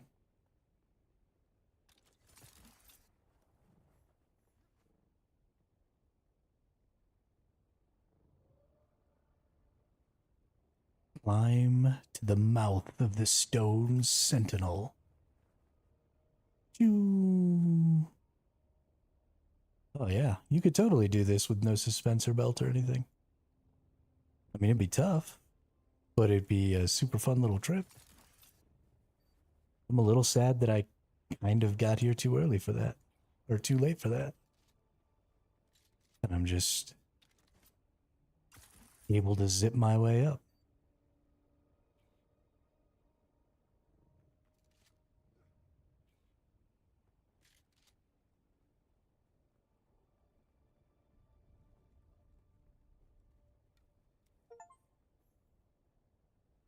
Reach the mouth of the stone sentinel. Hey, completed a Steam achievement.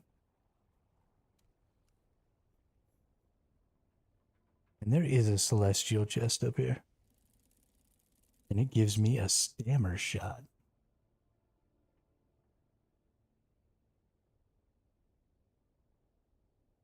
Interesting.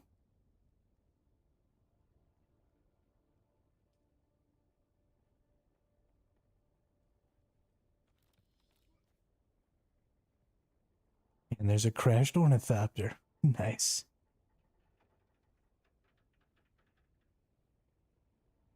Recover the list of nabes. Got it?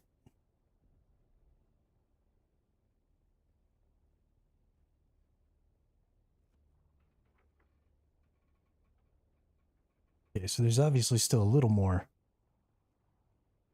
up that you can go here. So let's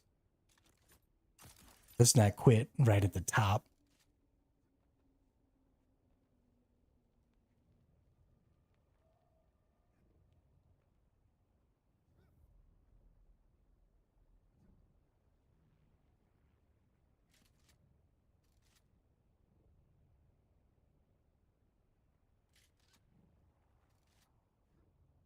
Here comes the most important question.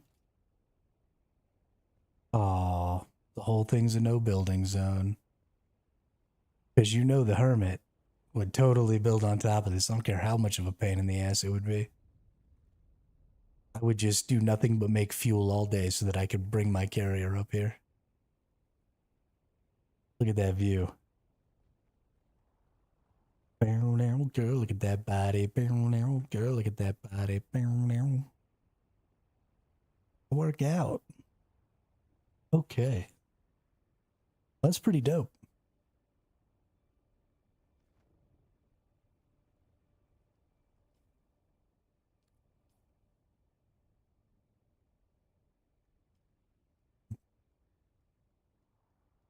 Is it telling me to go back to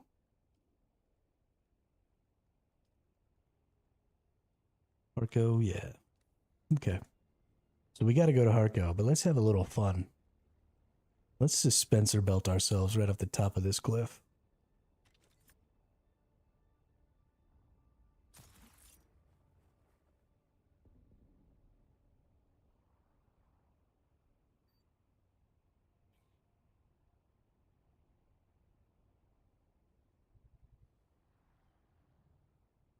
I bet you if you got a planar suspensor belt, you could make some pretty serious distance here.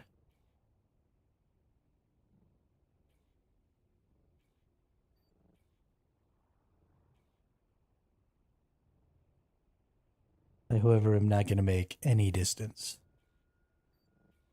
Maybe I can make it to this rock over here. If I can, I'm going to launch myself off of it again with my sugar wire. Come on, sugar wire. Damn. Oh, and then I killed myself. Oh, and I don't have any water.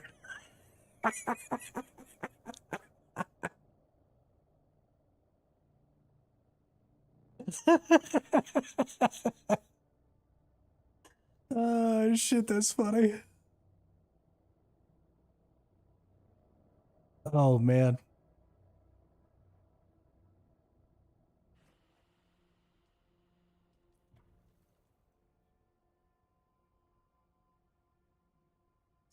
That's good times right there.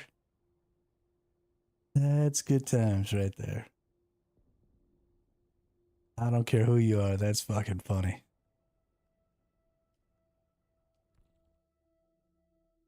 Well, let's go get my shit back because I probably dropped my freaking new blueprint.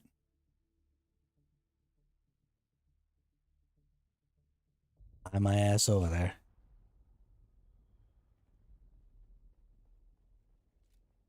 At least I hope I've got my vehicle in my tool. Good.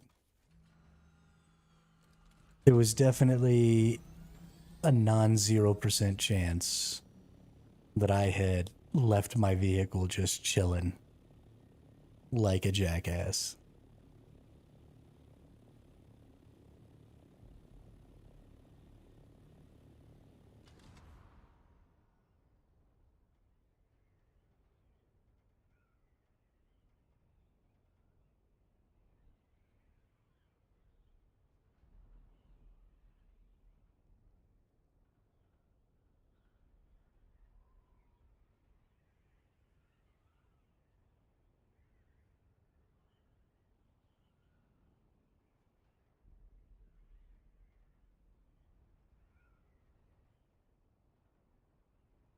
It is much easier to kill yourself gliding in this game than it was in Once Human.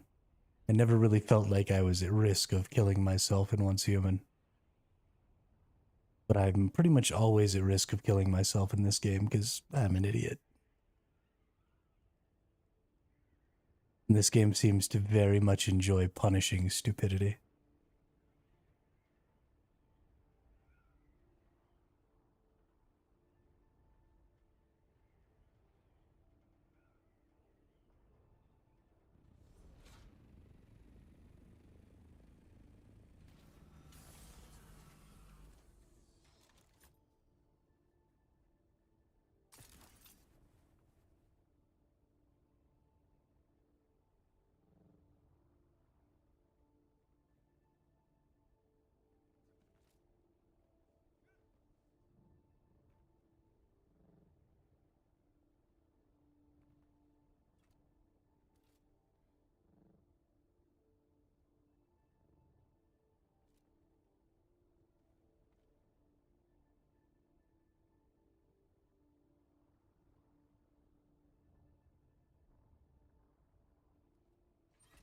All right.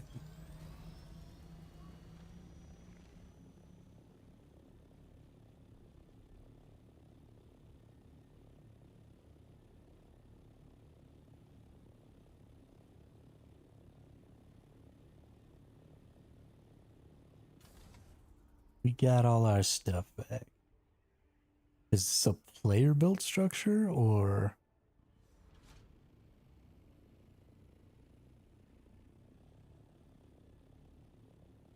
I don't think so.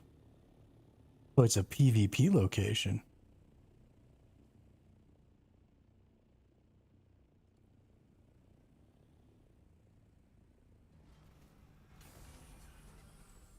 If it's a PvP location, that means it has probably duraluminum tier rewards. And I imagine they're right over here.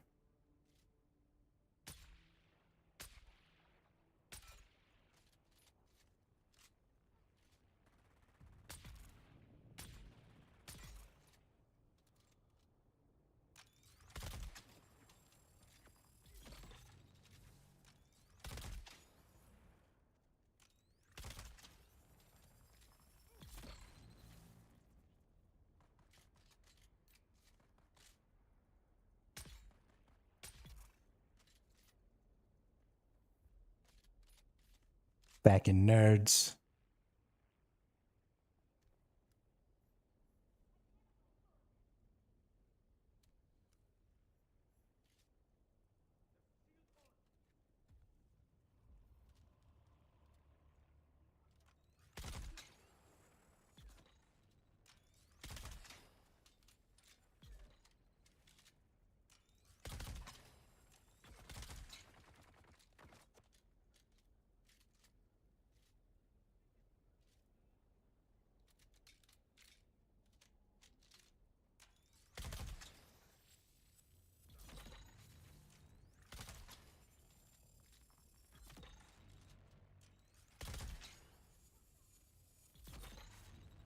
Goodness.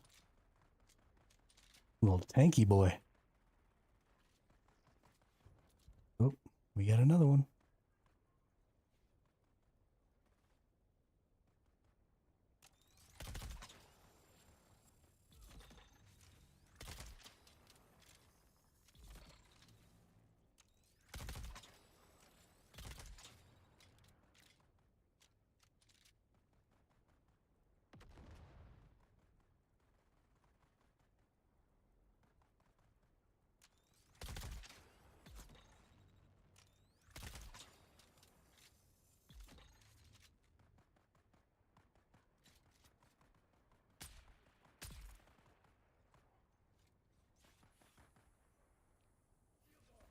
Oh shit. He came back to life. Okay. Can we maybe not?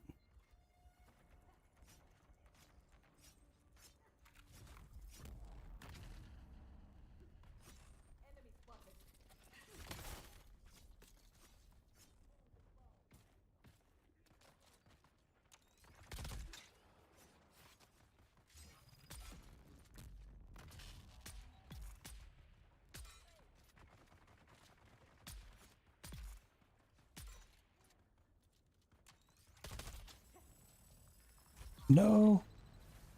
I don't have any water. I can't die. If I die, I stay dead.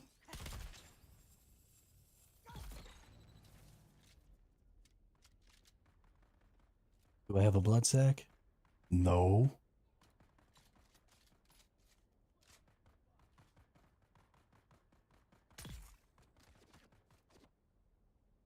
Won't you shoot at me? You have other more pressing matters. Stop trying to kill me.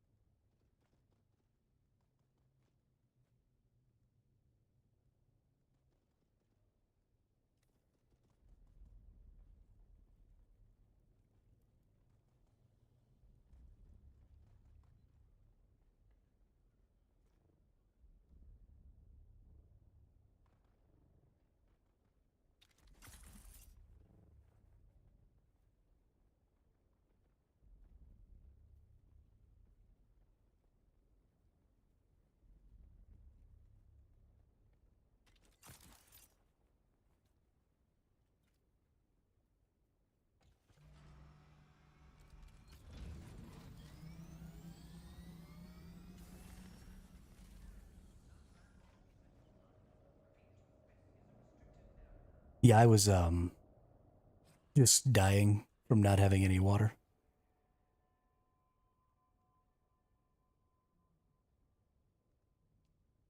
But I think I set up my vehicle respawn. Yeah. So that's why I dropped my vehicle, was so I could set up my vehicle respawn right there. I was trying to run out and grab a little water real quick, but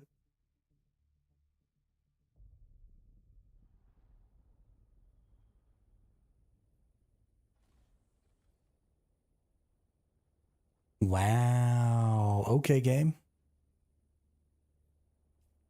That's definitely. It said I had a respawn. It said my vehicle respawn is right there. Why do I have two vehicle respawns?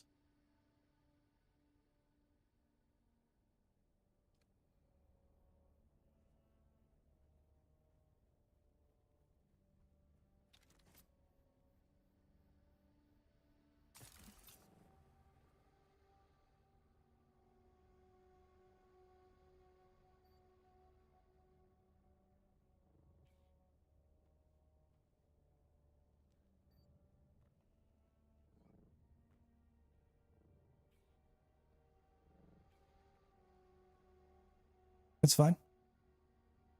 Totally fine. I'm not upset. I'm just disappointed.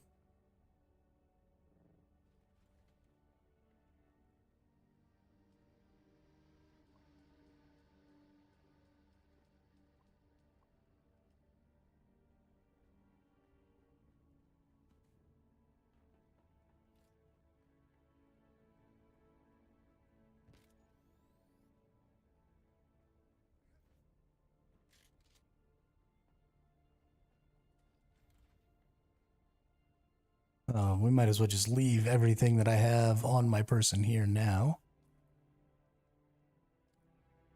Let's go through and click a bunch of things.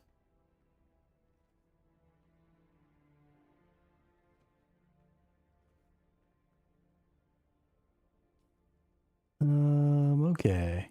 Don't need a handheld resource scanner.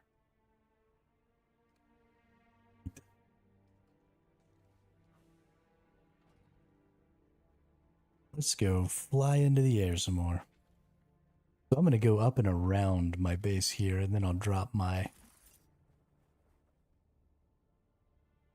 sand bike.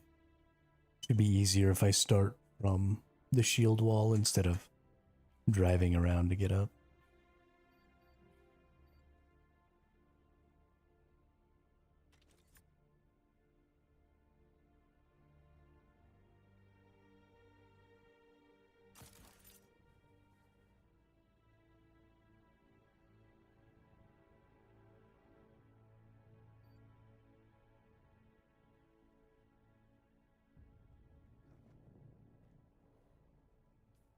Oh, I'm dehydrated, am I? I brought fucking water this time, asshole.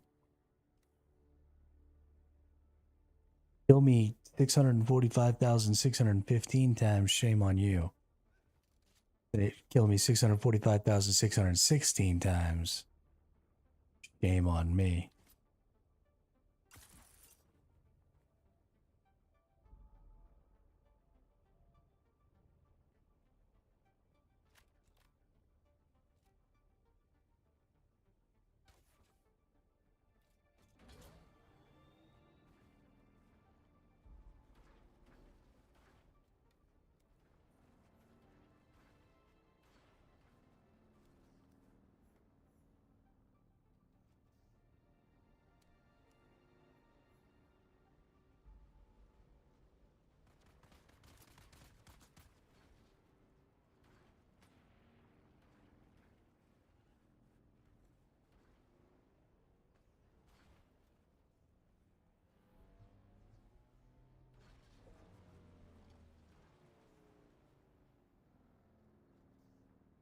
This isn't flying.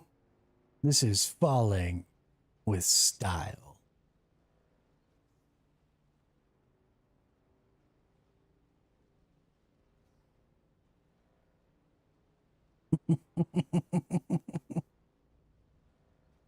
What? Is that a cliff? Drive straight off the side of it.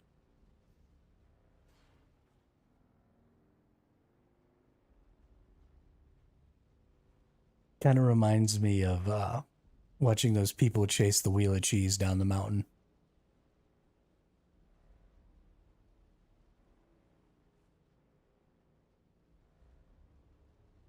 I don't know how they managed to have an entire city full of absolutely crazy people who are willing to just sprint balls first down a fucking mountainside after a wheel of fucking cheese. But kudos to them for getting a whole town worth of people to do it.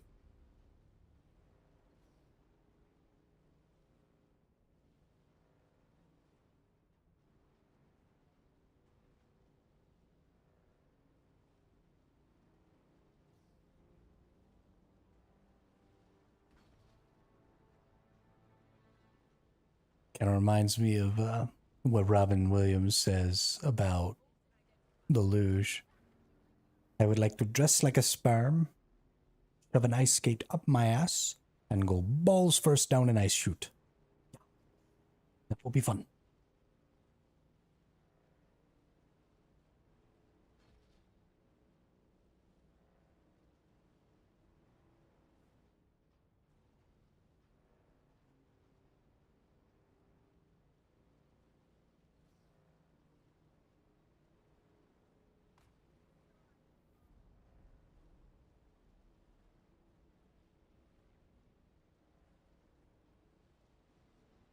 I think I have to go up again.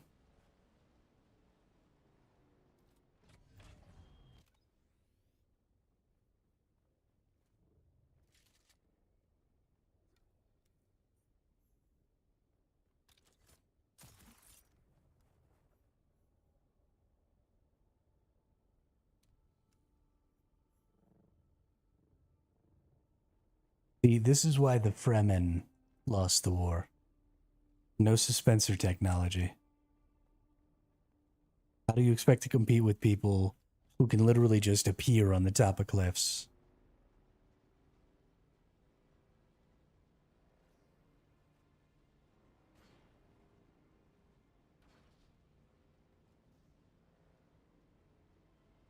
I like that they went full out with the suspensor belts in this game, though. Like, they could have given it where it was just a little bit, you know, like maybe double your jump height or something like that. But the fact that I can scale just a massive ass fucking rock wall in one giant ass bound is so much more fun than what it could have been if they hadn't given me that. Okay. Got my stuff back. Pretty sure my welding torch is broken. Yes, it is. So I can't take my bike apart. So this is just where that lives now.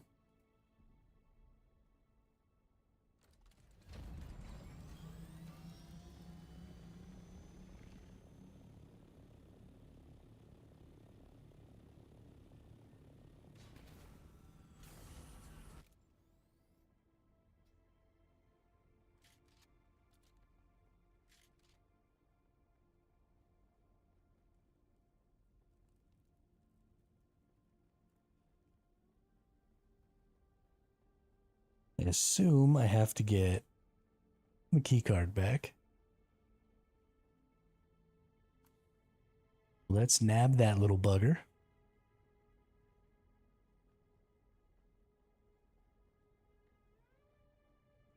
Oh, there was water right here. Oh, man. Could have saved myself so much pain and anguish. Ooh. Ooh. It's so worth it. Named for an assassin who was paid a huge sum by the Atreides to take down the beast Raban. Witnesses say that the shot was perfect, lodging a poisoned dart deep in Raban's neck, and that he laughed and pulled it out while his bodyguards swarmed the assassin. Yeah. I'm so freaking happy. I got a sniper rifle. Oh no.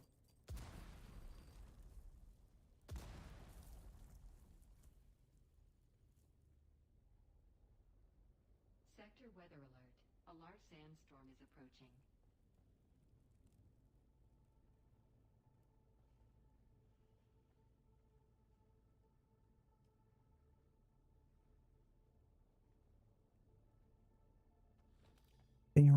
Girl, look at that body. Girl, look at that body.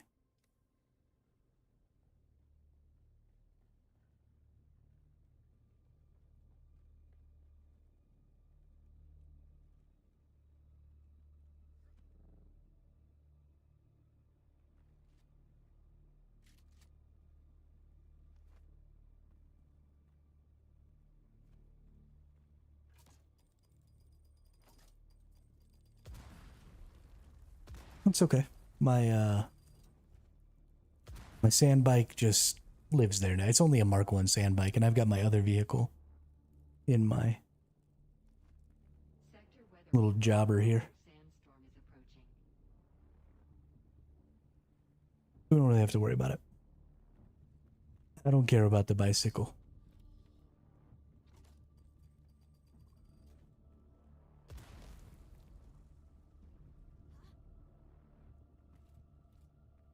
Oh, the enemies are back. Well, that's less than ideal.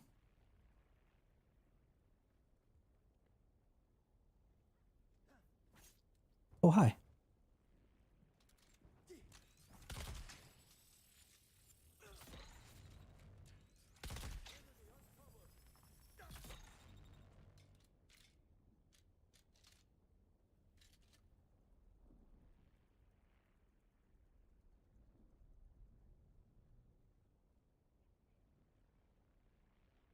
Am I out of the sandstorm here? No. Sector weather alert. It's still on the way. Sandstorm Okay. approaching.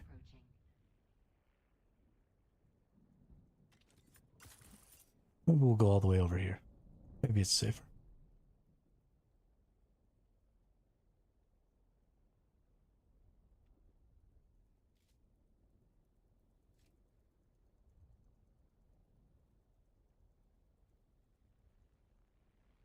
Yeah, eventually I'll probably take that sand bike apart.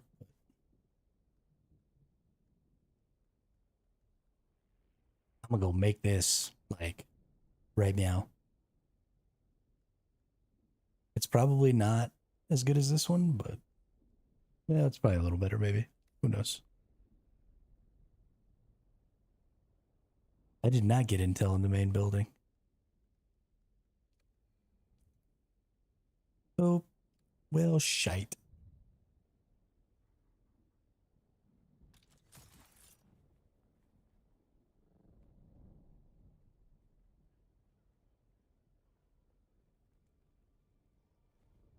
Must be up.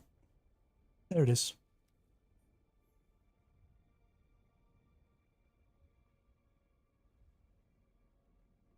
Good looking out.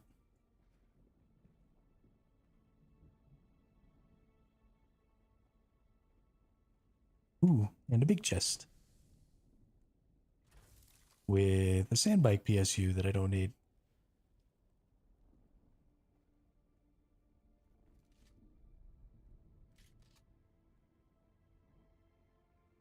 I like this POI. It's cool.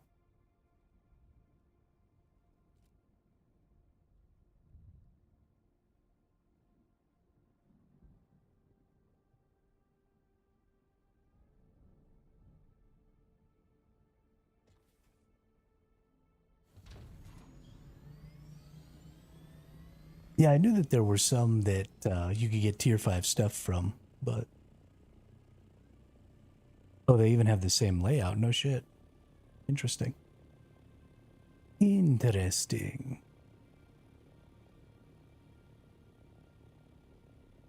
I'm just trying to get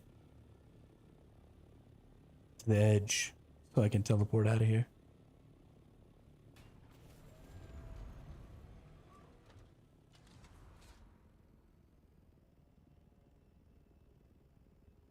Look at all that basalt. Damn.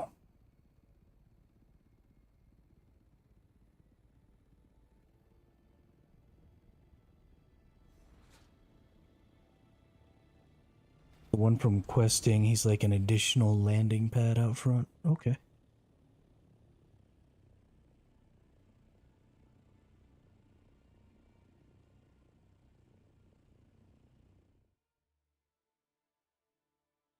There are a lot of quests that I haven't done because I was just so focused on infrastructure and stuff on the last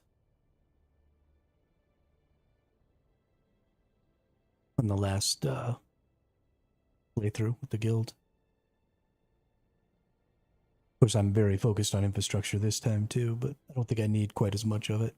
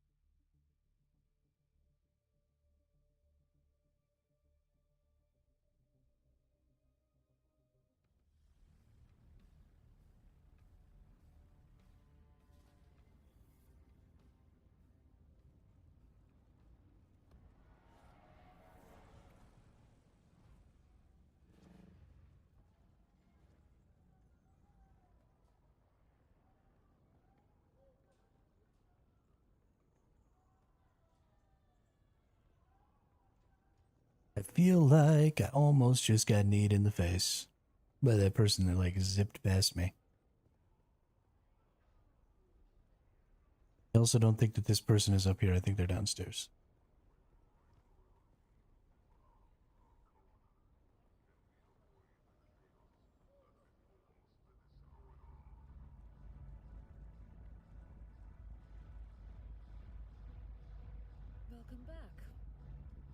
Nope, not here to trade. Welcome back. Because you've never been every millimeter and every shape. In truth, we are shameless. The nautical, the bones of this particular specimen was me. No, that would be. He was available. Crazy nooks and more. 11 men in hide that now hangs behind the Baron's rather ample.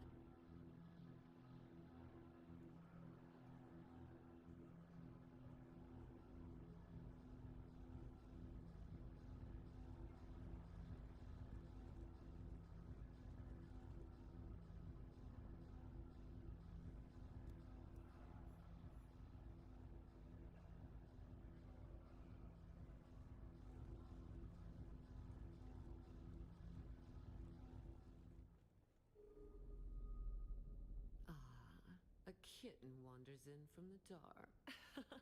Oh, I'm Right, I want answers. But no one would like to. I could placate you. I've marked the location.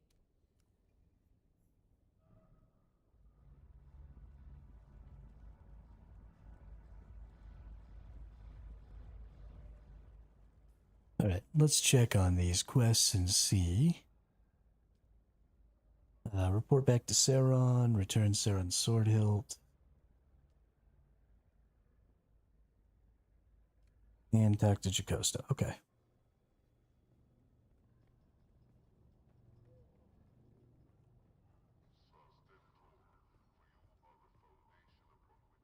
Hello, Benny Gesserit lady. You're back. Give me my XP.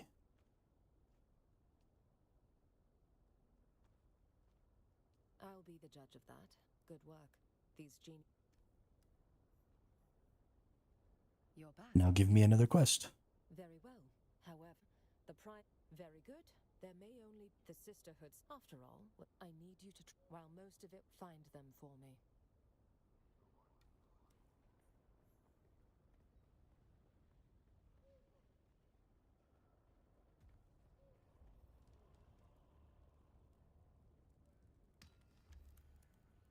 Oh, we meet again. The right. Yes, I see. All that matters. Darn it.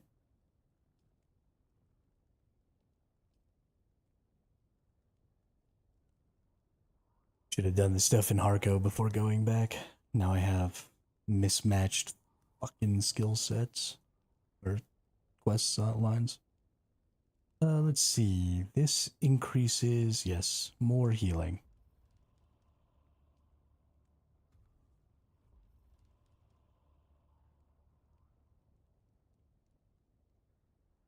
Must have healing. And 100 research points. Nice.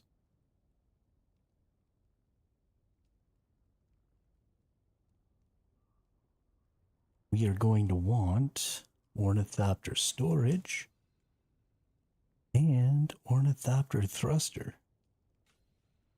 For sure. Now we have 40 more points. We don't need scout thruster. We're going to want to get Mark 6.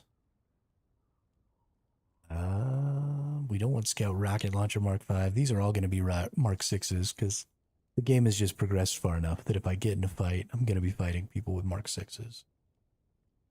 I'm not going to worry about that either. But we're only doing this because this will help us move faster once we get our first assault Orny. Which honestly, we probably need to go ahead and get.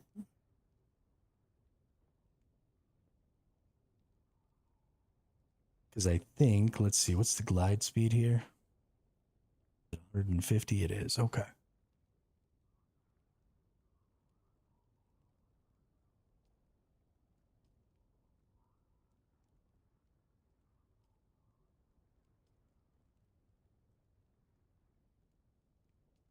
Do we want to unlock the Mark 5 power pack? Or do we want to unlock some sort of weapon? I really don't think I need to unlock any of the weapons now. Because I have duraluminum tier for my drill shot. I have a unique duraluminum tier. Now I have a duraluminum tier or an aluminum tier unique for my sniper. So I don't even think I need to use these anymore. Speaking of which,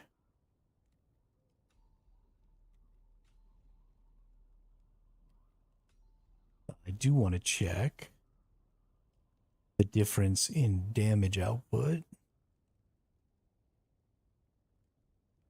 Let's see. Light dart burst fire at 31 damage a shot. 209. Nice.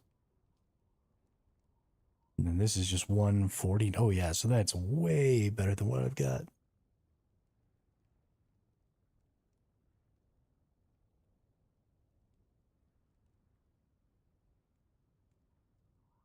What's the Karpov 45? Okay, but it's not a burst.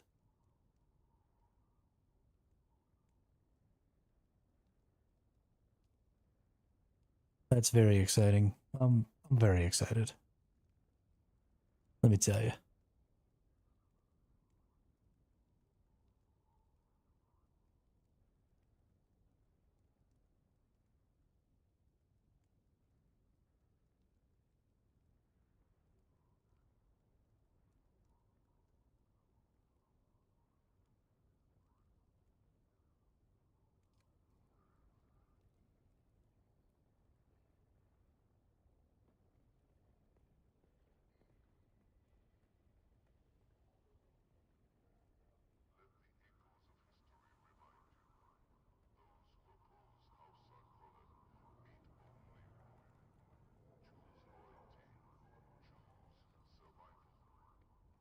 Choose loyalty. Choose survival.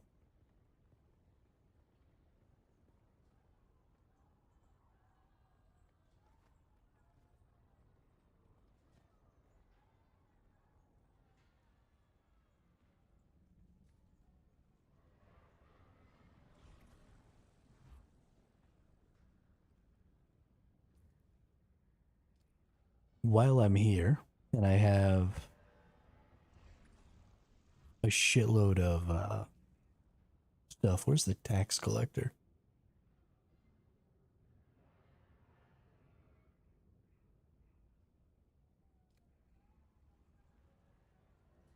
Might as well pay my taxes.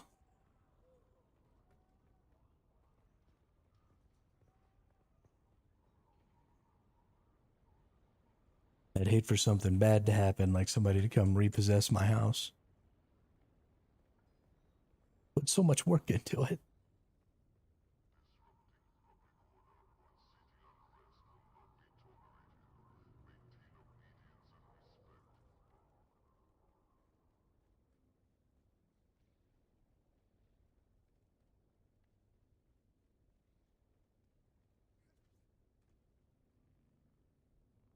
All right, tax person. Fellow citizen, how Take my is it money. The Imperial Tax Administratum can assist you today. That's the only time it's only going to be like 1,000. From now on, it's going to be like 24 a week, which is redonkulous. Robbed blind over here. All I want to do is have a cool ass base, and they're like, "Oh, okay, pay out the nose." Fuck you, dude. Fuck you.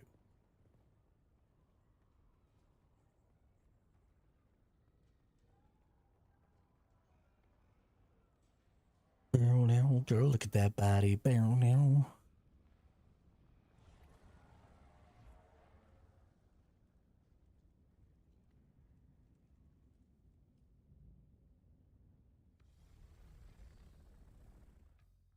Actually, you know what? I'm going to go back into Harco real quick, and then I'm going to use the restroom. And then we'll go do some more questing. Because you got to do the quests. So I'll be right back.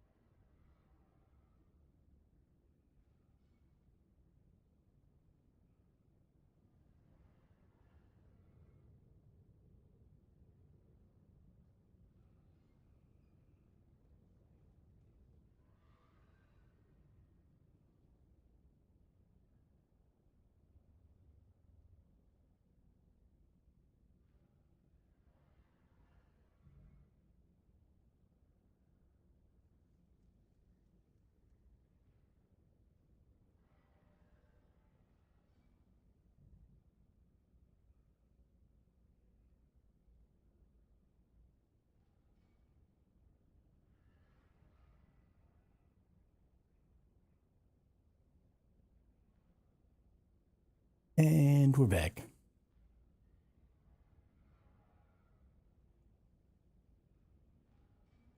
Let's fuck off. A whole new world. Dazzling place I never knew.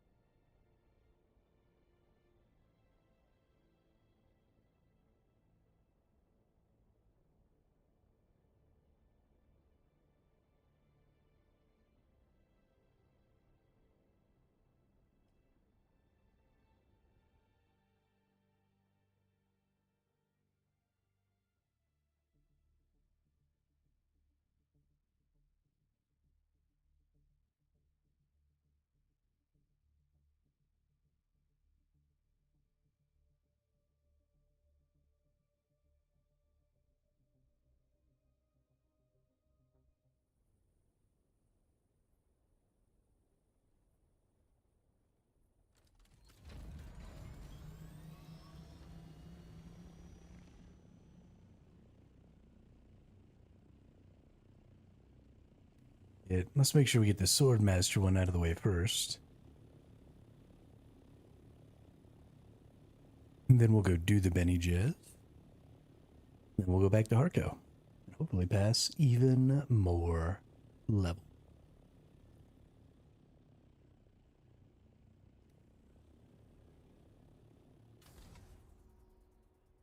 First, gotta make our new unique spit dart. What am I thinking here?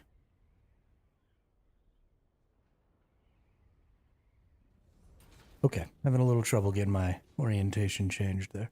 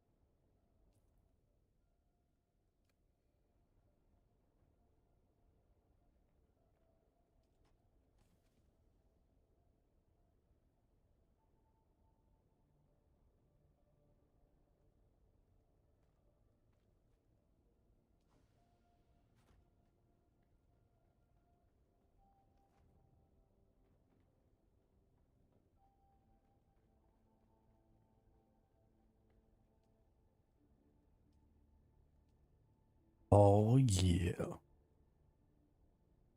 Craft it. So currently I have equipped the house version of the special drill shot. It's doing 69 damage per shot. But I do want to go check on the adept because I'd be willing to burn some duraluminum. That's going to make 80 cents. That's another 20 damage a shot, which is another almost 33%. I almost feel like just make that as well. Right? 35 duraluminum. Yeah, that's definitely worth. We'll keep the house version around. Because you never know.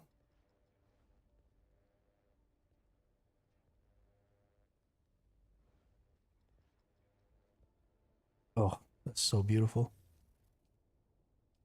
I am so excited.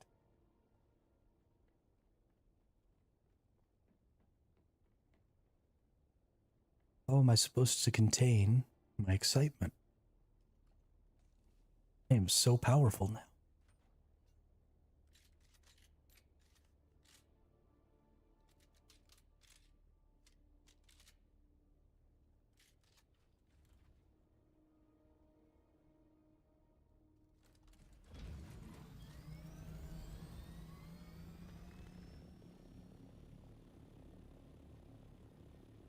Be real. Freaking naughty.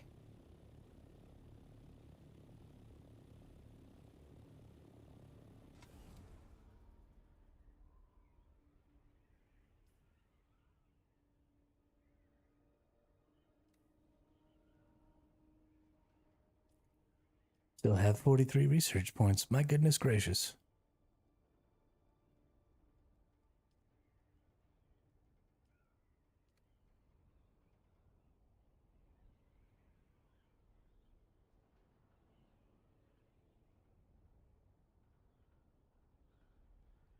I should probably go ahead and get a bunch of like duraluminum weapons and armor tier and stuff. Because I'm gonna need to keep a lot of duraluminum and shit like that around. So I might as well be able to make weapons of that tier in case something goes terribly wrong. And I just keep dying and get totally set back.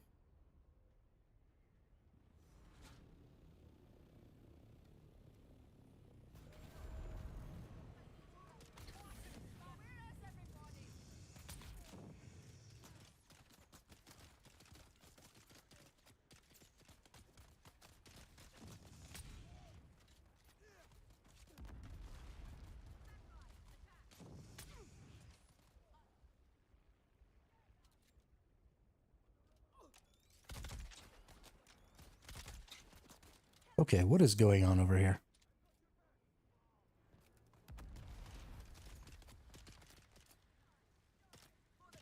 Are they trying to kill each other?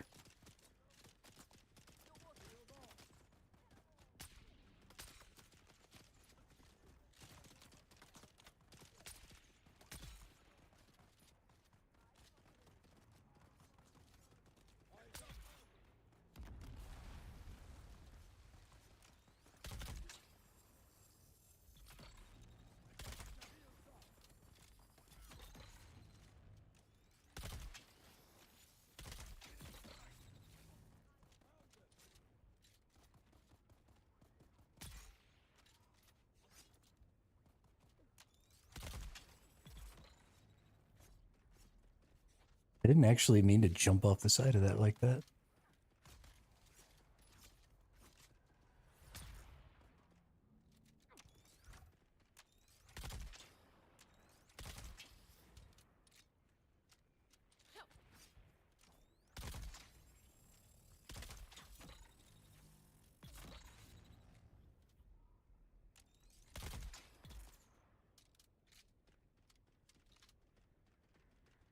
Okay. We're getting it done. It was a little interesting there for a minute.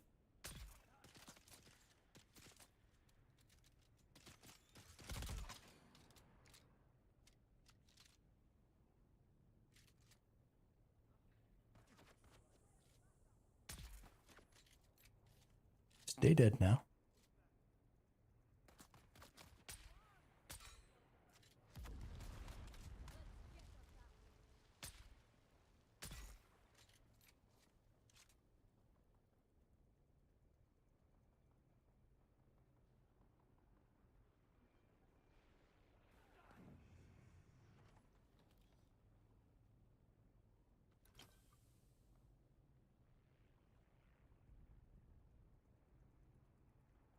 Did that person just tell me to die and try and flamethrower me?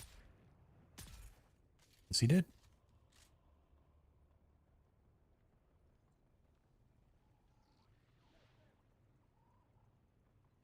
You gotta do stuff like that. We could have been friends, dude.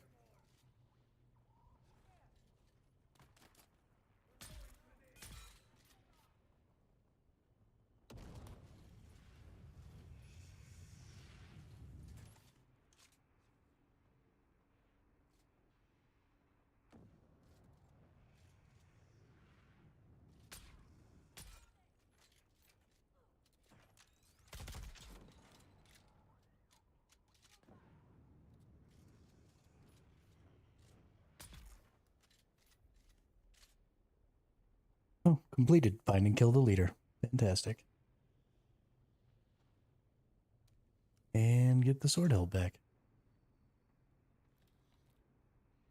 Cool, cool. Cool, cool, cool. Got our intel points, got everything else. I don't think we're missing anything.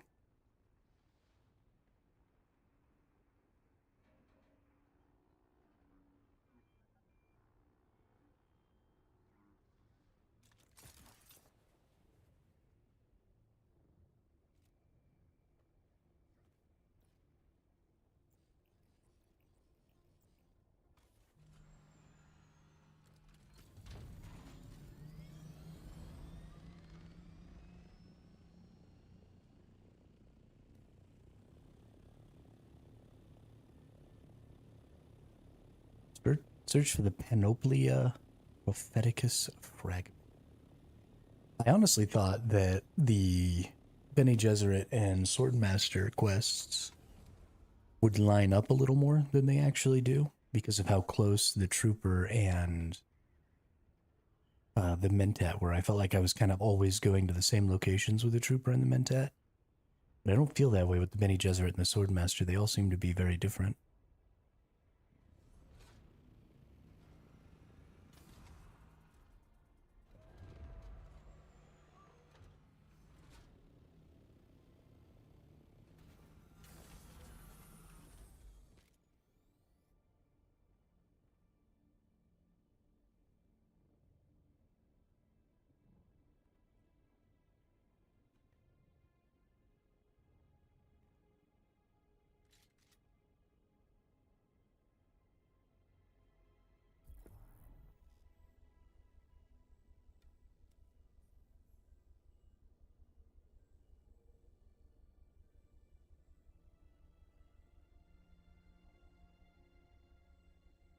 Really?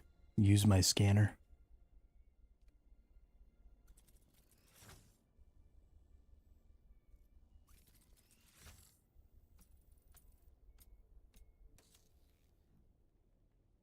I don't have a freaking scanner, game. You know that I don't carry a scanner.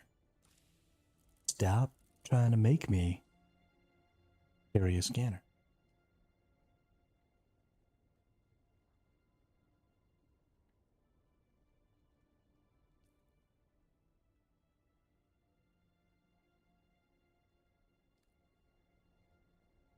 Can I make like a broken scanner?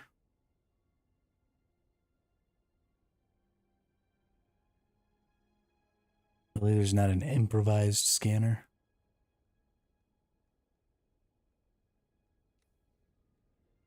Why does this game hate fun?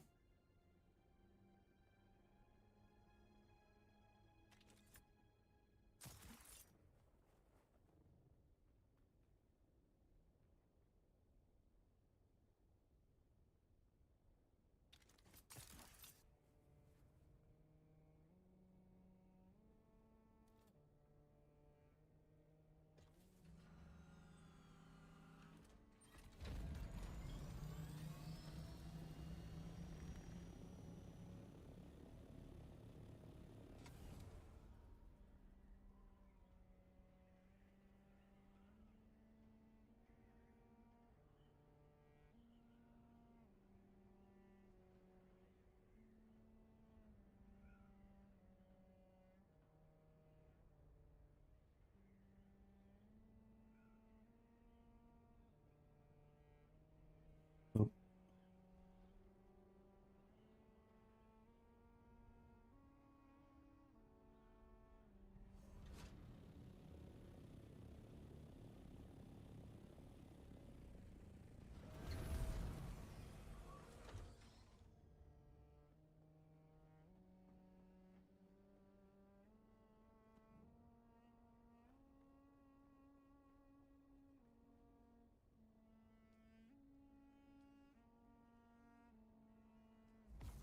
first things first, let's go ahead and trigger some more duraluminum there.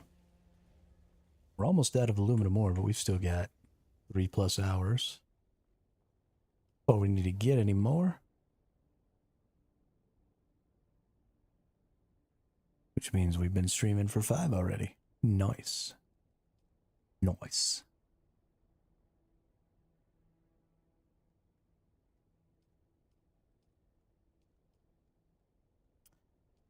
Handheld resource scanner.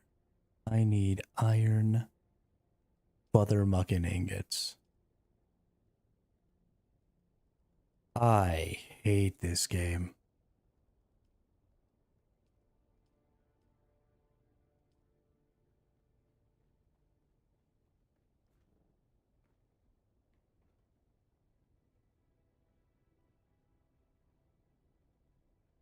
This has to be a joke, right? It's a joke? Please tell me it's a joke. I know I threw a hand scanner down somewhere. Looks like it's not still around, though.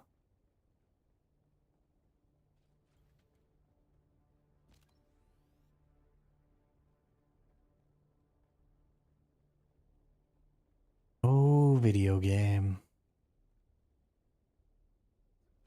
You're freaking adorable, dude.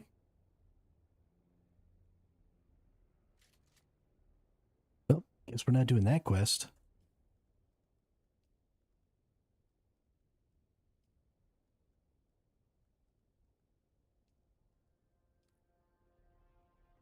Yeah, I'm gonna go do some sword mastering.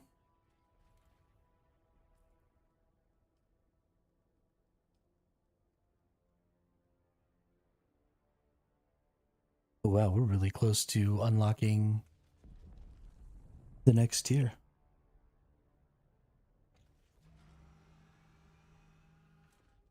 We only need about 30 more points, and we'll be able to do it.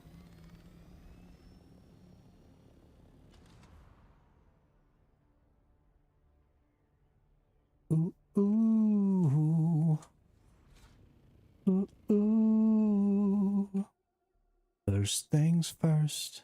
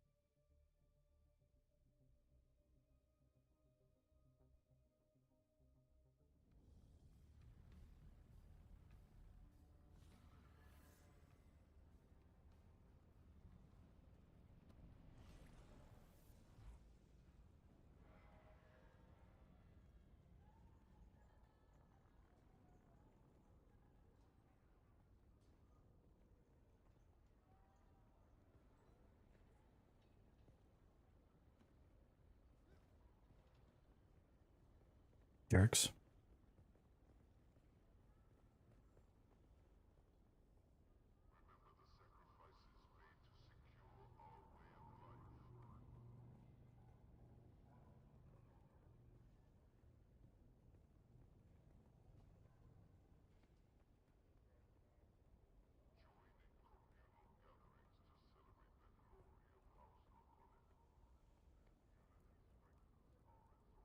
We meet again. Yes? Place it in my hand. Yes. And? I have no interest. Drop it, because I already. You look upon. Forgive me if. Then let us begin. Remarkable. There. We meet again. The rhyme of your strat. No, you're more relent. My blood had. He sits in a high. I had let it artificialize. Create hesitation has. But I have also the desire for. I am. When you meet her, off you go then.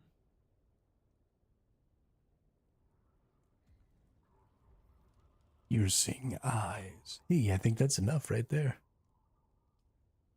What do I want to do with my last 120 skill points? I think probably unlock some weapons and some armor, just in case something bad happens.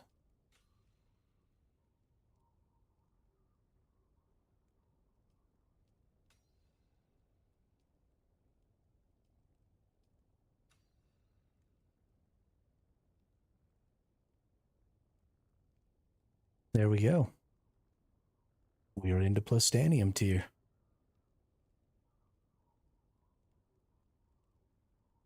Fan-fucking-tastic. So we're going to want to get some of the Scout and Assault Ornithopter pieces first, I think. As well as some of the buggy stuff. The Carrier and maybe the Sandcrawler will be in our future, but the Carrier is just so expensive. I just don't see any value in getting it right this moment. But getting an Assault Ornithopter with some nice Tier 6 thruster, Tier 6 wing action will probably do me a lot of good for early gathering. So this will probably be the first thing I get. And then we'll look at getting the Scout stuff as well, just so I can zoom around a little faster.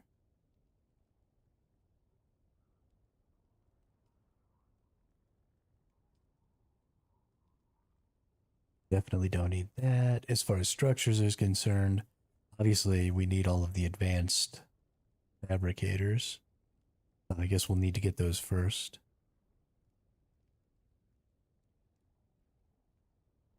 Medium chem refinery is pretty important. We won't worry about the large ore refinery, but definitely we want to get a medium chem refinery or two in the base. Stuff like the compactors and stuff. I'm not worried necessarily about the cut array because we can get Plastanium with this cut array.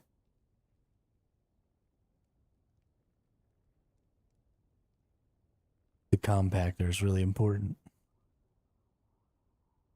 Still got a lot of ways to go, but we're there now.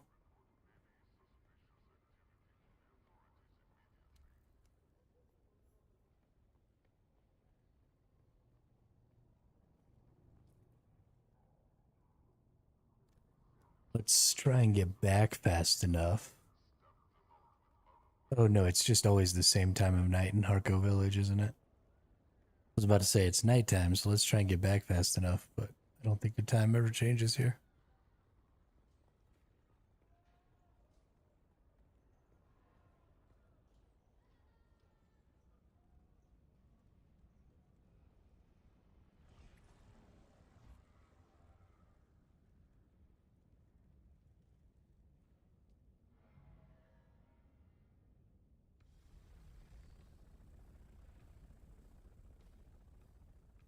I didn't check the quest to see if maybe I had to stay there.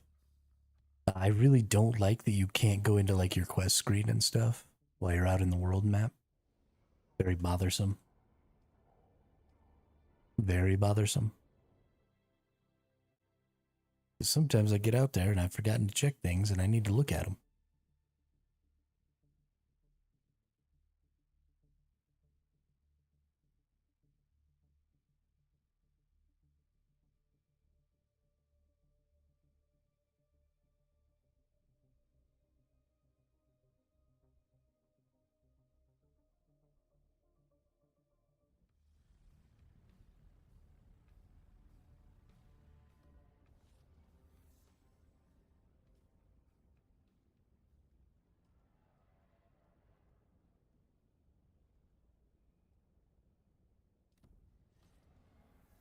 Yep. It is here in Harco Village. Almost flew my dumb ass all the way back.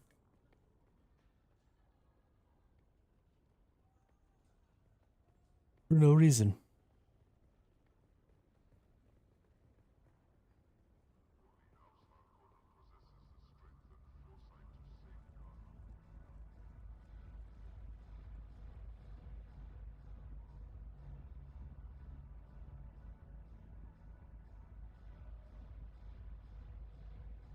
Welcome back.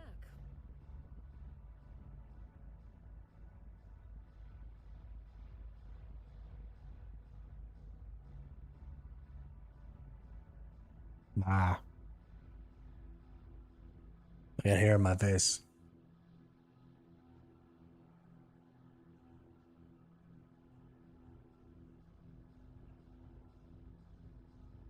That's a special drink. Was there? Whoops. Welcome back. That's a special drink. Was there anything else? Afraid not. Your rating set.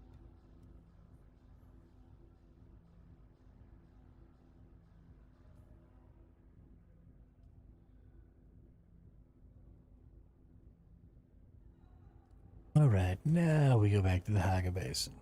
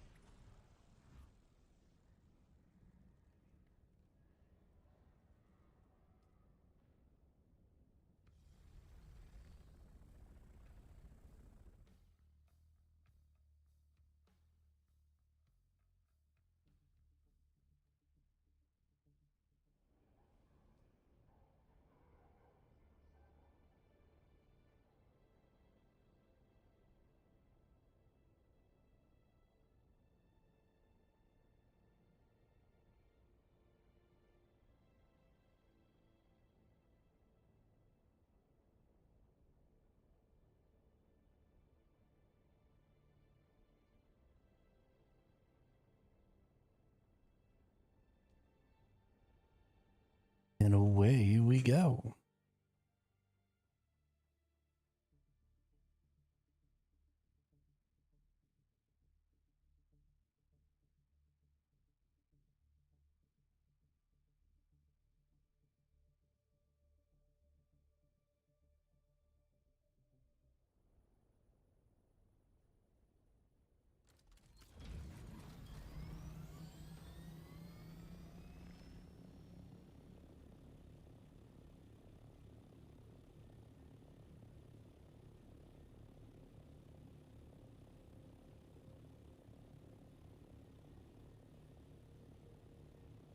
You make me a believer, believer.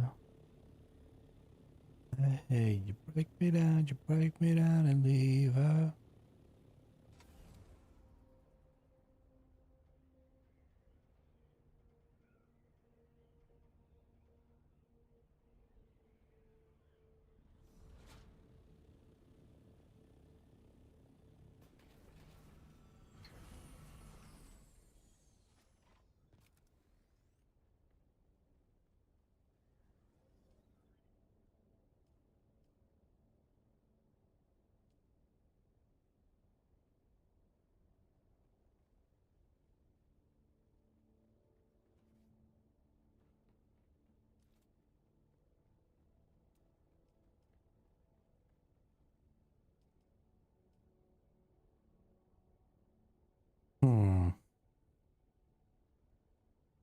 I go put that up, I wonder?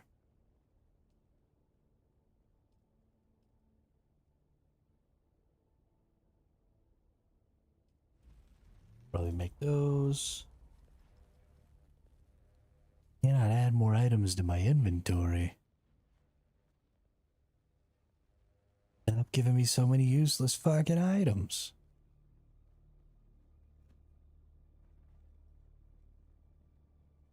What are you doing to me? What the hell are you doing?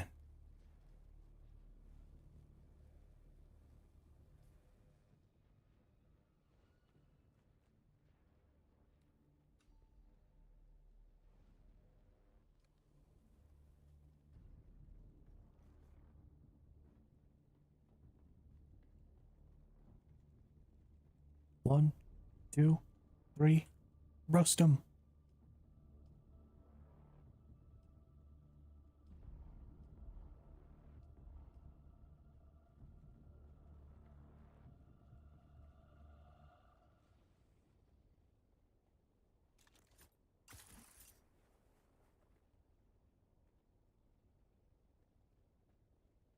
No, no, no, no. We didn't choose anything. You choose anything? No. Well, I didn't.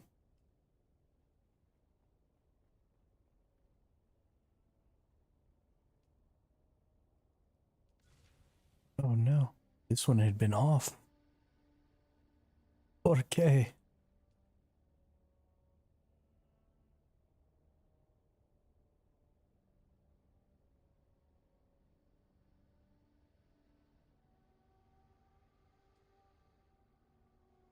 Trying to make all of those is going to be obnoxious.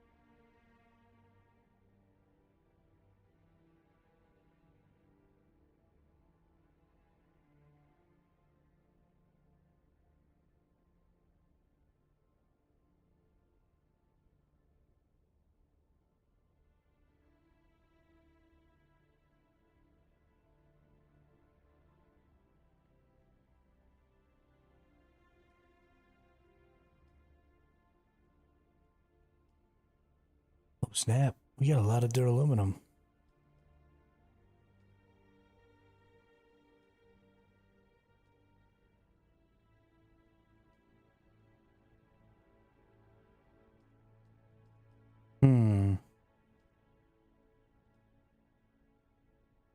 This might be the next thing we make. Just go ham on it. Make an assault copter. No, we need to get our stupid fucking infrastructure right first. But I want a ornithopter.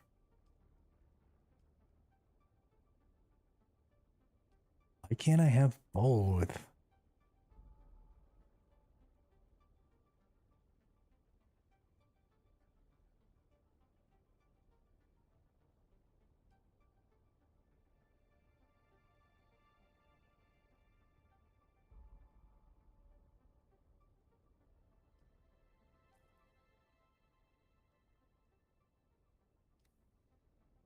I think I'm gonna go get some water from the water spot here in a minute. Because we'll just wait for the due time. And then I'm gonna go back out into the deep desert and maybe do some testing stations.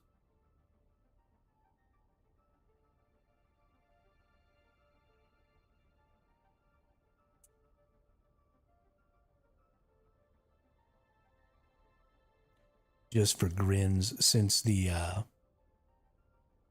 PvE testing stations don't require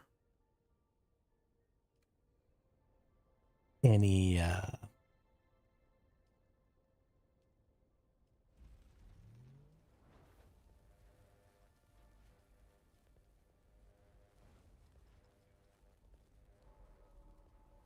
the loot is instanced. Sorry. Brain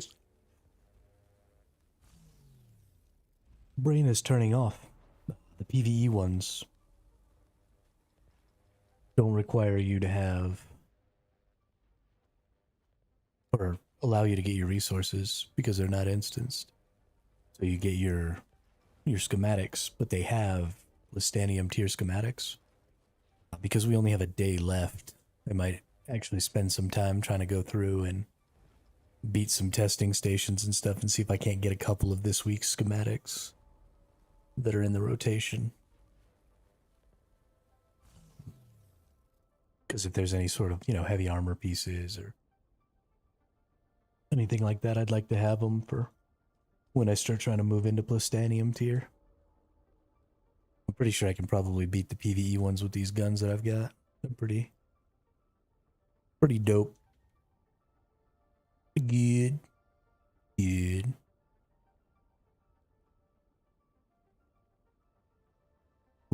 we'll get this water done. We'll trigger a bunch of more duraluminum, so when we come back, we can build another water trap. And while we're out doing testing stations, we'll see if we can't get some freaking some spice. If there's any melange out there.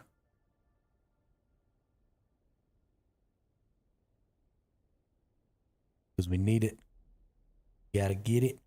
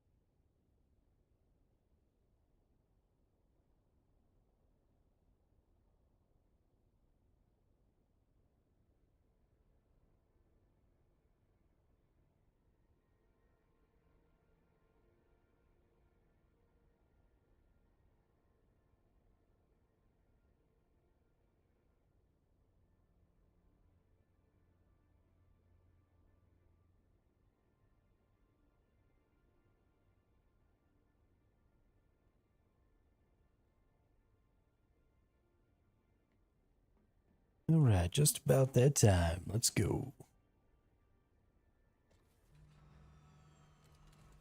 Rolling down the streets, smoking Indo, sipping on gin and juice. Laid back.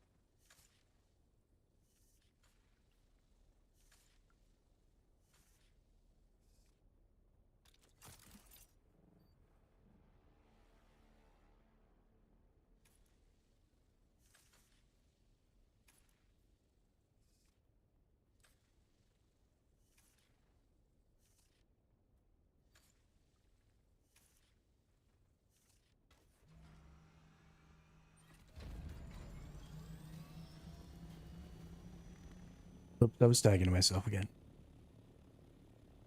Silly me.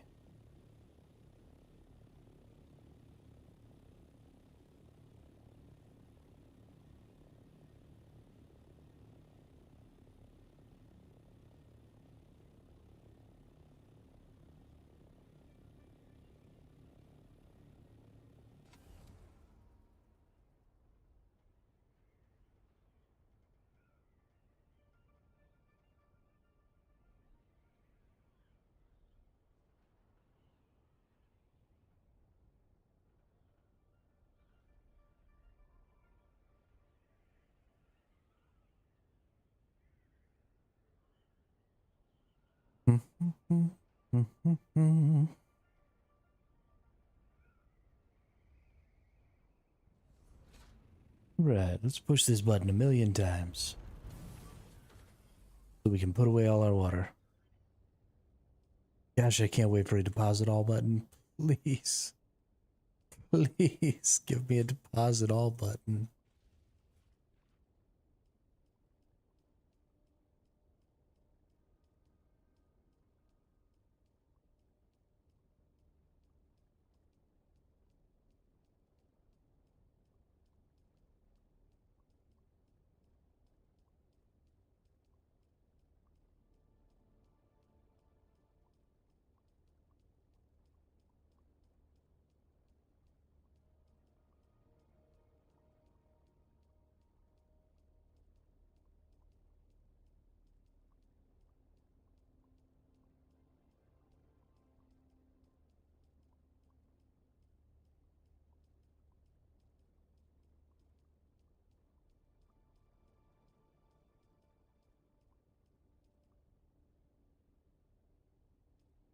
All right. We got it. 210 clicks. Holy shit.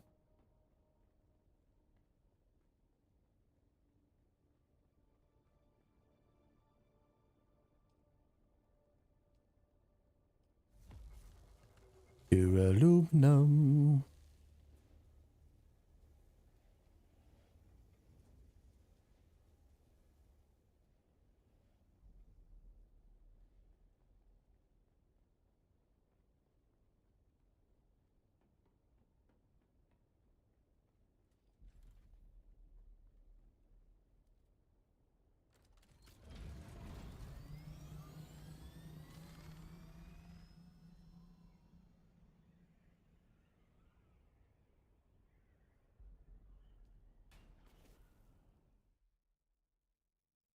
It just binked off the wall there.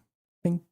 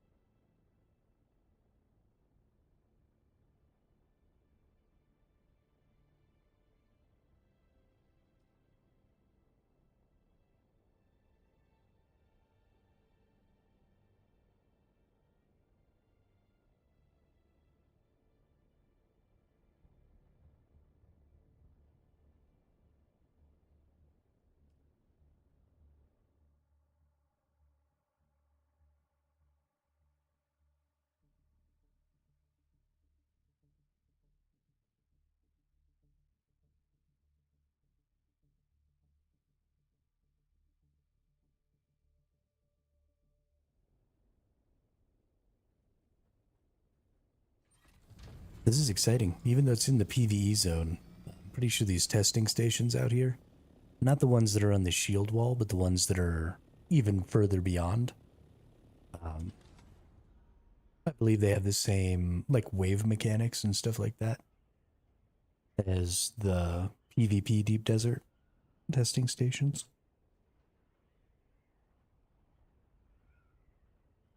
And I've actually never done one of them before, so I'm fairly excited here. Somebody's got a big old base with nothing in it. One little lonely tractor.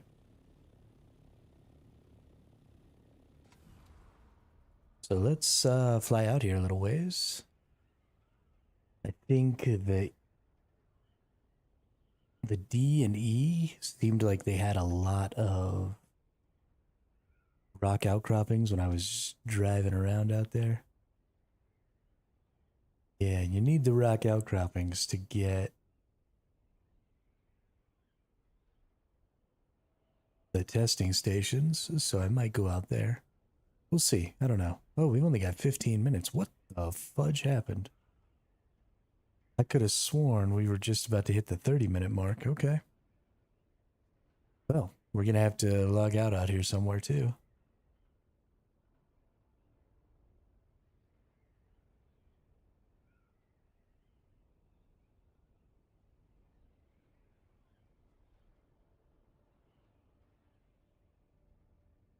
So let's go ahead. We'll drop a probe.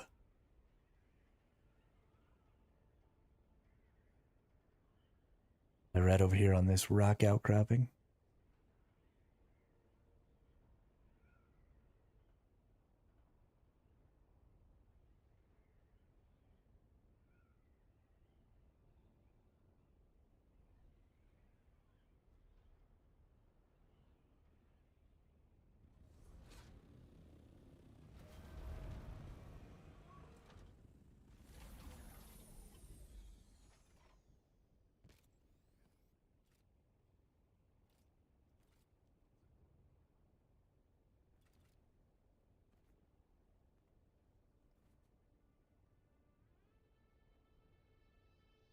Oop.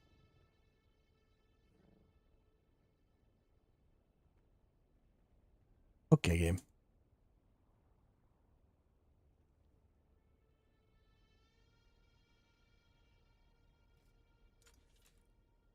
Ew.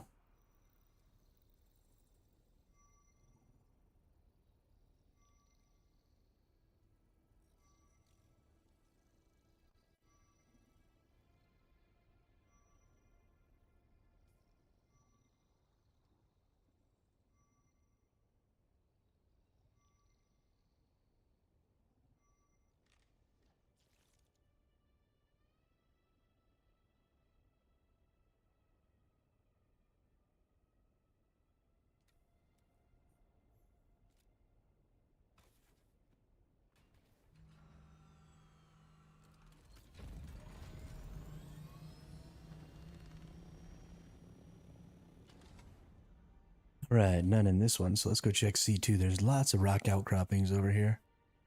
So it seems fairly likely.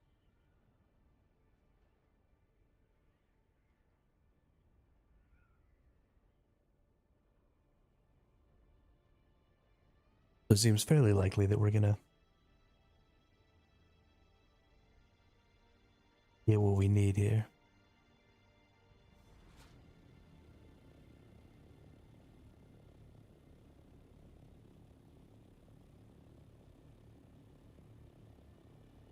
Big old rock outcroppings over there.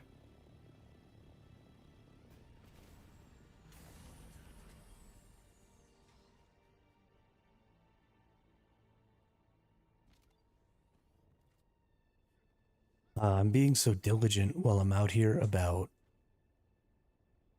putting my vehicle away because there are some hacks and stuff running around that don't seem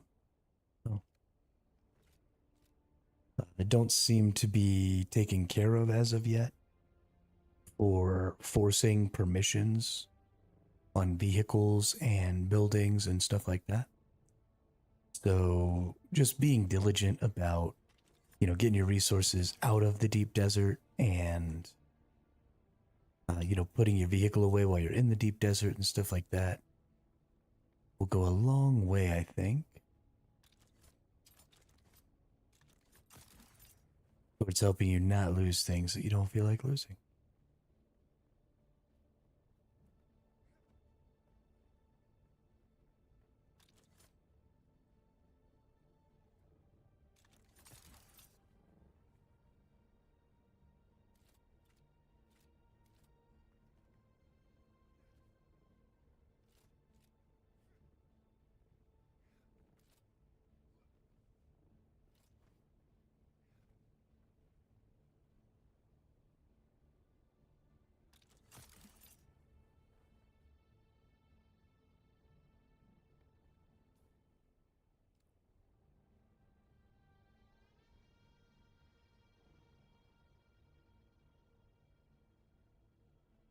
I bet you once I get over here, it's going to tell me I can't do the survey here.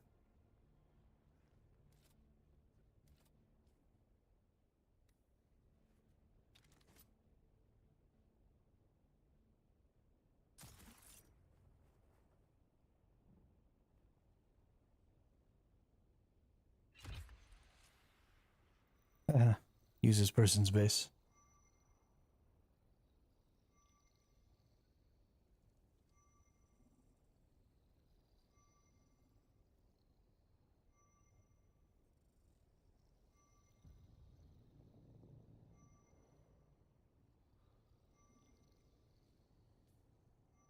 Surely over in all this mess, there's going to be... Oh my goodness, there isn't one.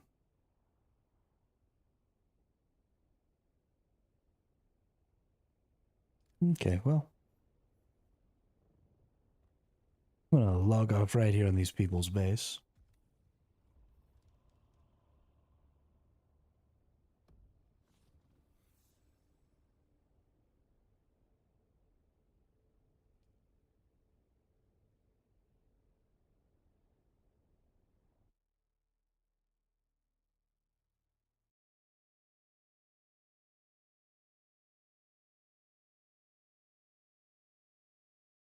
Oops, I forgot.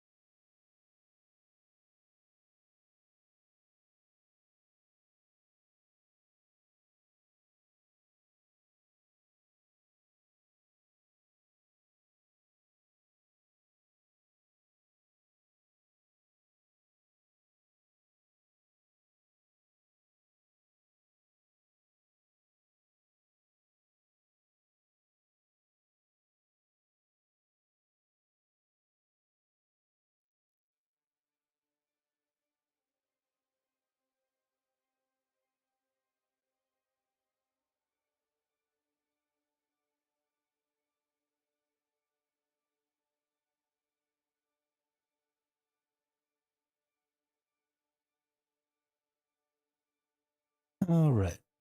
We're getting back. Oop.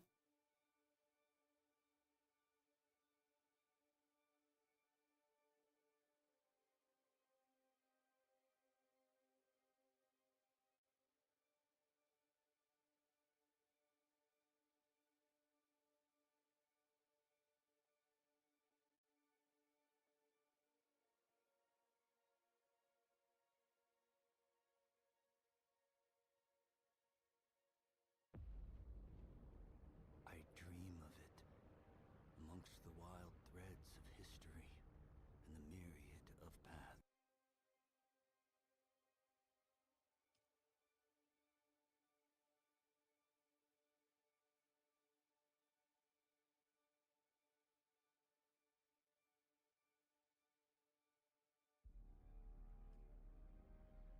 Let me in. I need to play video game. Cannot live without video game.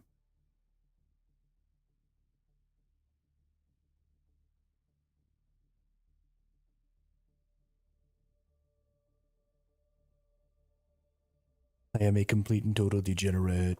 Video game.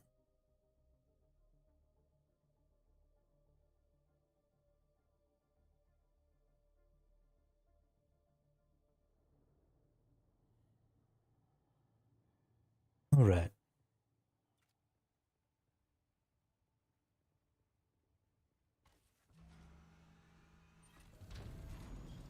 Thanks for letting me use your base there, fellas.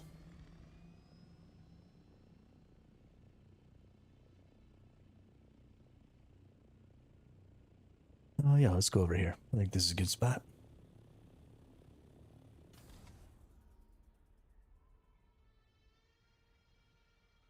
Plenty of rock outcroppings where there might be a testing station. I need testing station.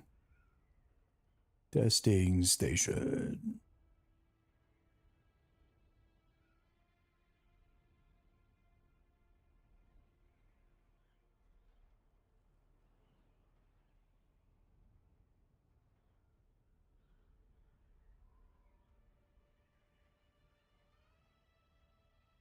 Oh, the moon looks huge. There's 2 moons. I didn't know Arrakis had 2 moons. Ooh.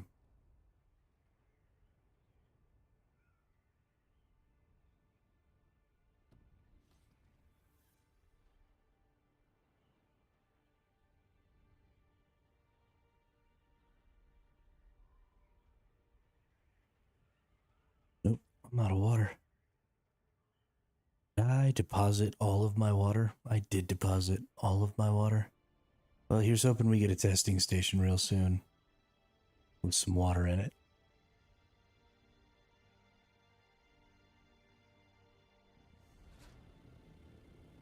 'Cause I'm a freaking dum-dum. And I didn't bring any water with me.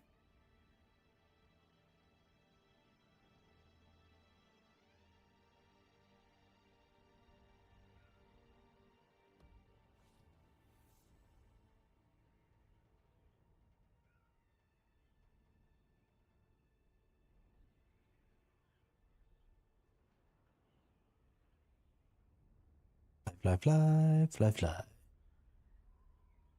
Fly, fly, fly, fly, fly.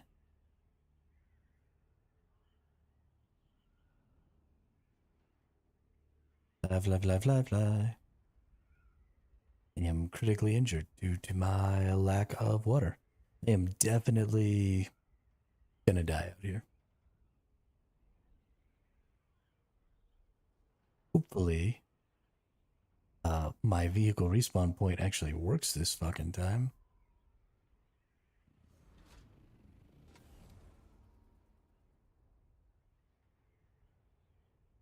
And I can respawn at my vehicle. Otherwise, honestly, I don't know what I should do. Should I hope that I can respawn at my vehicle?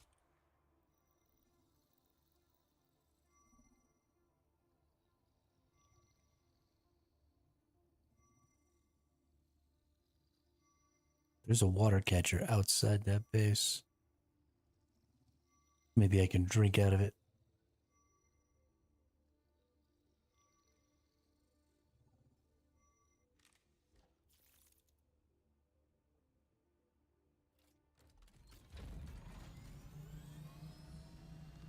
Okay, it's not giving me the do you want to change your respawn. Can I has water? No access. No. No. Okay, well, here's hoping that my vehicle respawn actually works.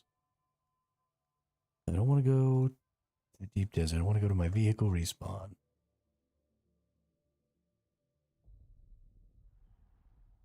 Hey. I'm not totally effed. There are, however,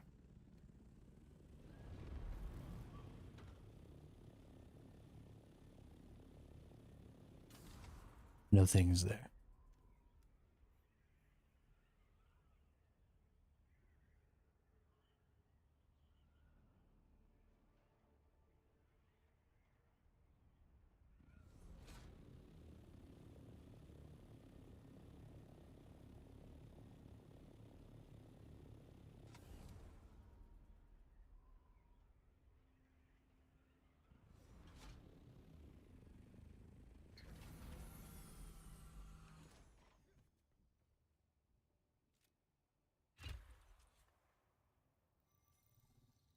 All right, game. Show me the money. This is even Sector E. I'll take one in the PvP. No, that's not true. I won't go to the PvP. I'll just get shitted on out there.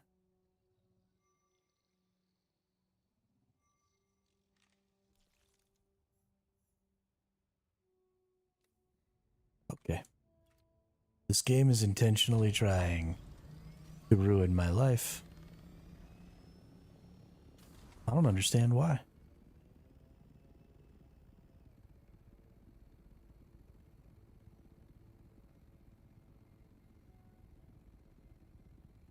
I also don't understand why I need thopter noises when I'm in glide mode. I don't need thopter noises while I'm in glide mode. I need glide noises, which is no noise. We're not flying. We're falling with style.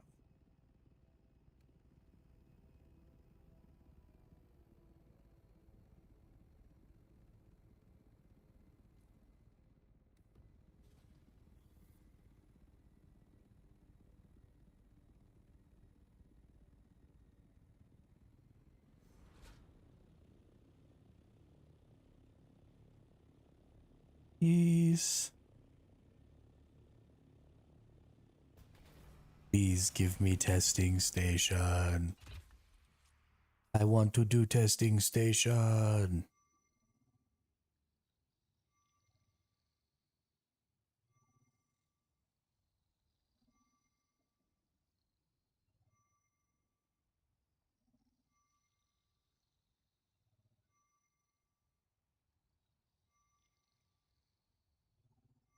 Area needs surveying my ass.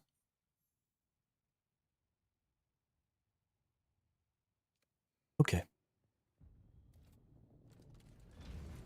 That's fine. That's perfectly fine.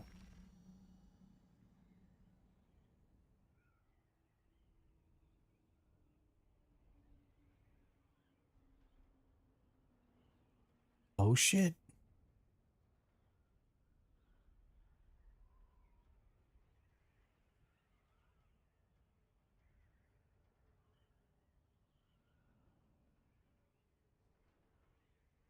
I've been seeing a lot of thopters out here in the deep. A lot of them. PvE change, while I don't think it was a great idea, has definitely given a lot more people the courage to come out here and just look around.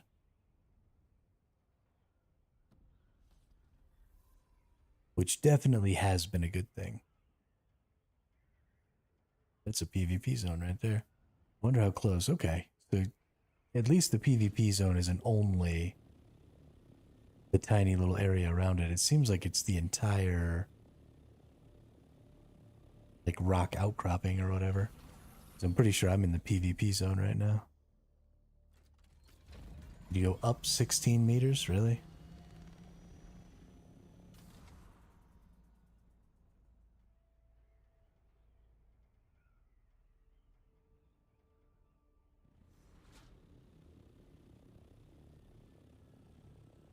Yeah, I had to come all the way out here to get into PvE. That's actually kind of crazy. Hope that worm's gonna eat that ship. That's too bad. I would have liked to get that ship.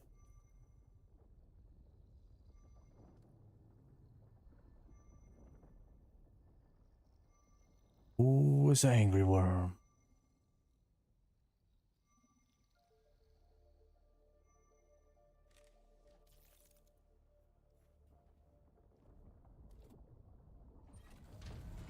Yum.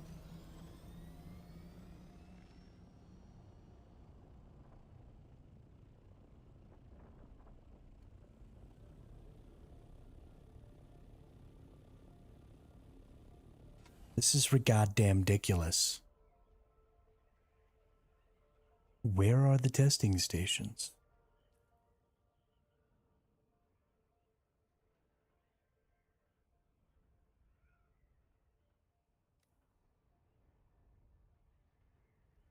Look at this, I'm out of water again. I'm gonna die again. Thankfully, I've got Trooper and I've got Mentat kind of buffed up, so I don't lose tons of durability on stuff. Actually, probably level up the Trooper ones again, but Mentat's pretty good.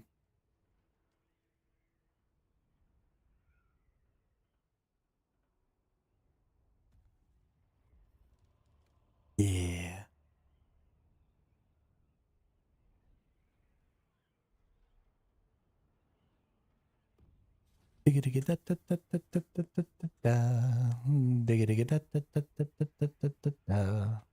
If for no other reason than the fact that you want to keep your good uniques around longer, you almost have to have those Trooper and Mentat ones.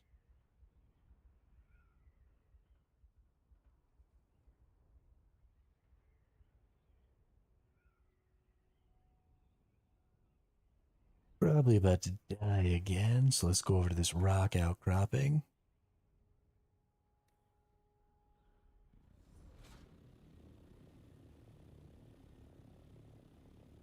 We're just gonna die our way to a testing station. I don't want to go all the way back to base.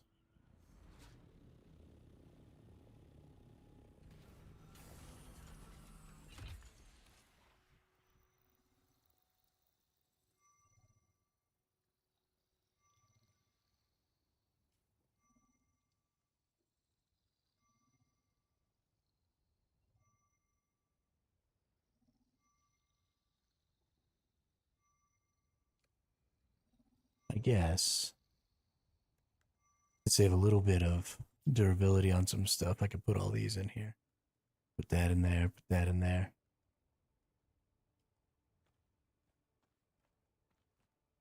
Seems like a generally good idea.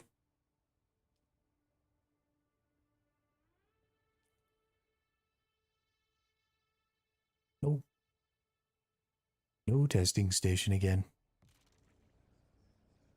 This is ridiculous.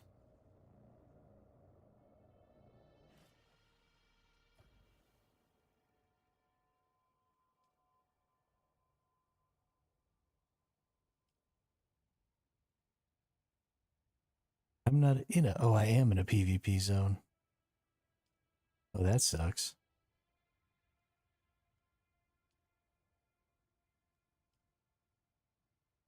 There's a testing station here. That's fucking comical. Or not a testing station, a control point. This fucking game sometimes, man.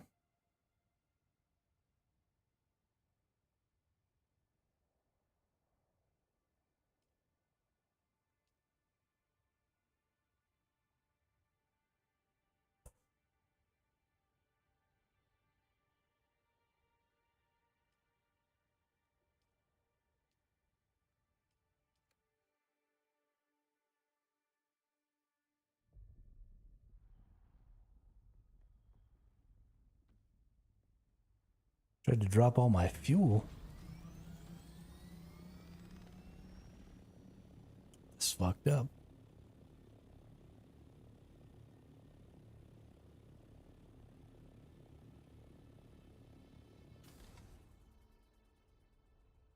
What the state of the lands rad looks like.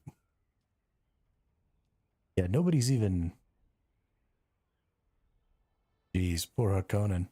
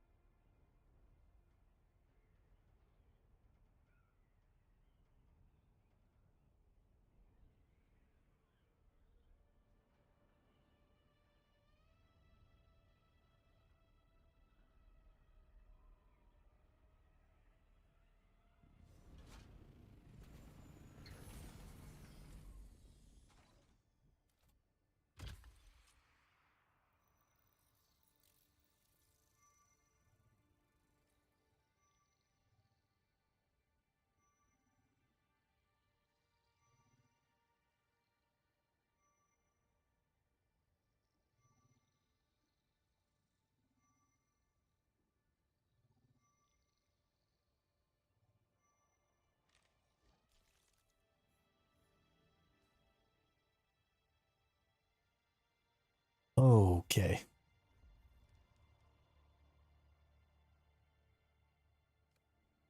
Guess we're gonna head back home then.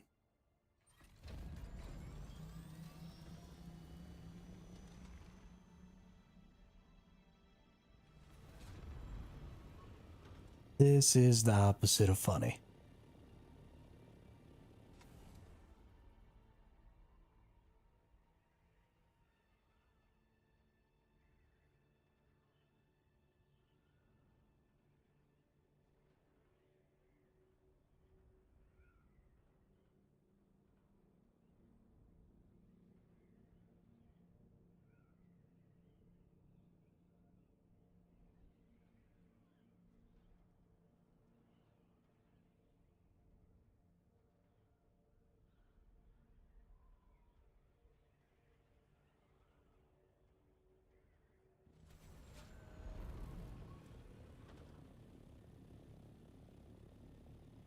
Oh no.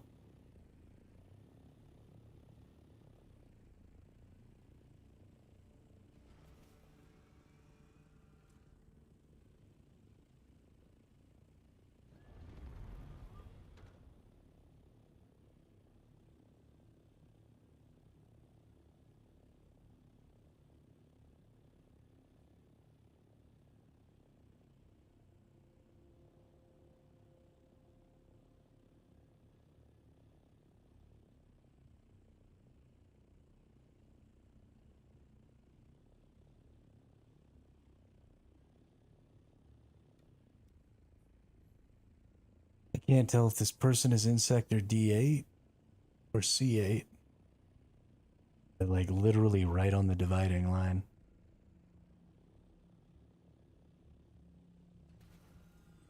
Let's see, can I see a pilot?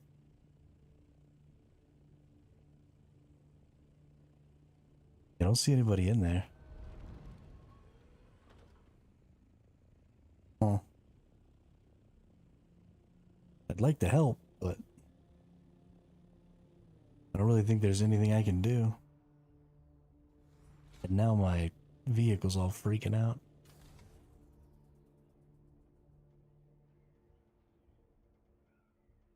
Sorry, duder. You're on your own. Hope you have an extra flying vehicle so you can get out there, because otherwise you're up shit creek.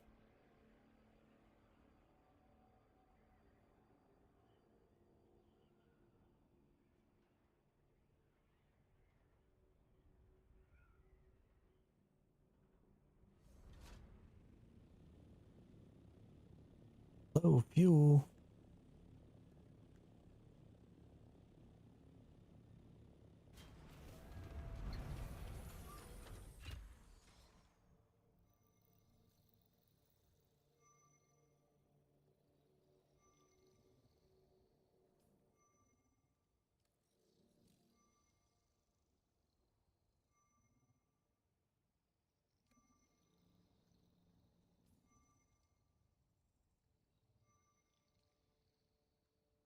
Just a bunch of levels from doing all these scans, at least. That's nice.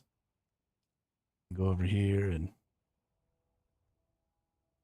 look. We want the assault thruster and the assault rocket launcher. Not enough points. And no testing stations. Okay, well, Hermit is fucking angry.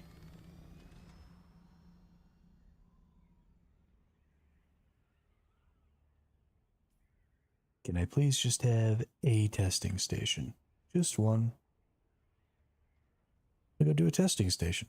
It's not that big of a deal.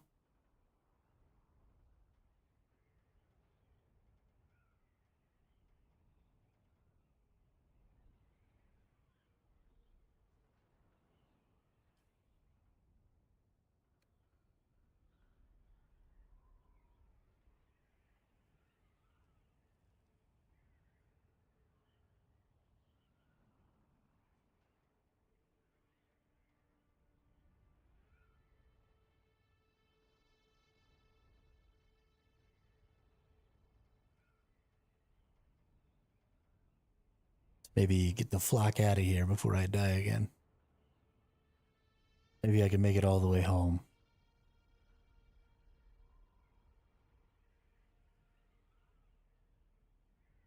Get a sip of that sweet, sweet water.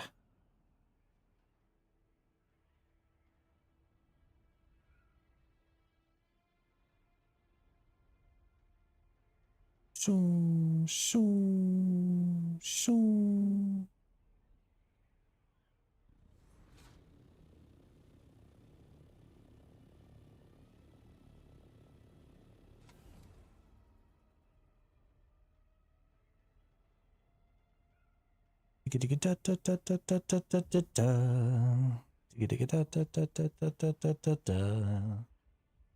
Critically injured again.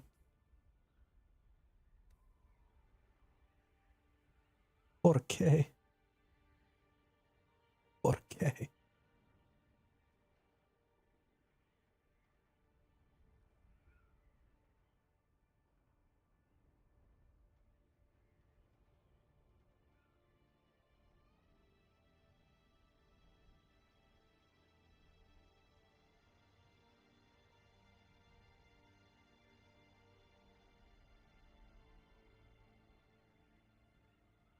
Well, here's hoping nothing bad happens when I pass through here with basically no hit points. As far as I know, you can't die on the world map, even if you run out of water and fuel and stuff out there. Nothing really happens to you. So, let's see. Wonder if I'll keep losing health while I'm out here and then just like spawn in dead when I get back to base. Or when I get back to Haga Basin.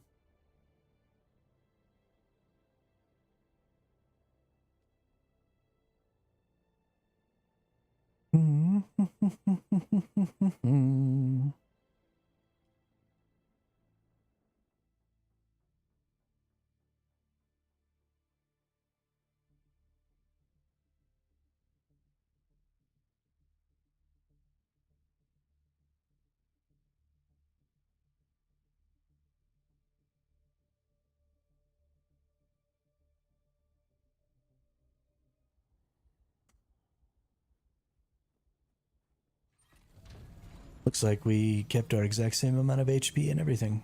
So that's honestly kind of good to know.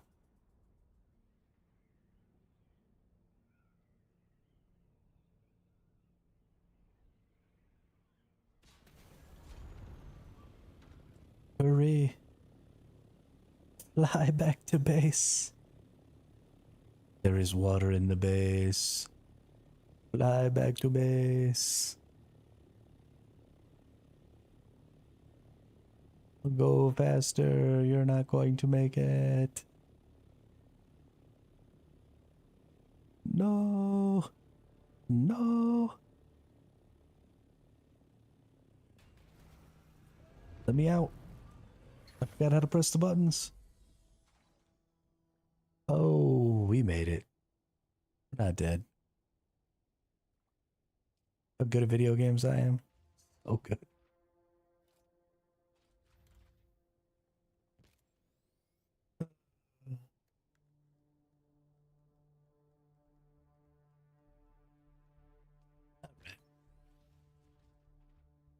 I think that's probably what we're calling it for the day. I am a little agitated by how hard it was to try and find a fucking testing station out there.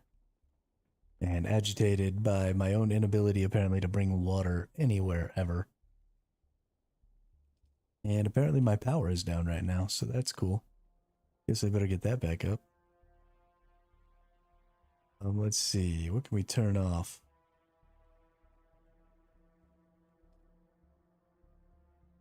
General settings, disable. There we go.